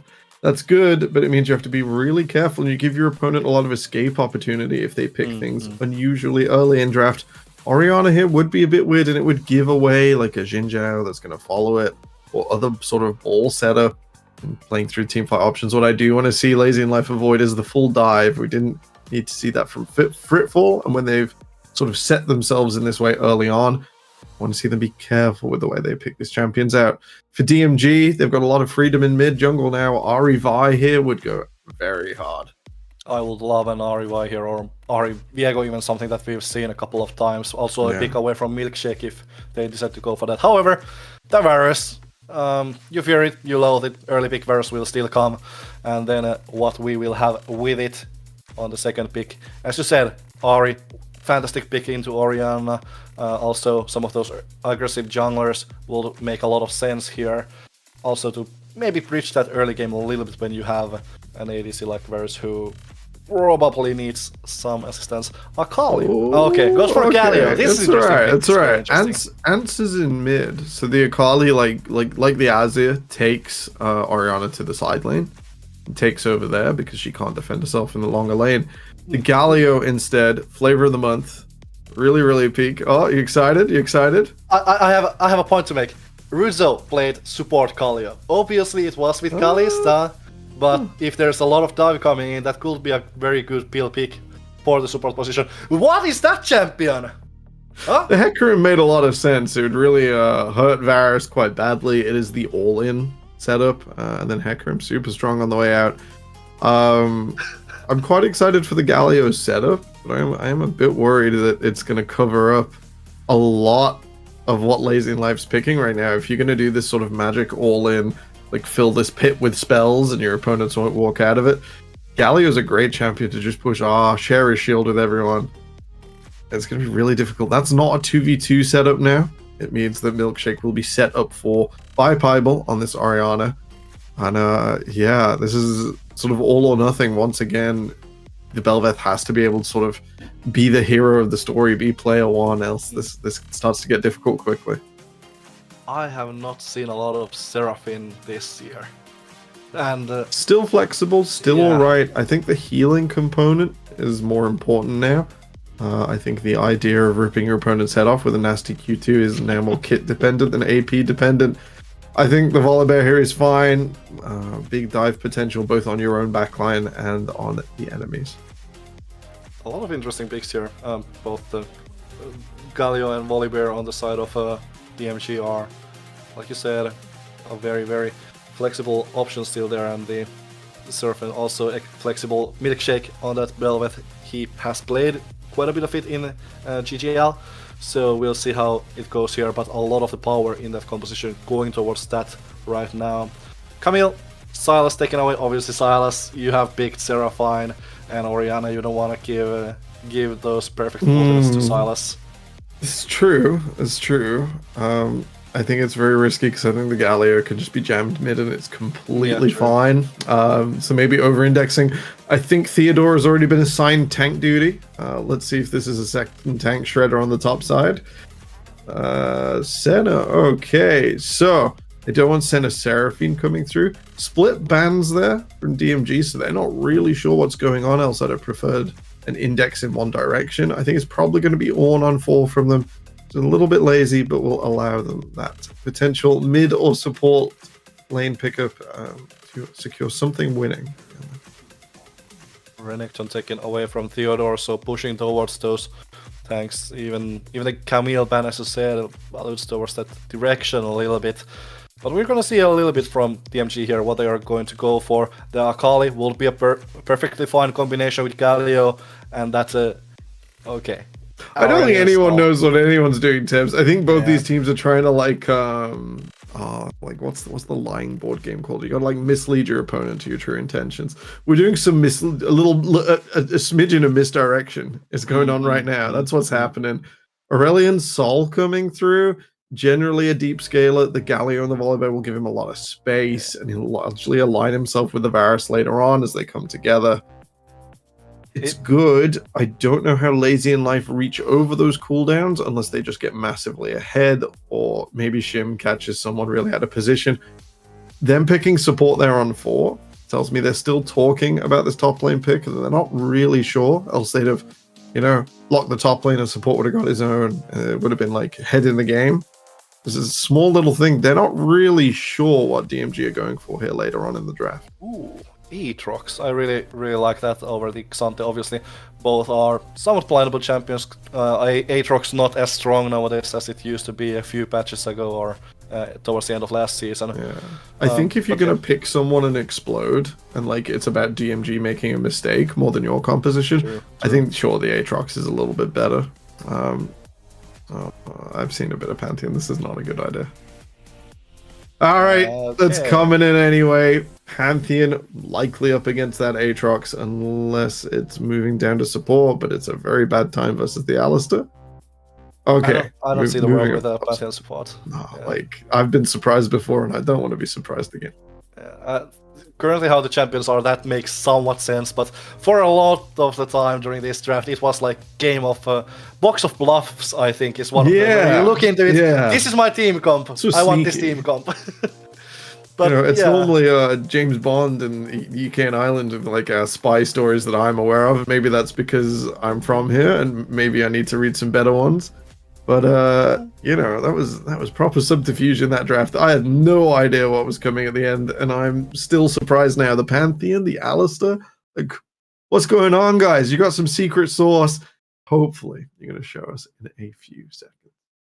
Yeah, just, and I mean, it's crazy. Going for that DMG composition. You obviously Varus spikes pretty hard in the mid game, but if you get to carry over that early mid game. I think he's into the gonna later like stages. soften people up for Aurelion Sol. Yeah, but that was what I like, was thinking. That's a lot.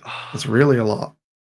And the composition needs to last long enough for the damage to come in, because Orion Sol, obviously late game you blow anyone up like with one combo of your spells, but if you're fighting in that like later stages of mid game, Volibear, Galio, frontline, I don't know if that's gonna hold really against the AoE damage coming from the other side.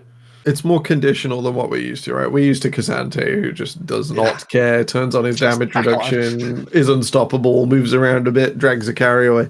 The Volibear needs to be in combat, unless he's going drain healing. He needs to be close to other melee people to make the most of it, or find a quick opportunity in. And likewise, the Galio is not the Titan he was of years previous. He's a bit better after the recent buffs, and his shield even more thematic.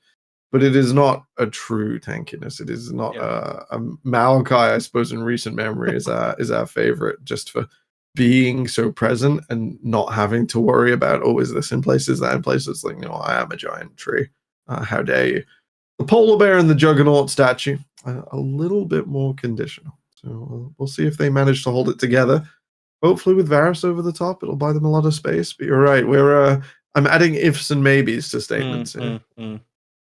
Ifs, whats, and buts, a lot of those, and we are ready to go for the game here. That is for certain. On the blue side, Lazy in Life, the Norwegian #1 seed, and on the red side, DMG Denmark, the #2 seed from LCD. It's gonna be one interesting game to watch here for sure. Absolutely. All right, pings down, shenanigans in top side. Theodore going full Pantheon with the Ignite out. You know, he's not going to leave anything on the table. The ults for teleporting, summoner spells for destroying your opponents. Lazy wrapping around here. Theodore won't have seen them. They are still in fog of war. See him is waiting on the other side of the wall, but doesn't go for any flashy plays. I was expecting the flash pulverize or flash hit, but I guess Theodore quickly enough out of the brush, so no way for Lazy in Life to get there anything done. Solid presence to stand in the that far part of the bush, so he actually saw something coming. If he was stood right in the middle, would have been invisible till the last moment. DMG just taking it seriously, even if they are out with some fruitier picks. I think it's fair to say. I see what you just did there. Love our Finnish bot lane mage OTP gamer who has never played a marksman game in his life. Milkshake spotted there, level 1 with the ward, placed down by DMG. So they have 100% certain knowledge of Milkshake's start. On the other side, I think Taxvig not spot. Yeah, there shouldn't be any vision on that blue side of his jungle. Only one on the entrance to the top river. I think Lazy in Life should still probably know, just because he's going to be pathing to this Pantheon who's all in. Ignite already used flash away from Strato. Empowered Q doesn't land and Strato survives. He's got to start auto attacking. This isn't the time for wave management, Theodore. You gotta get another one ready. Both using a summoner spell there, but Theodore still has flash.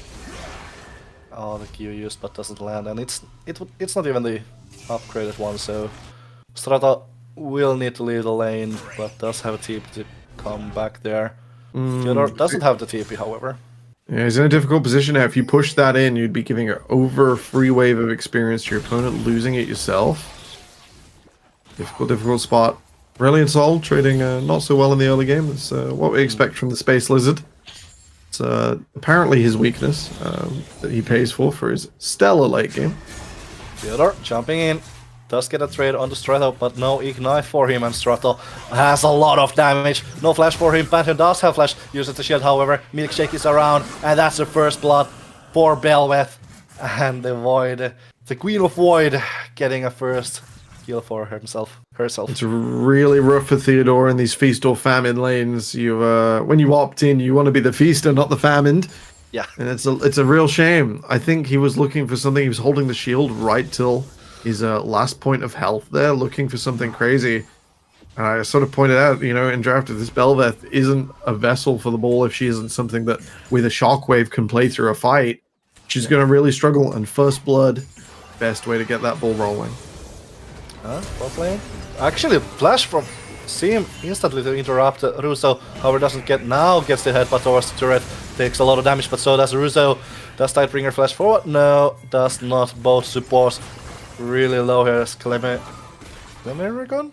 He's looking for something and does get a lot of damage, but no finishing blows for either side. Yeah, just making himself known, and I suppose, you know, Rutsu, despite feeling good about getting Sim's flash there, using both of his own summoner spells, a little rough, not able to play through. DMG in the meantime just gonna go clear out Lazy in Life's jungle, managing to time Milkshake out, keeping the Belveth level 3 for now. A little bit disjointed. We'll have to see what Milkshake does to get the most of this. Most junglers these days, I think there's been a shift towards trying to get level 5 pretty quickly. You know, you set up for 4, you make a play, and you want to smoothly transition out to level 5. I think that probably started at the previous timer for Grubs. You wanted to arrive at level 5 if nothing else happened. Super strong, and then if your opponent was a 4, because, you know, they're less structured in their clear and their play, you'd be advantaged. But, Milkshake here, gonna be stuck for a little while. Just his Krugs available. And with Dragon coming up, it's gonna be more about the laners in the bot lane, I think. DMG hold it close, but Lazy in Life can probably bounce this if they show her. Yeah, Tidebringer with the Surfing can easily push the wave in if need be. However, now quite far up, does have the flash. Russo coming in from behind here, flashes forward, gets the taunt down. No flash so far for Seraphine, then it comes, and that is enough for DMG as they see Sim coming up to the lane and a little bit of damage back, but just want to get this wave in by Lazy in Life. Yeah, if Milkshake was stronger right now, the first blood did come through, but has not been farming camps. This would be a better play. Engage coming in, and Russo takes down Tidebringer. Aggressively trying to push the wave in. Taxvi. Yeah, it was big bait, right? I think Tidebringer took a lot of damage, but some of the spells as well. Wasn't able to flash out before they engaged, so it's a little less structured. That's great if your Belveth's going to come in and make the difference. Not able to there in a 3v3, where the Varus is, you know, he's at the point now where, you know, mid-game's coming soon. He's getting there. He's got a few levels under his belt. It's a serious threat. While the dragon won't be converted, Lazy in Life caught sleeping once again.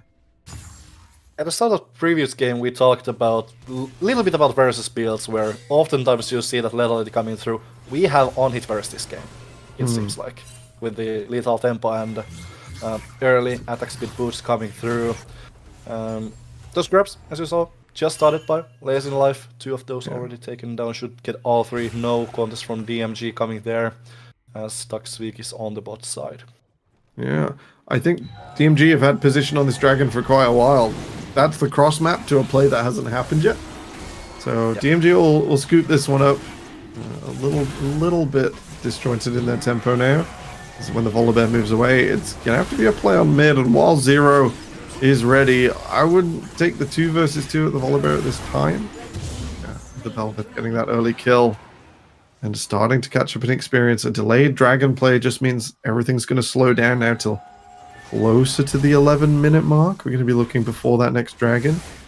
Or will we slow down as Milkshake finds Taxvig in his jungle? Just enough to scare the bear away. So yeah, I guess we are slowing down. I was hopeful for some. Aurelion Sol had the ability to move first there. I think it's the Volibear you take those. So okay. Alright. Reasonable respect. No one wants to flip it. Tough format with the best of 1, as we've mentioned. Everyone taking this very seriously. 3 wins, the benchmark. So it would keep a Lazy in Life alive with 1 more, or a few more games to go, rather. I think I miscounted slightly. I think we're seeing them twice tonight. Indeed we are. And DMG, the ability to say we've only lost to Lions Creed and we'll be qualifying, please. So pretty big stakes. Both teams much behaving like it. Yeah, very, very orderly behavior. So orderly is a good yes. Absolutely.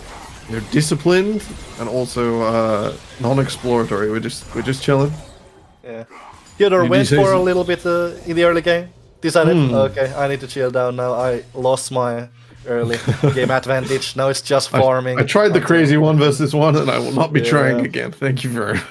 Yeah. Other than that, small-ish lead for the side of Lazy in Life with the first blood called. It is actually just the kill, isn't it? Yeah. It is the only real difference maker here. Well, small farm lead for Tidebringer, but that doesn't really matter much. Seraphine really good at clearing those waves. No surprise there, as both junglers are pathing towards top side. Ignite back for Theodore, also flashes for both sides, but Milkshake spotted on the pink ward. Yeah, DMG see the Belveth coming first. Lazy in Life not aware this is a 2 versus 2, if anything were to start. Pinging back towards buffs. I think the Belveth definitely getting more out of farming than the Volibear. So we'll head down there and start to clear Taxvig, starting to feel his way in now. Yeah, Strata using one of those dashes forward. Will get CC'd down by Taxvig here and the stun coming through. Strata, however, still has flash, but that won't be enough as both Theodore and Taxvig use their spells to close out the deal. People joining Milkshake in the top lane now, as both of the DMG members are flashless. Shockwave comes in, but Galio save comes through, and Milkshake goes down. Taunt not quite enough to land on people, and that means Oriana. Oh, never mind. Dash forward. Oriana is not safe as Theodore gets a second kill off the exchange in top lane. The Idol of Duran buys so much space for DMG Denmark there. And despite shifting up from bot lane across the map, Lazy in Life will not convert the play. Theodore 0-1-0 until this stage. Suddenly 3 kills under Pantheon's belt. Massive shift in momentum. DMG move to 1,000 gold lead, convert a huge play on the top side before the second grub spawn. Russo with the clutch ultimate, winning the fight for his team. And in the mid lane, I think we saw Zero burning, or Seam burning Zero's flash, let's be honest here. So, a little bit of a little cross map if you're a Lazy in Life fan. But actually, in the bot lane, we see... Just a little one. Just a little one. Seam coming from behind on a claim here, and just get the stun on the Varus. A lot of damage right side, and Gleam Dragon takes one down, and the cow gets something on the top side. However, we have a dead Milkshake in the pit as DMG has come around and found the Belveth. 2 kills for the side of DMG, a couple of Grabronis, and that one in the bot lane, but well played for Gleam Dragon on that 1v2. I think they're going to be happy with the way they're baking this pizza. It's been exactly 10 minutes, and I don't know about the rest of the Nordic region, but over here, that's one oven pizza. Frozen, out the oven, defrosted, ready to go. DMG, feeling pretty happy with themselves right now. A little bit of Grabberonis and some void stuff on the top as well, as Milkshake is found there, but... I mean, guys in Finland eat on pizza. I got some questions. You better not find out. There's a lot of pineapple on it, as there is potentially a 1v1 on top lane. Strada and Theodore are fighting themselves, but lands the Q, but doesn't go for any follow-ups. No flashes, so no follow-up from Strada himself there. Both teams fishing for disrespectful rotations and presence where it shouldn't be found. Theodore will have to seed this top side. He's nearly got his ultimate back for a cheap teleport, shall we say. Even in the bot side, Sim moving up a Theodore. This is bold. Ignite just about to come through. Not quite upgraded ability to use, so doesn't go in. And Strata. Yeah. At the same time, Strato must think this is bait. Taxvig's been off the map for a little while, and sure, while the dragon should be the focus for both teams, if he's timing relative to his jungler, then he thinks Taxvig is off base. He thinks he's behind the top laner. Yeah, same actually on the top side of the map. So, Lazy in Life, their target definitely not on the dragon as Milkshake's on a base time rest. All right, yeah, Theodore can't pretend anymore. Strata Q3 misses, but there's a lot of Lazy in Life in the top lane. Not lazing around, and that's the shutdown from Theodore onto the Void Queen once again. And Milkshake, he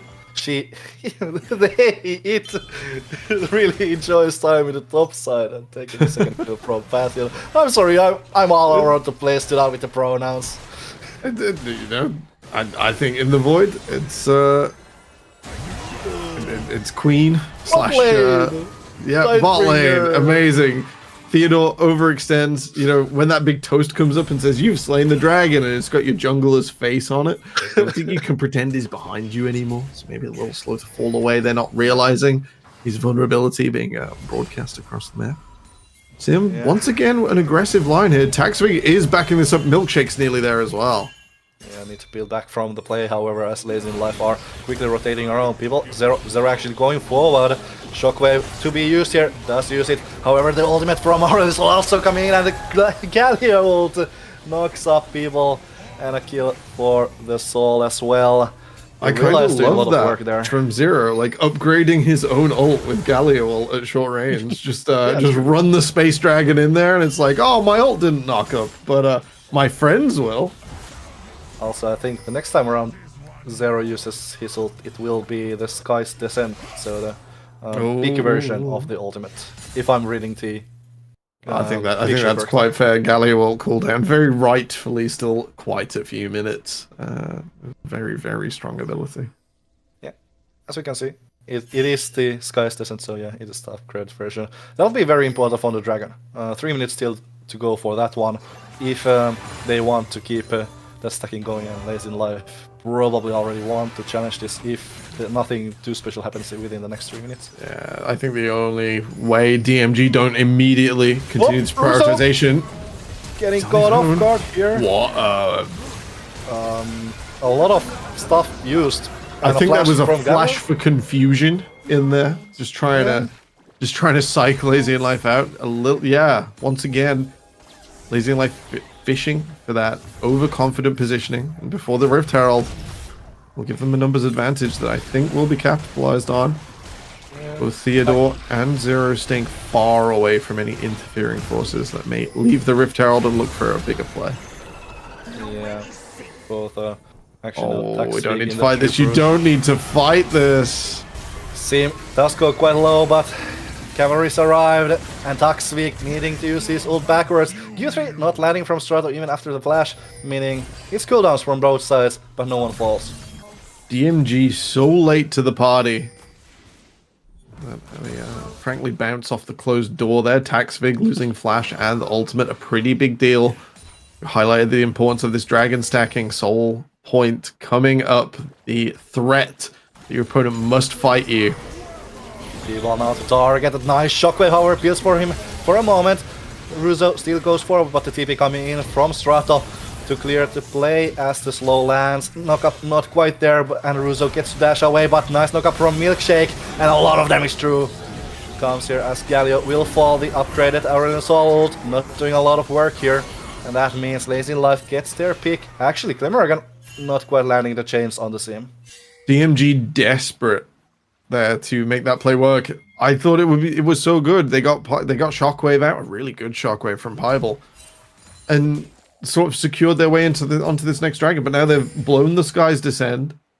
They've been pushed out of mid once again and lost position. Those are blue wards around this dragon. This will be Lazy in Life coming back in and daring DMG to come towards them. These position checks have been working out so well. DMG not pairing up before this stage enough times to reliably secure vision.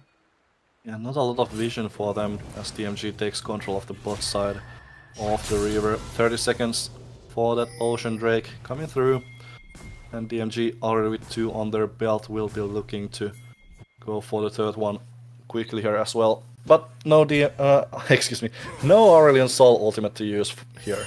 So if Lazy in Life are the Shockwave just coming back as well, so it will be that difference. It will be much stronger. The Lazy in Life, Milkshake, I said they had to be the main character here as they come in. The Kraken Slayer's done the Tiamat to connect multiple people at once. Will it be enough? They've control of the Dragon Pit now. Yep, DMG needed to give this up. They have a couple of cooldowns still going, so Lazy in Life well, if you stretch this out, I think you can get the Sky's Descent and the Stormbringer. I wouldn't mind a late approach here from DMG. It's a high variance play, shall we say. It's risky. But an exit frag here would set you up. Ooh, Strato actually back getting cancelled by Toxic, Yeah, but that was, they were fishing. They're fishing for it. Rutsu's still fishing for it. I mean, Shake dashing forward. Now the chains are back. Do they get used by Claymarican? Yeah, but so has been the encore from Tidebringer. A lot of CC coming in. Toxic. Next target, Shockwave used, and that is a kill also for people. So 2 kills for Lazy in Life, and that fishing from DMG. Well, you just became the bait, and you if we're fishing, you've lost the rod in the river. And once again, DMG so late, they bounce off a closed door, frankly. They're not coming into the party, and Lazy in Life, equaling up this game in gold. They lead in grubs. They've ceased the dragon stacking. And while that'll allow Aurelion Sol a bit more time before a big final fight, I don't think Lazy are worried at this stage. They're doing absolutely fantastic. Their Belveth is the main character. Russo takes a little bit of damage here, but I think Milkshake's the one who needs to get away, as Zero has now joined. Ult quite not landing onto the Belveth, and she gets away from the fight. Yeah, summon a spell burn, but DMG invested the same. Theodore now without his flash in match, and while Belveth's is a bit more valuable, it's not the winning trade they were looking for. A pick unsuccessful. They once again return to mid lane. Yeah, just wave clearing here. Zero actually taking a chunk of damage, but people not pulling the trigger on Shockwave. So just exchange of minions to HP. It's part of what I don't like about Aurelion Sol, right? He has to do that in the early game because he can't move while he's got his flamethrower on so easily. He's more mana gated. Yeah. The cooldown on flying means it isn't just a free teleport. But it's so crazy to me that a mage that strong and at that range can be so tanky. It is it's difficult to play against. That is this is probably one of the hard limits of the game for how good a very low mobility but not zero mobility caster can be. It's difficult to play against. I've been told to not use my monotone, as much in the English cast, but there really isn't no answer to that. That's 100%. Aurelion Sol hears you loud and clear. He's one tone, one flame breath all game. It's just breathing at your face. Yeah, that's the way it is. Look at him go. All of those minions heard the same thing. It was just like, brrr, gone. Tidebringer now coming to clear the wave. So oh, Sim is behind enemy lines. This is either going to be dangerous for the Alistair if he keeps going. Yeah, or maybe he finds a pick. Teleport in. Double teleport. The Galliot, however, and instantly Strato needs to flash away. Insane shockwave by people. The Tidebringer lands the ultimate on multiple targets. Daxvig in the middle of the fight, but he will fall too. And that is instantly 2 kills for the side of Lazy in Life. Flash away from Russo, so Milkshake doesn't get the knock up, and neither does Strato. The fight explosive. 2 kills, however, only for Lazy in Life. It looked like a lot more, and it deserved more. Amazing combination of those ultimates. A massive fight, and DMG, they sent in the Galio nice and early over the top of those teleports. A little bit of a missed timing, and instead of knocking up Pibble and Strato as they came in, he was instead victim to a massive shockwave and world ender. Lazy in Life now, extending a lead. You're right, it's only 2 kills, but it's looking more and more in favor of the Norwegians. Indeed, now potentially looking for, well, just a slow. Oh, wait, there's Zero. Yeah, Zero. I just presume he's going to fly out of here. I think he's going to make this. That's the goal for him, at least. He's fast. He's real fast. He's just going to do a little loop. More speed coming in from Tidebringer. Sitting off. Ooh, DMG look to be arriving. Yeah, they get a... No, they don't get a return kill from Sim, actually. As the cow just creating enough space so the rest of Lazy in Life can get away. But yeah, kind of... Interesting TP from Zero. I really thought Zerath would be able to go north-northwest there. I thought he'd be able to complete the shape. Looks like he turned around to fight, not realizing his team would make it. I thought it was pretty close. The tower coming off. Tidebringer will flash away. That's a small consolation prize. Yeah. TP onto the mid lane. An instant dive from DMG to force the flash away from Seraphine. A little bit of a standing target. The dragon's coming, but it's not Zero. It's not Aurelion Sol. It'll be the second Ocean Dragon. Lazy should be able to make quick work of this. Yeah. Lazy in Life actually has taken finally the lead in the game, actually, with a 2.5k and gold lead, and has pushed DMG after that early game back up a little bit. The Phantom, even if they got the 3 kills in the one fight, hasn't been able to push that lead too much. No, hasn't found the angle.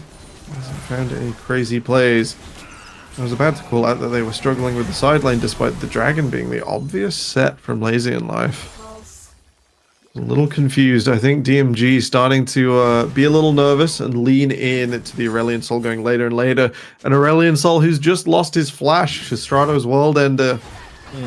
Getting more and more difficult for the Danes. And someone do a quick welfare check on Duckling. I think he'll be doing all right. He's shouldn't be massively nervous, but he's starting to get nervous at this stage. Yeah, I hope, truly hope that the pulse is fully cooked this time around. But I do still wish that he always sleeps on the warm side of pillow. Yeah, let's get back into this game, however. Baron is up. Mighty curse to wish upon your worst enemy. Oh, Milkshake. Oh, Theodore won't get away. First turn around on the Tidebringer, but the ultimate comes through from Seraphine, and that is a dead Pantheon in the end. A lot of resources burned up top as DMG actually are looking towards the mid lane instead of maybe crashing down the top side. This is pretty huge for Lazy in Life. Getting the upgraded Belveth once again refreshed before a big fight. Such a huge deal. This champion wants to sort of go all the damage all the time as fast as you can, get the resets through, and starting off in that more powerful form as you're angling towards Baron. Resets coming through now. We're going to reset some vision.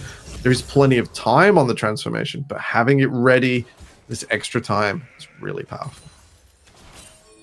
I was hearing some goblin voices in my head. I don't know if it's if you're alright, you let us know. Otherwise, we'll presume Duckling has eaten the bad pulsar and is sabotaging everything. You get Denmark back into this game. It's still a nail biter. It's still real close. I think it's fair to say Lazy in Life getting more comfortable as the game goes on. Indeed. Still a few minutes until the dragon is coming up. Baron, of course, a possibility. We're 25 minutes in, so it's on the rift. With a Belveth, you just absolutely run for it. Anyone plus Belveth, the anyone to not allow the Queen of the Void to pick up a Baron damage debuff. And it's more than enough to shred through at this stage. While we have a little bit of time, fun lore facts from Belveth. They are the only creature from Void with a gender, because she ate all the dreams of Ikathia. Now we'll come into mid lane from Theodore onto Tidebringer, and his Seraphine should be fairly dead. No flash there. A lot of CC coming through, and Shockwave from people, but there's no instant follow-up onto that target. Theodore goes quite low, but ult from Russo gives the shield and should save the Pantheon. However, he's in a little bit of trouble as Lazy in Life are finally finding their place here as Strato with the TP finds Taxvig on the backside, but will be Taxvig able to get away with the Storminger flash Q3, not quite landing from Strato. So in the end, it's a 1-for-1 exchange with a lot of resources burned. Yeah, in front of the Baron once again. Lazy in Life going to move towards this and start this up. They want that setup. Low flashes, low ultimates means this Belveth gets maximum time to swing away. Swing away they do. They've got half the Baron. Theodore does not have the ability to jump over from Mount Targan. As the Zero ult comes in, and it's a massive from both sides, but DMG are on the losing side of the fight. And on this side, Glimmerdragon trying to do his best, but the rest of DMG are down, and so is the Varus. And two massive ults, but in the end, it's Lazy in Life who come out first here. DMG not able to bring it together, missing those crucial supportive ultimates. They got the wow, the Skies Descend from the Aurelion Sol. However, Pantheon wasn't able to come over the top. Galio wasn't able to come over the top, and without that defensive layer, not able to spit fire, not able to get Clemaragon through the fight. It's such a shame, but they lose the Baron, and they're pushed up against their base as DMG now move into a difficult late game. Lazy in Life pushing us towards a very interesting final day for this group with a win here. Tailbook DMG at 2-2, and obviously they still have one game against Lion's Creed to finish the day. I think you have a favorite for that game, and if that favorite comes through, it would mean we have 3-4 teams finishing 2-2 after 2 days.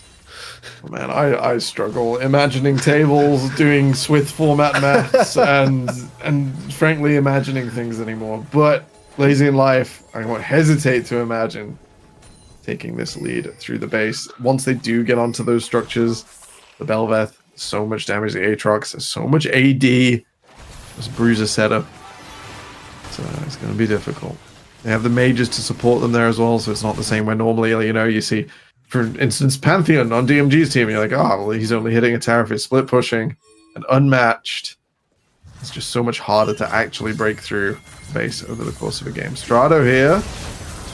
Dashes forward and Tuxvix coming over with the Stormbringer. A lot of damage onto the Aatrox, but the turret is now back alive and Tuxvix takes a lot of damage. Strato will take one of them down. Theodore is the next target. A lot of damage, a lot of healing from Aatrox, and that's a double kill. 1 versus 2 for Strato.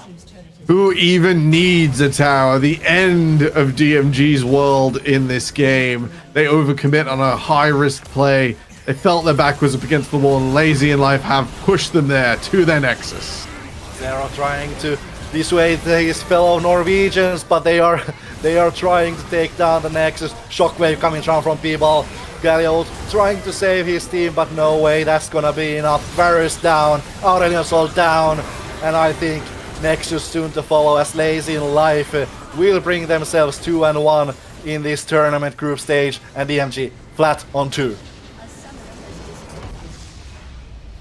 Difficult position to be in. Milkshake just grabbing a bit of base tower damage there just to finish off nicely, and a nice recovery, I think it's fair to say, from Lazy in Life. I think DMG had a better position in the early game and a slightly better setup, but they found their groove. They slotted in nicely, and yeah, as you said, no one's safe for now. No one on the desired 3 wins. Lazy in Life will get a chance to face off against the best of our group so far in Lions Creed in our last game of the day. We're going to get some content for you in between it. Wow, English is hard. It's late in the day. We're going to get an interview. We're going to take some time before that final game. So grab a cup of tea. We'll see you real soon.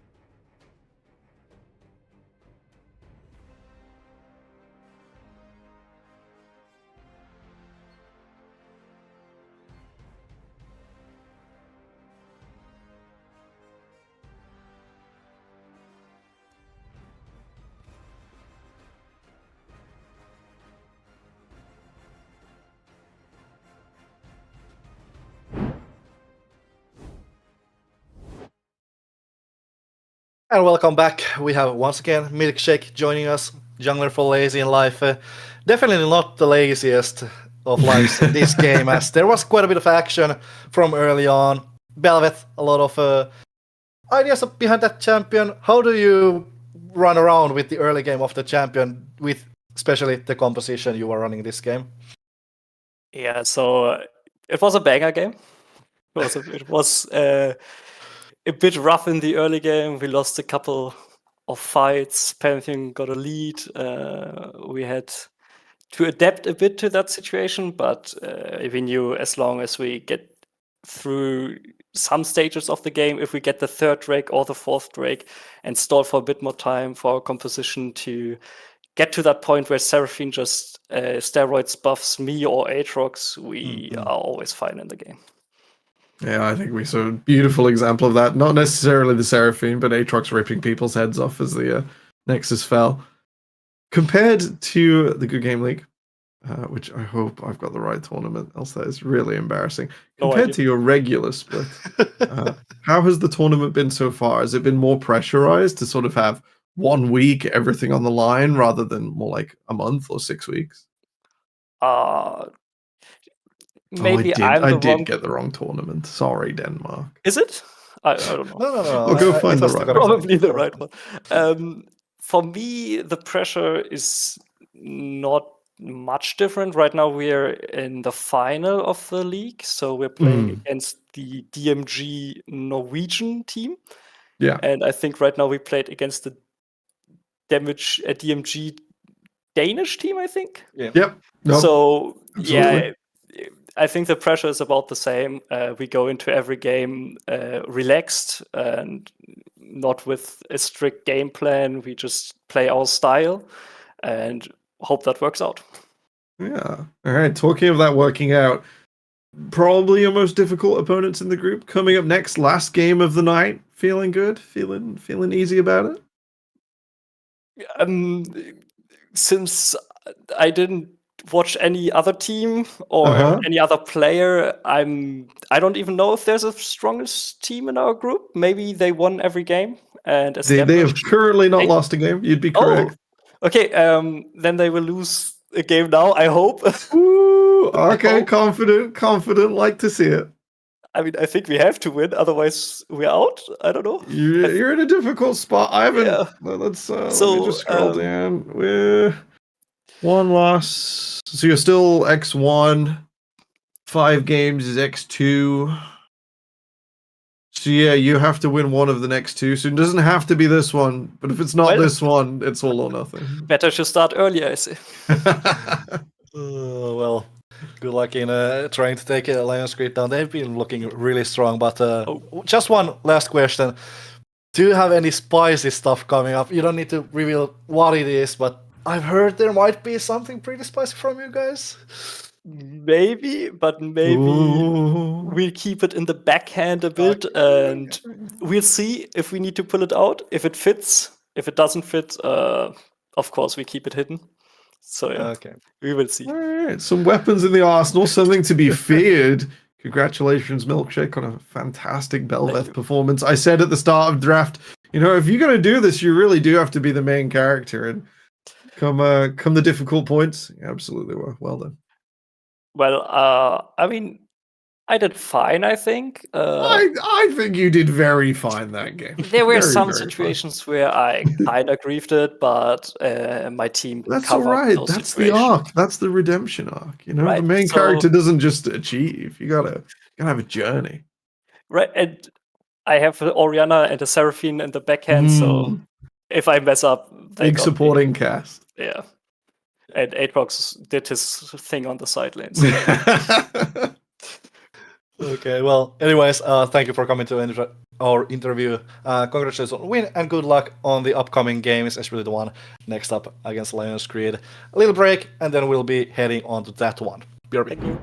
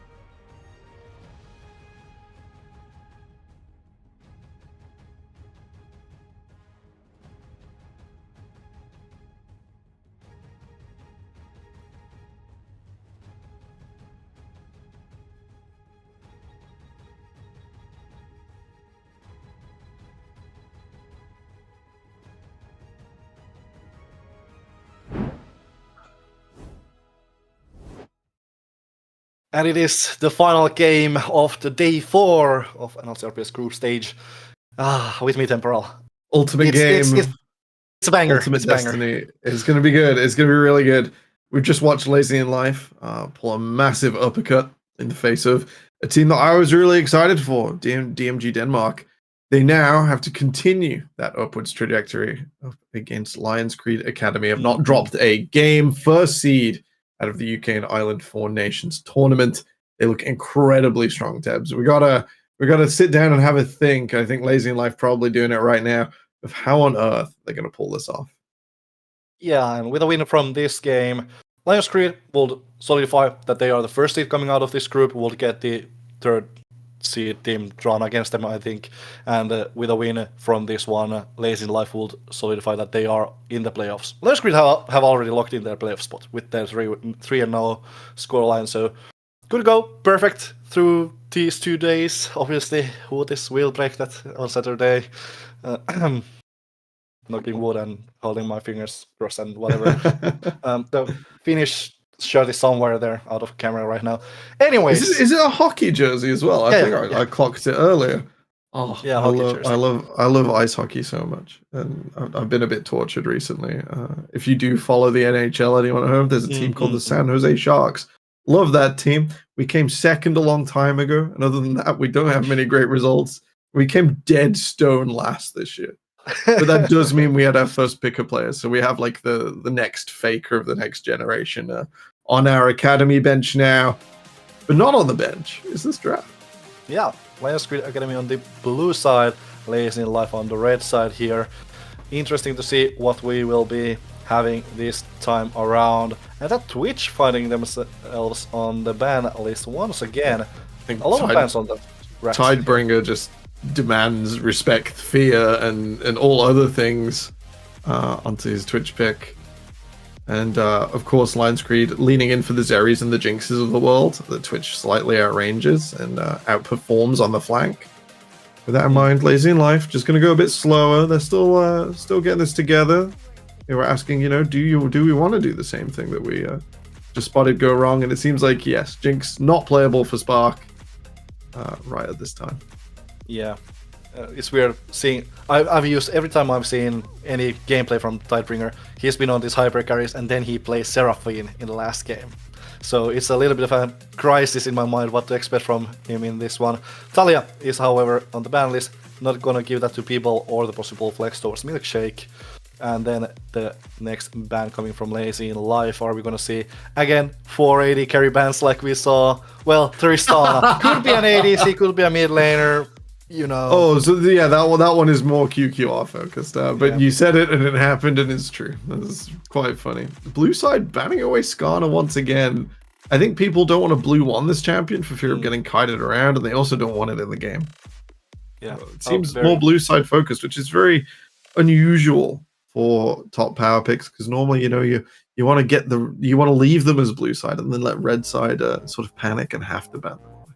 Yeah, Skarner, one of the more annoying reworks, I gotta say. Very simple, very strong. Kalista, the keyword out, and we have 4 bans in the first 6 seen here. However, Lazy in Life, they like to ban more in the second half, so we might have more. Lions Creed, do they walk into the Varus trap here? I hope they don't. I think Spark's still a pretty good Varus. I wouldn't be surprised to see like an on-hit play through a team fight setup. I'm hoping for something else. I think a Vi on 1 is fine. Yep. Your opponent saying like, hey, we need to defend our AD carry. That's every game now anyway. I don't think we're giving away much flavor. With the Kalista ban away, we also need a moment to think about how we're going to play the 2v2 around mid. Generally, QQR and Porp opt out, push mid, and then go and do something somewhere else rather than take a straight fight.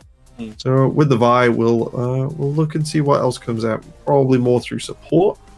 We saw Zeta play Thresh earlier, which was quite exciting. And there's the delayed Varus trap you mentioned. And now that it's picked into the... It feels like every time you see Vi and Varus just exchanging sides where they're picked, and then the Varus player is in the team fights just standing there, getting knocked up, feeling a little bit bad about himself, but maybe the team does work for him. We'll see what kind of team will be built around him. Milkshake has such a weird pool. Okay, we're going for people's pick here. Ari, early on picked for people. Yeah, I wonder if that's taken away to like try and force the Vi out of a good 2v2 in mid. I wouldn't be surprised to just see QQR pick something long range and just sort of accept this and be like, I'll play Azir, I'll see you in half an hour, and that'll be fine. Yeah, also the level 6 power spike from Azir Vi is, even if you have 3 dashes and a flash, you're not getting away from that. Senna! Okay. Alright, this is something we saw earlier on in the Four Nations. Lionscreed dropped it after the first few weeks, but not from a this didn't work. They just started to shift in metas, things a little bit more aggressive. We did see Spark player as AD carry, and I thought this was dead after the most recent patch. Its win rate went up on live servers in solo queue when it was nerfed, which means the mains stuck to it and are still impressed with it if you have a high degree of skill on the champion, and everyone who was just queuing support and AD carry stopped doing so. Senna, still quite exciting. Don't know if we're going to invite like a Tahm Kench ban and then play something like the Nautilus, a little less standard at tier 1, but equally exciting down here. QQR's Corki comes through. Pibble will pick up a Maokai to flex between top, jungle, and support to keep the draft open. Yeah, and a little bit also a ban towards the Lionscreed bot lane Maokai, something that has been also played with the Senna. Anyways, that TK coming out of the champion pool, as you said. Very if common Lazy ban. and Life have really done their homework, the next ban is Cho'Gath. But we'll see. We'll see. Cho'Gath. That brings back memories from years ago, back in when we still had the NLC 3s and 4s. We used to have this Finnish team. Buster 5, they only won with Cho'Gath I know Senna. Buster 5. They only won with Cho'Gath Senna, I bet. Diego, banned from Milkshake. Beautiful. Yeah, you mentioned in the last draft Milkshake are very aggressive, typically, and while that has to be more measured with a Belveth, you're functionally playing an AD carry. No such concern for the king of resets. You just gotta try and rip one person's head off and get them all. Kasante, the ban that hints the Maokai, probably not going to the top side as it's one of the tree's few favored matchups, but the fear for Bust, the 4v1 clip did go out on Twitter, and most people will have seen it by now. Yeah, not something that you wanna see when enemy top player does that kind of montage. He's playing a tank, right? Right? Yeah, Xante is a very, very immobile tank champion. Aatrox, not given to Strato after last game. I don't blame Lionscreed at banning that champion. I'm not sure, you know. I think if you see the Aatrox come through, you pick Renekton. And if it doesn't, you pick it yourself. Bust very good on that champion and its counters. Maybe they just respect Strato that bit more. We saw a Wukong earlier today, Tabs. I wasn't impressed. I don't think you were impressed either. Not at all. A couple of Wukongs here not being impressed, but maybe Milkshake will change my mind. Yeah, he had a fantastic last game, so lots of pressure once again on the young jungler. Have to see if he can pull that off. The Ahri doesn't want to do big fights. She wants to do little fights. Wukong wants to do the biggest fights. It's an odd position to be in. The Ornn over the top. We're not looking at that. We are not looking at it. I believe Bust can play it. We're not looking at it. We're not talking about it. Yeah, Ornn over the top. Team fight unit secured. What will be paired with Senna? Surely not. Yeah. I'm not. It's the Gragas that you mentioned earlier that UK teams like to play full AP in the jungle. However, this time around it won't be in the jungle. Yeah, there's less than 10% chances in the jungle. I think it's most likely to be Ornn in the bottom lane. But we will do a quick check on that and check if it's the Gragas as we go through the last steps. R5 here diminished. You don't know which of 2.1 champions you're going here against. Camille has a pretty good setup against the Ornn, less the Gragas. So I imagine Bust will be calling for the drunken... What is his full name? The Drunken Vagrant was like his original title. I think it got changed though. In the top side. God, that's a throwback. I just dove down that memory hole. The Maokai coming down to support. So we'll be seeing that odd top 1v1 that goes Maokai's way gently, recreated with Asena and Varus trying to farm over the top and, trying to do AD carry things. Pretty exciting. Something about this composition from Lionscreed is screaming to me. There used to be this Senna strat for a couple of moments around where you just left. You basically had 2 side laners and a Senna that would go either way he wanted or they wanted. And in this game, you could have Ornn solo farming the bot lane, and when the grab spawns, Senna just goes top and bye bye Ornn. I mean, Ornn can take it. He's taken some lane swaps, bless him. And while we're not quite enjoying that strategy, I think it's a good sign that he can farm 2v1 on his own mostly. Yeah, has pretty decent wave clear alone, and also the Camille is a champion that really suffers if you have to play in that 1v2 lane in the top lane. But that's getting ahead of ourselves. Lions Creed, very interesting draft. A lot of that flavor that you said will be coming from the UKEL teams with the Gragas pick there, for example. Fear it, Four Nations teams and their ability to to push the belly bot button and swing a Lich Bane around is it's powerful. It's really powerful. Pick or ban in our grand finals. It was hilarious. Also, I think even if it's not in the jungle, Camille might be one of the lanes that you can play the full AP into, just to hope that it's sort of the mind game of who pulls the trigger on the ult first, and they will lose. I think, any time you match E for E, ult for ult. Funny that the same hotkeys as we head into game. Let's get a little bit excited. It's our last game of the night. Big stakes here for Lazy in Life. They need 1 win to push themselves into the upper half. Our groups go 3 out and 3 up into the remainder of the tournament, and 3 wins gets you there. So Lions Creed are through. This would cement them in first place, as Group B was real scrappy. Everyone sitting near 2 wins right now. Yeah, the Swedes with 1-3 scorelines, of course, they're at the bottom where they belong. Whilst the Lazy in Life, I think that scoreline is wrong. They should be 2-1. But anyways, it's an artifact of DMG last game. Yeah, DMG. Currently set at 2 and 3, but we're 2 and 2. Yeah. Anywho, early on, a little bit of damage change in the top lane as Milkshake walks into Pop's jungle and just a little bit harassing the Vi backwards. You want to figure things out, and you got the ability to just walk away from that fight. Knowing where the Vi starts will give you just a little bit extra confidence in either of those side lanes. When you've got Ornn and Maokai down there, I think your gank setup is pretty incredible. At the same time, Gragas versus Camille, it's not the highest of stakes, but it's pretty incendiary if one of these players gets 2 kills. I expect to not see the other one return for a little while. Yeah, one of the top lane matchups that whilst there isn't... obviously, I think Gragas has a little bit of an advantage before 6, but if Camille gets those early kills, Gragas doesn't play the game. And it's also the other way around. If Gragas gets kills, Camille doesn't play the game. It's very, very incendiary, as you said. And whilst that is going on, we of course... No one knew I hit the mute button there as Sim gets the engage on the bottom side.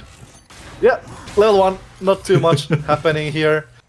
If it is, of course, a farming Ornn, something to just point out here. Yes. So it won't be support called Ornn. Yeah, no, for sure. When you take the bruiser down there, you got to do it. I think my farming centaways are not always the most optimal when you get to the top level, just for the gold distribution to work out nicely. I think it can still work with a champion like Nautilus, and if you are really good, then you've got the finer points where the Senna knows exactly how much gold to avoid a threshold and to maximize souls out. I still think that mixed build is really good. I think it's really hard for players under pressure in a game to execute it. Not expecting to see it here. Yeah, there's this one Senna OTP on the EU West. Actually, never mind that Milkshake is coming towards bot side. Huge wave for Lazy in Life to deal with. However, Spark and Zeta are looking to get engaged here. Spark gets flash rooted by Seam, and Senna doesn't use their flash, and Glenn's already actually used before. First blood over to the side of Lazy in Life. Yeah, Spark left a little wanting, not able to get away. Pop will push this wave back, so it will ricochet off the tower into Senna. So she won't be losing out too much. With Lions Creed's minions picking off the next wave. Instead, Cheetah recall, interestingly for Stratos, so managed to get the push on, bust out of mana at this stage. Lions Creed looking to go deeper. Yeah, finds a way onto Milkshake's camps. However, smite for both sides, so it's a battle. Milkshake winning that one. Both mid laners are rotating down, but for now, not too much going on. Oh, stopping this recall would be huge. They are going on to Seam, and Seam seems to fall down here, so they do get a kill back. And Lions Creed Academy on the board in this game. Confidence in their ability to push forwards. In at Pibble's ability to not reach that fight. And yeah, even though Milkshake won the Smite fight, absolutely not worth it. And Lazy in Life are equalized upon this early in the game. And also Pop going for the blue buff, getting the steal for that as well. So Wukong left a little bit wanting there, as actually now Spark just gets a free soul there, and Pop will be able to take this scuttle here as well. But now Wukong in a very precarious position. Okay, not enough damage at this point. QQR just a little bit of a harassment towards the Wukong. Yeah, an excellent presence of mind from Lions Creed to know that the wave is coming towards them. Zeta can still shop under his tower. The center will rejoin him before many of the minions go down, so she'll still be getting her souls there as they pop out. She'll still be able to farm up just fine. That wave is far too big to freeze, so it will bounce back off the tower to something a little more neutral. And Lions Creed can pick up all of this experience relatively easily. Yeah, no trouble here as Lazy Life spot lane are looking for. Don't touch the plant. Something. It's nice and tempting. I think they're undetected here. I think they convinced Lions Creed they're base. They're behind QQR. No mana to use. Valkyrie does flash, however, Sim does follow up. Now has enough for the Valk, but that's too late. Tidebringer with a kill here. And people gets to farm for free. No assist for him. But the bot laners doing a lot of work there. Yeah, Bust goes slightly wide, else that'd have been a really winning trade onto Strato. Freeze should continue. Yep.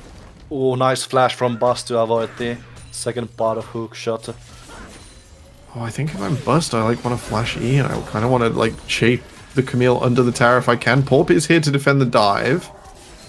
Yeah, Milkshake just gets belly bopped there as the dive comes through. Gragas is fairly low under turret. Does get ulted by the Hextech Ultimatum, but that is two dead members of Lazy in Life. Or is it Strato? Does have the flash, and Pop tries to follow. Doesn't land quite as in the bot lane. Zeno goes on the second tier turret, but what is going on in the bot lane? People finds no charm on the QQR. Sim, however, is nearby. Does go forward with the root. People does have enough damage here, does he? Ult is up if he wants to, but doesn't use it. Sim will fall down, and the tree has failed. A little bit of nerves, I think. In the meantime, Porp got grubs on the top side, and while the counter dive was semi-successful, no one collected the half of that big wave from Lions Creed, so there's a little bit of an XP drain there. And with forcing on the bot side, they do stand a little bit of a risk of falling behind. QQR has 6 now. Level 4 pushing them back. Needs to be careful as Park doesn't need to be flashes forward. Nice charm from People. Is that enough to save his jungle? Yeah, that is. And aggressive players now. The Spirit Rush is used. Spark goes low. Spark goes down. QQR, does he get anything back? Oh, no! Misses. People survives just by hair. And Sim is there to protect his mid laner. That's really rough from Lions Creed. They nearly turned that back around. And they'll expend some mana. One wave push to each. Zeta will be able to grab this. They should be able to move on to the dragon. Pibble having no flash and no ultimates being the kicker there. And I think in base for QQR, we likely have a package. Yeah, we should have at this point going for that early Eclipse as no no package yet. I think I can't remember the last time it got changed. I think it is off the first dragon now. Oh, and it's gonna change in next patch as well. Oh, as we're gonna lose it completely. I can't wait for it to be removed. I was a 2011-2012 Corky bot enjoy, and yeah, I'm excited for less things in League of Legends that say I am really good and I have a cooldown of 5 minutes. If you don't use me at every dragon fight, you're being a bit silly. Yeah, a little more creative play induced perhaps. The funniest thing is my first reaction seeing the Corky changes was now do Graves. Oh, I really enjoyed Eddie Carey Graves as well. I don't know, maybe I am the whiniest about every remake that League have done for semi-justifiable reasons. Ornhorn comes through, Porp is behind. Doesn't Will decide to go just in. be a bunch of damage. Here comes Milkshake, QQ off to reinforce, backing away to mid. And that is a dead Vi. A little bit too confident there. Lions Grid Academy on their play window, but nice TP from Camille to save the day. Yeah. We'll cede a little position in the top side. The Camille is slightly down on CS, but only slightly. Yeah, it's somewhat expected early on to fall back for Gragas. We're seeing a little bit different Gragas build this game. I believe that's going to be the Road of Ages into the AP item. Archangels? Yeah, yep, Archangels off the tier. No more Everfrost, thankfully. Gragas won't get completely out of hand, but yeah, has excellent AP scalings. The ability to hold his health high as he builds that. Both channels are nearby. Pop looking to go on to Strata. No Hextech Ultimatum, no Flash. This Camille should be dead as the cask throws Camille around. Bellybop as well, and nicely timed on the wild. Hookshot, not enough to save the Camille. Yeah, cease and desist that escape, as Camille cannot open a gap between, rather. Yeah. I've been pretty interested in this Ornn bot lane. I think it's gone pretty well so far to be up on CS against a Varus Maokai. You know, pretty oppressive lane. Pushes out nicely with the Barmy, and that priority so far has led Spark into the jungle multiple times. Alright, Lions Creed invited Milkshake back in here. Milkshake hasn't used his clone yet, does use Cyclone. Pop too early onto pull, and that means Milkshake does get away as there is no further follow-up from Lions Creed. Yeah. Tough position. I think that was the edge of the queue, so just used it for space. But the Cyclone duration, enough to get Milkshake out to safety. There's both junglers' ultimates down. Grub's coming up. I think that's 45 seconds or so, if memory serves. Ready with the Nature's Grasp here, I think. Oh, it's sooner. Okay. Sim, you're not playing that Alistar with Hex Flash anymore. We've got to see some crazy flanks, crazy moves. Because the rest of Lions Creed are on their way. I think Kikugar is fine here, but... One ult in the bot. Bot lane, Zeta does get a lot of CC with the help of Spark onto Tidebringer and another kill on the... actually, first kill from the Virus on the bot lane, so... extra gold for the Ornn here, actually. Yeah, not bad at all. Center ult for style points to confirm the hit. Lions Creed will grab some plates for their trouble as well. In cross map for the Grubs. Milkshake! Does he tick down with the red buff? No, not quite enough 20 health, the remainder. Lions Creed not giving up those Grubs. Turns out, Hawp able to move across nice and fast from his blue buff. This is the Gragas gameplay we want to see. Not dealing any damage while Strato tries to flick in, and using the body slam to prevent the hookshot forwards. Sim with the flank onto his own lane. Spark does get rooted. Insta-cleanse, however, and Lions Creed are out. I like the respect. I think that would have also been the sort of style of play that avoided the level 1, respecting the Maokai's the center. Quite important for Spark, as evidenced by his death earlier. Indeed. Little lead over to the side of Lions Creed as we see the champion golds here fairly even all across those solo lanes with a small lead as well as Zeta. Well, has a lead over Tidebringer with that farm. just flip that center and Ornn in your mind, audience. Just Spark and Zeta can be the other way around.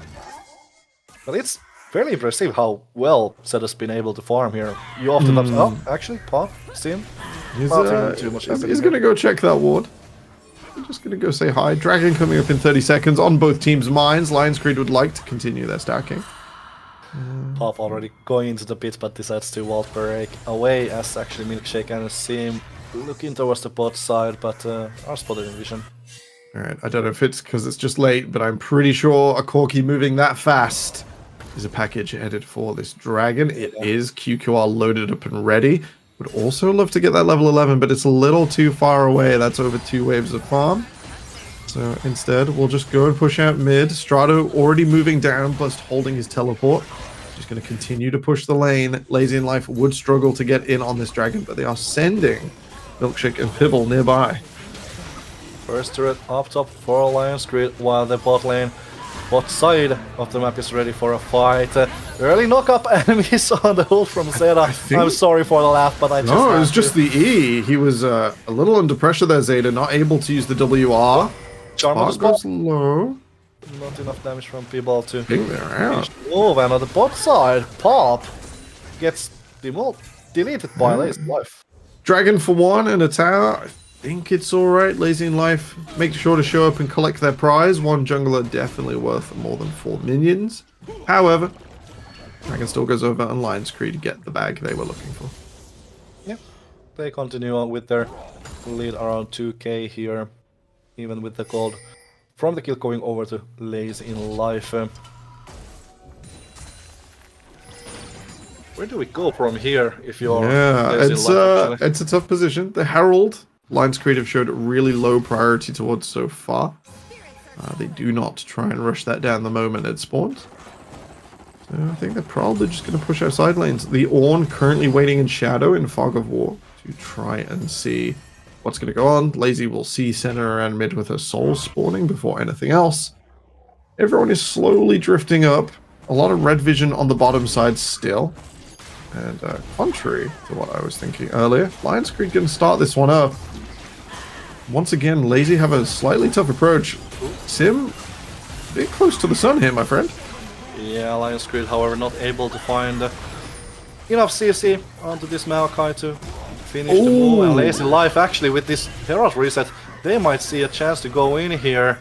As Milkshake has now Cyclone back just outside, just inside the engage range, as on the top side Strata and Bust. Little exchange between them. Zeta is holding teleport. The Ornn finds a way into the backline. Lazy in line will have to fall away. No Ornn Horn to press here, however, and he does take a lot of damage and just instantly. You might be Ornn, but you are instantly taken down. Yes, Milkshake still looking for more. Cyclone does get on to QQR charm instantly by people, and that's a dead Corki if I've ever seen one, as well as Wukong falls. But 2 kills for Lazy in Life and 1 in return for Lion's Creed.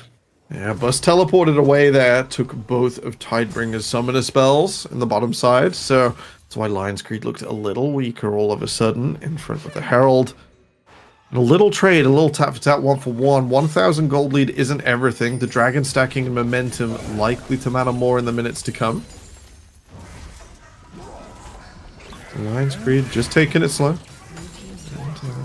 As they so often do, just waiting for Corki to hit 3-4 items and to overpower their opponents on their approach to an objective. This turret is very low, but they don't need to rush that quite yet, as Strato has answered that top lane turret for them as well. So Lazy Life has closed down that 2k gold gap. However, I do have a lingering feeling that the scaling on this game might be on Lion's Creed's side. I don't know if that's correct assumption when looking at these compositions, but I'm looking at that Corki, and I know at 3 items, he's gonna be as long range as a Varus. He's gonna take half of Ari's health bar off before an engagement, and it's gonna be a real struggle. However, it's not an absolute. It's not like, you know, we've got our jinxes and the like in this game. It's not quite the same. Milkshake just outside of vision here. Doesn't get spotted quite yet. Lion's Creed are focused on that mid lane. However, Lazy in Life, doesn't find the trigger to pull, and as such, the situationship in the middle lane diffuses, and Strato gets some free time with the bot lane turret. I love that word, situationship. Yeah. It's a mix between relations and situation. But anyways, Spark getting rooted. Here's a situation. Milkshake finds a knock-up onto some targets. Pop needing to flash away people. Not quite landing the charm. On the other side, Spark running away, but that's a lonely little Senna, and they are dead as well. Milkshake, 2 kills for the Wukong. Huge ult from Sim. I don't think Lion's Creed expected their own Raptors to turn around. Present them with a Maokai ult. Very well set up, and they will reap the reward of 2 carries down. And I'm also looking, every time this Camille touches a tower in the side lane, she does so much damage. It's a real risk for Lion's Creed in the future that they just let Strato loose on a little bit of infrastructure a little too long. It's a massive risk. Camille is one of those premier side laners. If you leave her alone with a turret, that turret will be gone in a moment's notice. Dragon just now spawned. Lazy Life have set up for it and have started it. Can Lion's Creed really look for anything? Yu-Gi are with the TP, with the baggage. Lazy Life are pulling a little bit away from the Dragon, but the Corki package ready to go in. Sim goes for the backline just to buy time for his team to get away. That's an exchange of support for the Dragon. Don't think you're too upset if you're Lion's Creed. The stacking, elongating. Once again, same situation as earlier for them actually. It's an ocean. Single Ocean Dragon won't really get you there, and they will get 2 Rift Herald charges off the back of Sim not being present. So a lot of direct gold injection. They'll restore a 1,000 gold lead and try and get the third Lazy in Life, looking to execute the flank. And the package just times out, and there goes Milkshake. People does take Yu-Gi-Oh down here, does he? Yeah, and while that's going on, also Zena down. Tidebringer now going on to Zena, trying to take that Ornn down, and Strato will help his AD carry while P-Ball comes to take the fruit of labor here. 3 kills over for Lazy in Life, and they are turning towards the top side, but there is no purple Baron just quite yet to be taken. So, in the end, a lot more kills going over to Lazy in Life than it began with actually Sim. Yeah. I don't think you want to go onto that Gragas right now. They got the dragon, and I thought, like, oh, Lion's Creed have turned around, and, you know, they've got loads of gold out of these towers. Fantastic. Not to be. There's a little overextension, and the moment the package falls, Milkshake and Pibble once again find a route through. It was Orianna and Belveth last game, and I was like, yeah, the Belveth made it. You know, that was really great. Pibble showing that the jungler and mid laner aligning here from Lazy in Life is enough to take down the Lions in this game. Indeed, very, very well timed engage from the duo, and instantly taking down a chunk of that damage from Lion's Creed's composition. We're seeing Zena. It's worth mentioning this is a really bad matchup for Ornn when he's been farming and getting XP on his own, which he hasn't this game, you know. And while Senna doesn't decrease it too much, you do have to share experience. He's a little bit more fragile than normal, even though he's got 2 cheap items to Camille's 1. That 3 level gap between Strata and Zeta will hurt the Ornn if he's left on the sideline with Camille. However, for now, that situation has been cleared, as both teams are checking for position. A little bit around the Baron. Pop and Sim playing for a vision there. Yeah, Pop will be dissuaded by the big purple one, noticing his presence. Lazy just tripping that wire. We're looking across the map now. Pibble hiding on the side lane after pushing forward slightly. Now we're going to show himself. With that in mind, there's a lot of red vision around the Baron, and it's on Lion's Creed Academy to move in here. They're gonna bring more friends than just Spark. Won't be able to get in there, and with a jungler on the bot side, they've got to be wondering if Lazy in Life are going to be able to hold this position for a little too long. They're fishing for a Maokai around the side here, Lazy in Life. As long as Lion's Creed stick to their tower, it shouldn't go too wrong too fast. Milkshake getting a little rooted, but able to get away with the blast cone, and now full power on the side of Lion's Creed. So that little power play that Lazy in Life had is now over. No ultimate place for Maokai to really use here. And even if looking at the top bar that we have, even if Lazy in Life are double to kills in this game, actually, never mind. Let's not go for that, as Milkshake is looking for an engage potentially. Never mind. Spark and Zeta are a-okay in the mid lane. Yeah, they're gonna hold on. The beauty of the center being able to turn off point and click, and just hide in the mist, so to speak.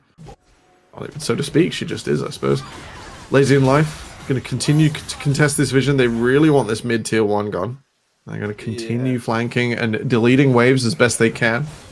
Lions Creed have to stand away from it. Lions Creed were playing 1 more wave till latest. They've got slightly more gold out of that. They're still even with Lazy in Life as the Camille has been found. Has to use Hexacle Ultimate defensively and will get popped here by the Spark Senna. And was looking for the flank, didn't find it, got found. They do get the mid turret for Lazy Life side, but they do lose their top laner in that 3 ultimates used. Zeta also had to blow the Orn Horn to keep the rest of Lazy and Life at bay. Once again, Lions Creed open up this mid lane and push down along it. Whether they can convert to this dragon as it spawns 15 seconds, the rest of Lazy and Life should just make it. Will Sim be detected? Oh, this is dangerous. There isn't a timer on that Maokai sapling. Support won't know for sure. The support from Lazy and Life. So deep behind enemy lines once again. They have perfect vision of this. Nature's Grasp coming through, finds the root on the QQR. No instant follow-up, however. The root on the Strato as well on the other side, and now Tidebringer over the wall, and QQR gets chunked down. Does get taken down by Sim, and the smite as well! Shake coming through. Zeta needing to run away. People follows up the Orn, and Lazy in Life. Sim's flanks. 4th game of the RPS. Every single game he just finds these, and this time it's an ace dragon and potentially a Baron for Lazy in Life. A full 5-0 wipe here for Lazy in Life. A massive flank. Sim once again delivering the goods. Whether it's Alistair, whether it's Maokai, this guy has been so deep on these engages. Be rewarded with a Baron as Lions Creed. They're faltering, they're fumbling. We're not quite in the comfort zone yet. They have not scaled sufficiently by their normal standards, and their team composition doesn't have a huge AD carry on. It doesn't have that late game presence that they normally do in a Jinx, in a Zeri. They're starting to struggle, starting to show as they're picked off around the dragon. Still a little bit behind those stack timers you'd want to hit at 96 and 25 minutes, so you'd like to go for that 120, which is kind of hard, but a little bit late even if you're laxing on those expectations. Yeah, ideal to have that. Not the end of the world, but it's starting to be lots of little things for Lions Creed. They currently don't have a way to front to back. They haven't got a way to take a straight up fight, and they haven't got as much pick potential or the ability to burst out the Wukong or burst out the Camille, who will be fishing for flanks. Yeah, both Wukong and Camille in this game constantly out of vision, trying to go for plays, as now the ping comes towards the top side. QQR under turret, Camille goes in, Hextech ultimatum used, we are currently casting for a minimap, and now we can see how low this Corki is there as Milkshake finds a way on the backline. Pop also taken down, Milkshake 100, and Inhibitor turret doesn't care. That's also Senna taken, however, does fall in the end onto the hands of Orn, but it is 4-4-2 in favor of Lazy in Life, and they will take resources off the map with this push. Yeah, they've got to the stage where this on-hit Varus, where the Ahri can really shred through your opponents. There are lots of great economies and lots of value in having the Orn and having all these tanks a little stronger than a standard support for Lions Creed, but they aren't realized here if they can't take a straight fight. Nexus Tower will fall. Lazy and Life still have a decent amount of minions, but 1 seconds left on Port, QQR, and Spark will give Lions Creed at least one more chance here in this game. But they are starting to bleed. A game that's been close in gold the whole way now stands at 6,000 in Lazy and Life's Baron power play. Once again, Milkshake and Strada, just as we talked about the Wukong coming. Yeah, I'm still a Wukong hater, but he's making it work. Indeed, and this time around it wasn't even a flag from Camille, he just came through the turret directly at Corki. Hello, how you doing? Anyways, Lazy in Life, definitely not being lazy in this game. It's a 6k gold lead for them, as you just told us. Next dragon in about 90 seconds time. Still a moment with the Baron to get these waves into proper places for Lazy in Life's liking. And they're actually going towards the bot side, and Buzz needs to be careful here, I think. No, never mind. Not too many targets in that side of the jungle anymore. Right. I think QQR's damage profile, despite being 2-6 and 2, 3 items, fits with being able to let Pibble not just dash forwards and immediately rip off the head of the first person who eats a charm. And there's the charm. You say the words. You say the words. You know, Poor beats the charm. Third of his health's gone. QQR not quite in position, but he has to kind of be everywhere and not vulnerable himself. It's a difficult proposition. Very difficult place to be. If you're Lions Creed Academy as Lazy in Life, keep on pushing, and they really need to make a stand here. Charm onto Bust, not enough damage quite yet, but enough time to clear the waves for Lions Creed as GQR is catching up the top side. Just touching that mid turret, and now comes the Nature's Grasp. Stella taking it for his team. Damage coming through, Milkshake, that's his clone. No kills to be had here. Actually, Tidebringer gets caught. No flash used by Varus. Now does flash away. Pop takes a lot of damage, and even without his frontline, Tidebringer, he's okay. Strato goes forward. People now. Charm lands on Vasta once again, and backside. That's Strato. No, gets blown up, and Gragas. Oh, Milkshake. Cask, but I don't know if that's enough as Milkshake is in the backline. He gets one, however, will fall himself as Spark gets the Wukong down. And in the end, it's 3-on-3. 3 kills for 3 at that mid lane. Inhibitor turret does get taken down by Lazy in Life. Yeah, I think that should be the dragon coming over here. Lazy will go to Soul Point, a reversal. I said 1 Ocean Dragon didn't make a huge difference, but 3, like, watch Varus' health bar refill on 2. Not bad at all. That's going to get amplified even further. It's going to be so hard for a Lions Creed team that is lacking in burst damage, lacking in your ability to remove your opponents once they are caught. As soon as a Lazy in Life team member turns around and starts fighting back, it's so difficult to cut them down. Yeah, that last fight, perfect example of that. Varus gets caught, but when the damage isn't enough, Varus just turns around and starts firing back like it's looking hard for Lazy. That Varus is misleadingly tanky. He's got a Terminus through. I think that's a Jack show on the way. Like, AD carry Mission Impossible over here. He's just going to be absolutely invulnerable. Basically full build with the damage items he already has. Only defensive from this point onwards. Also, Baron Nashor, 15 seconds. Lazy in Life are setting up for it. I don't think Lions Creed can really... It's really unlikely they're getting out the base. I think you're right. I think they're doing a bit of a quick check now, see if they find anyone sleeping. Unlikely though. Unlikely. Milkshake still looking for something in the jungle as Papa gets away. As we're looking at the bot lane where Strata and Buster just looking around each other. Neither champion really. As GQR is actually going towards the bot side as well, so it might be that Lions Creed are trying to buy some time in the top side, and they do get Strato from the bot lane. And now TP coming in from QQR as the engage has come through Milkshake. Finds a nice Cyclone on the 2 target. Pop taken down. And next up onto Zed, and Tidebringer just melts this Horn. Kill credit goes over to Wukong, however, and that should be enough for Lazy in Life to go for the Baron. Even if Lions Creed get the pick, they cannot convert it into a fight in the mid lane. More and more Lions Creed forced into a corner, forced into the back of their den. While they do get the pick, and I think there was a shutdown onto Strato on the bottom side. It's not enough. They had to expend the package. They had to expend everything. They lose the Baron and they're caught once more.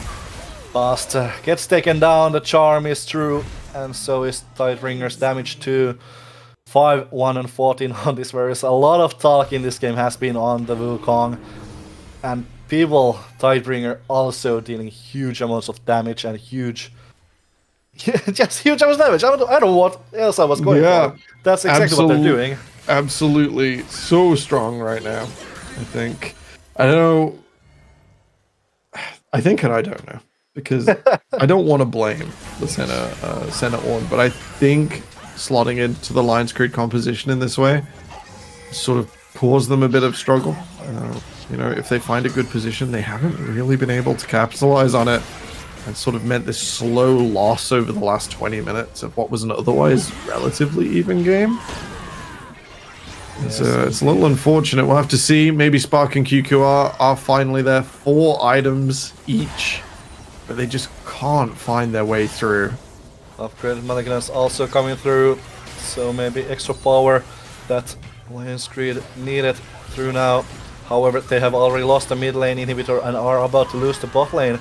Enough wave clear for now to keep that up.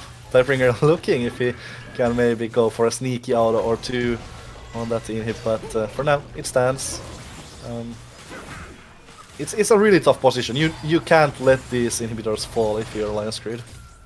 Yeah, being pushed under with limited wave clear. QQR and Buster do eat those for breakfast, but you see Zeta starting to struggle as the minions get stronger later and later into the game. Structures crumbling around them. Lions Creed, you do have to take a fight. The Nexus Towers is probably the place for it. With no inhibitors left, they are in such a treacherous position. He's getting On the down edge of a here. precipice was the other word I fused together there. Zeta finally pulls the trigger. Tidebringer gets caught here. This time around, Barris once again not taken down and just turns around and fights on the other side. Spark is dead. A huge cast from Buzz, but it's not enough. As a nice knockup comes once again from Milkshake. It is 3-on-2. Can Zeta Bust do something here as Zeta gets taken down by Ari here? Bust 1 against 3. Seam goes forward. Tidebringer, people, and Tidebringer flashing forward, and that should be it. And just a lot of healing, but that won't make a difference here. As Lazy in Life have taken down Lions Creed, and no perfect group for Lions Creed. I think I cursed it at the top of the day by saying it wouldn't be an issue. Four Nations first seed go to their first loss.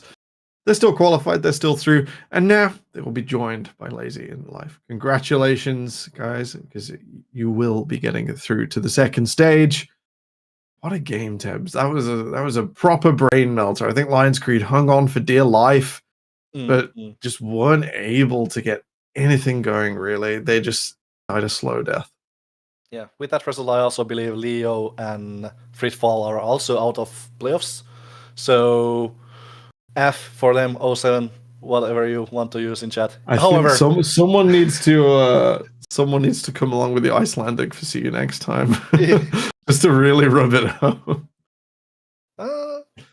Wait, I'm reading. I think, all right, maybe Okay. maybe we're getting one from League Ops that we shouldn't call the card too soon. We might be a little bit too quick on this one. Anyways, short break, and we'll be back with the final interview of the night. BRB.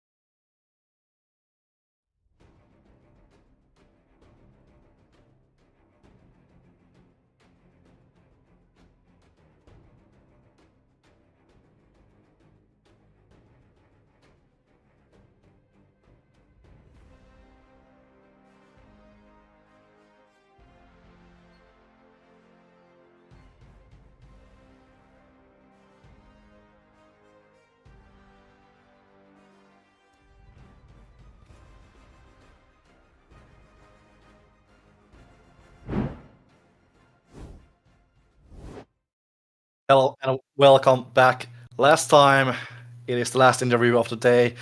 Welcome Strato, Lazy in Live Top Laner. First of all, how are you feeling about that couple banger of games that you had at the end of here? Yeah, they were for sure bangers. I think actually in all of our games we thought like we were like easily gonna win. Nothing too like sketchy. But yeah, the games were for sure a banger. The last one especially, a lot of like chaotic fights with some random picks. Like I was able to catch Senna a few times. And yeah, flashes were like off most of the time. But yeah, banger games. I asked Milky, I nearly called him Milky Way there. Gosh, he's having a good day so far. I suppose he deserves it. I asked Milkshake earlier, like what he thought of other teams in the tournament. He's like, like we haven't watched anything. After playing up against the UK's finest, apparently, how are you feeling about the ecosystem? You think you guys are like top of the table? Well, I don't want to sound too overconfident, but I think we're up there. Okay. Yeah. I think we're up there. Honestly, I think our draft impacts our games the most because sometimes our draft doesn't suit us. So, like as you saw in the second game, there were some like random picks, so I can say. So, other than that, I think we're for sure favorites. No, it's good to be a bit creative and get a bit out there. Is there anyone you sort of want to shout out who maybe made a difference in that last game? But it seemed sort of like a slow grinding victory. Was there a particular moment that stood out to you as like, we've got this?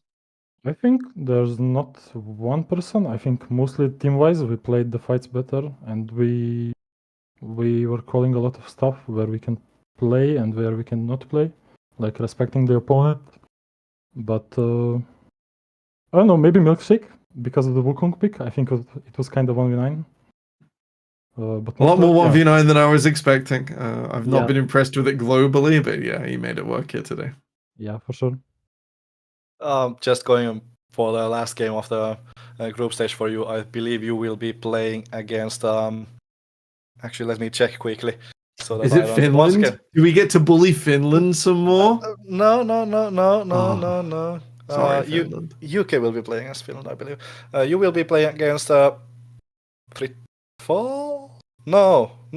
Leo. Wait. Oh, going against Leo. So Sweden, yes, but from the ladder. How do you feel about that team? Have you watched any of their games? Have you maybe heard anything about them? I don't think I watched their games yet. Maybe so I wasn't super impressed. They I think they started 0-3, but then they had a really strong game today. So they are maybe another sleeper agent waiting to come online and start playing great. They played against Fitful today, right? Yeah. Oh yeah, I saw that game actually, and I was actually quite surprised.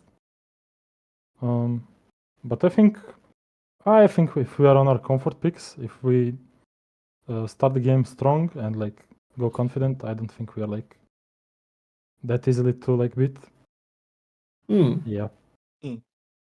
Well, that wraps it up. I think congratulations for getting into the playoffs and with the win over Lions Grid. It was a pleasure chatting with you. Thank you for coming to the interview. Thank you as well. Bye. All right, Tabs. In the name of comfort, we've just heard from Strato. Comfort is key for lazy in life, and it's key for normal life as well. I think we're going to be back on Saturday with some more NLC RPS action. It's been a banger 6 games today. If you missed any of them, you can scrub back through the VOD on Twitch. They'll still be under the channel. And otherwise, stay tuned to socials. The NLC is really active on Twitter. You'll hear about game days and fixtures in advance. It's been a pleasure, my friend. It's been a pleasure once again. It's been a crazy 3 games. I don't think we had a little bit of podcast moments, but most of all, I really enjoyed. Cheers to no lane swaps and no large podcast moments. That's been the happiest thing for me today. Anyways, thank you for all the viewers as well. Thank you, our Casual Cutie, our amazing OBS and team for keeping the lights on here. Anyways, I guess that's enough of rambling. Thank you. Bye bye. Get that rest. Be comfortable.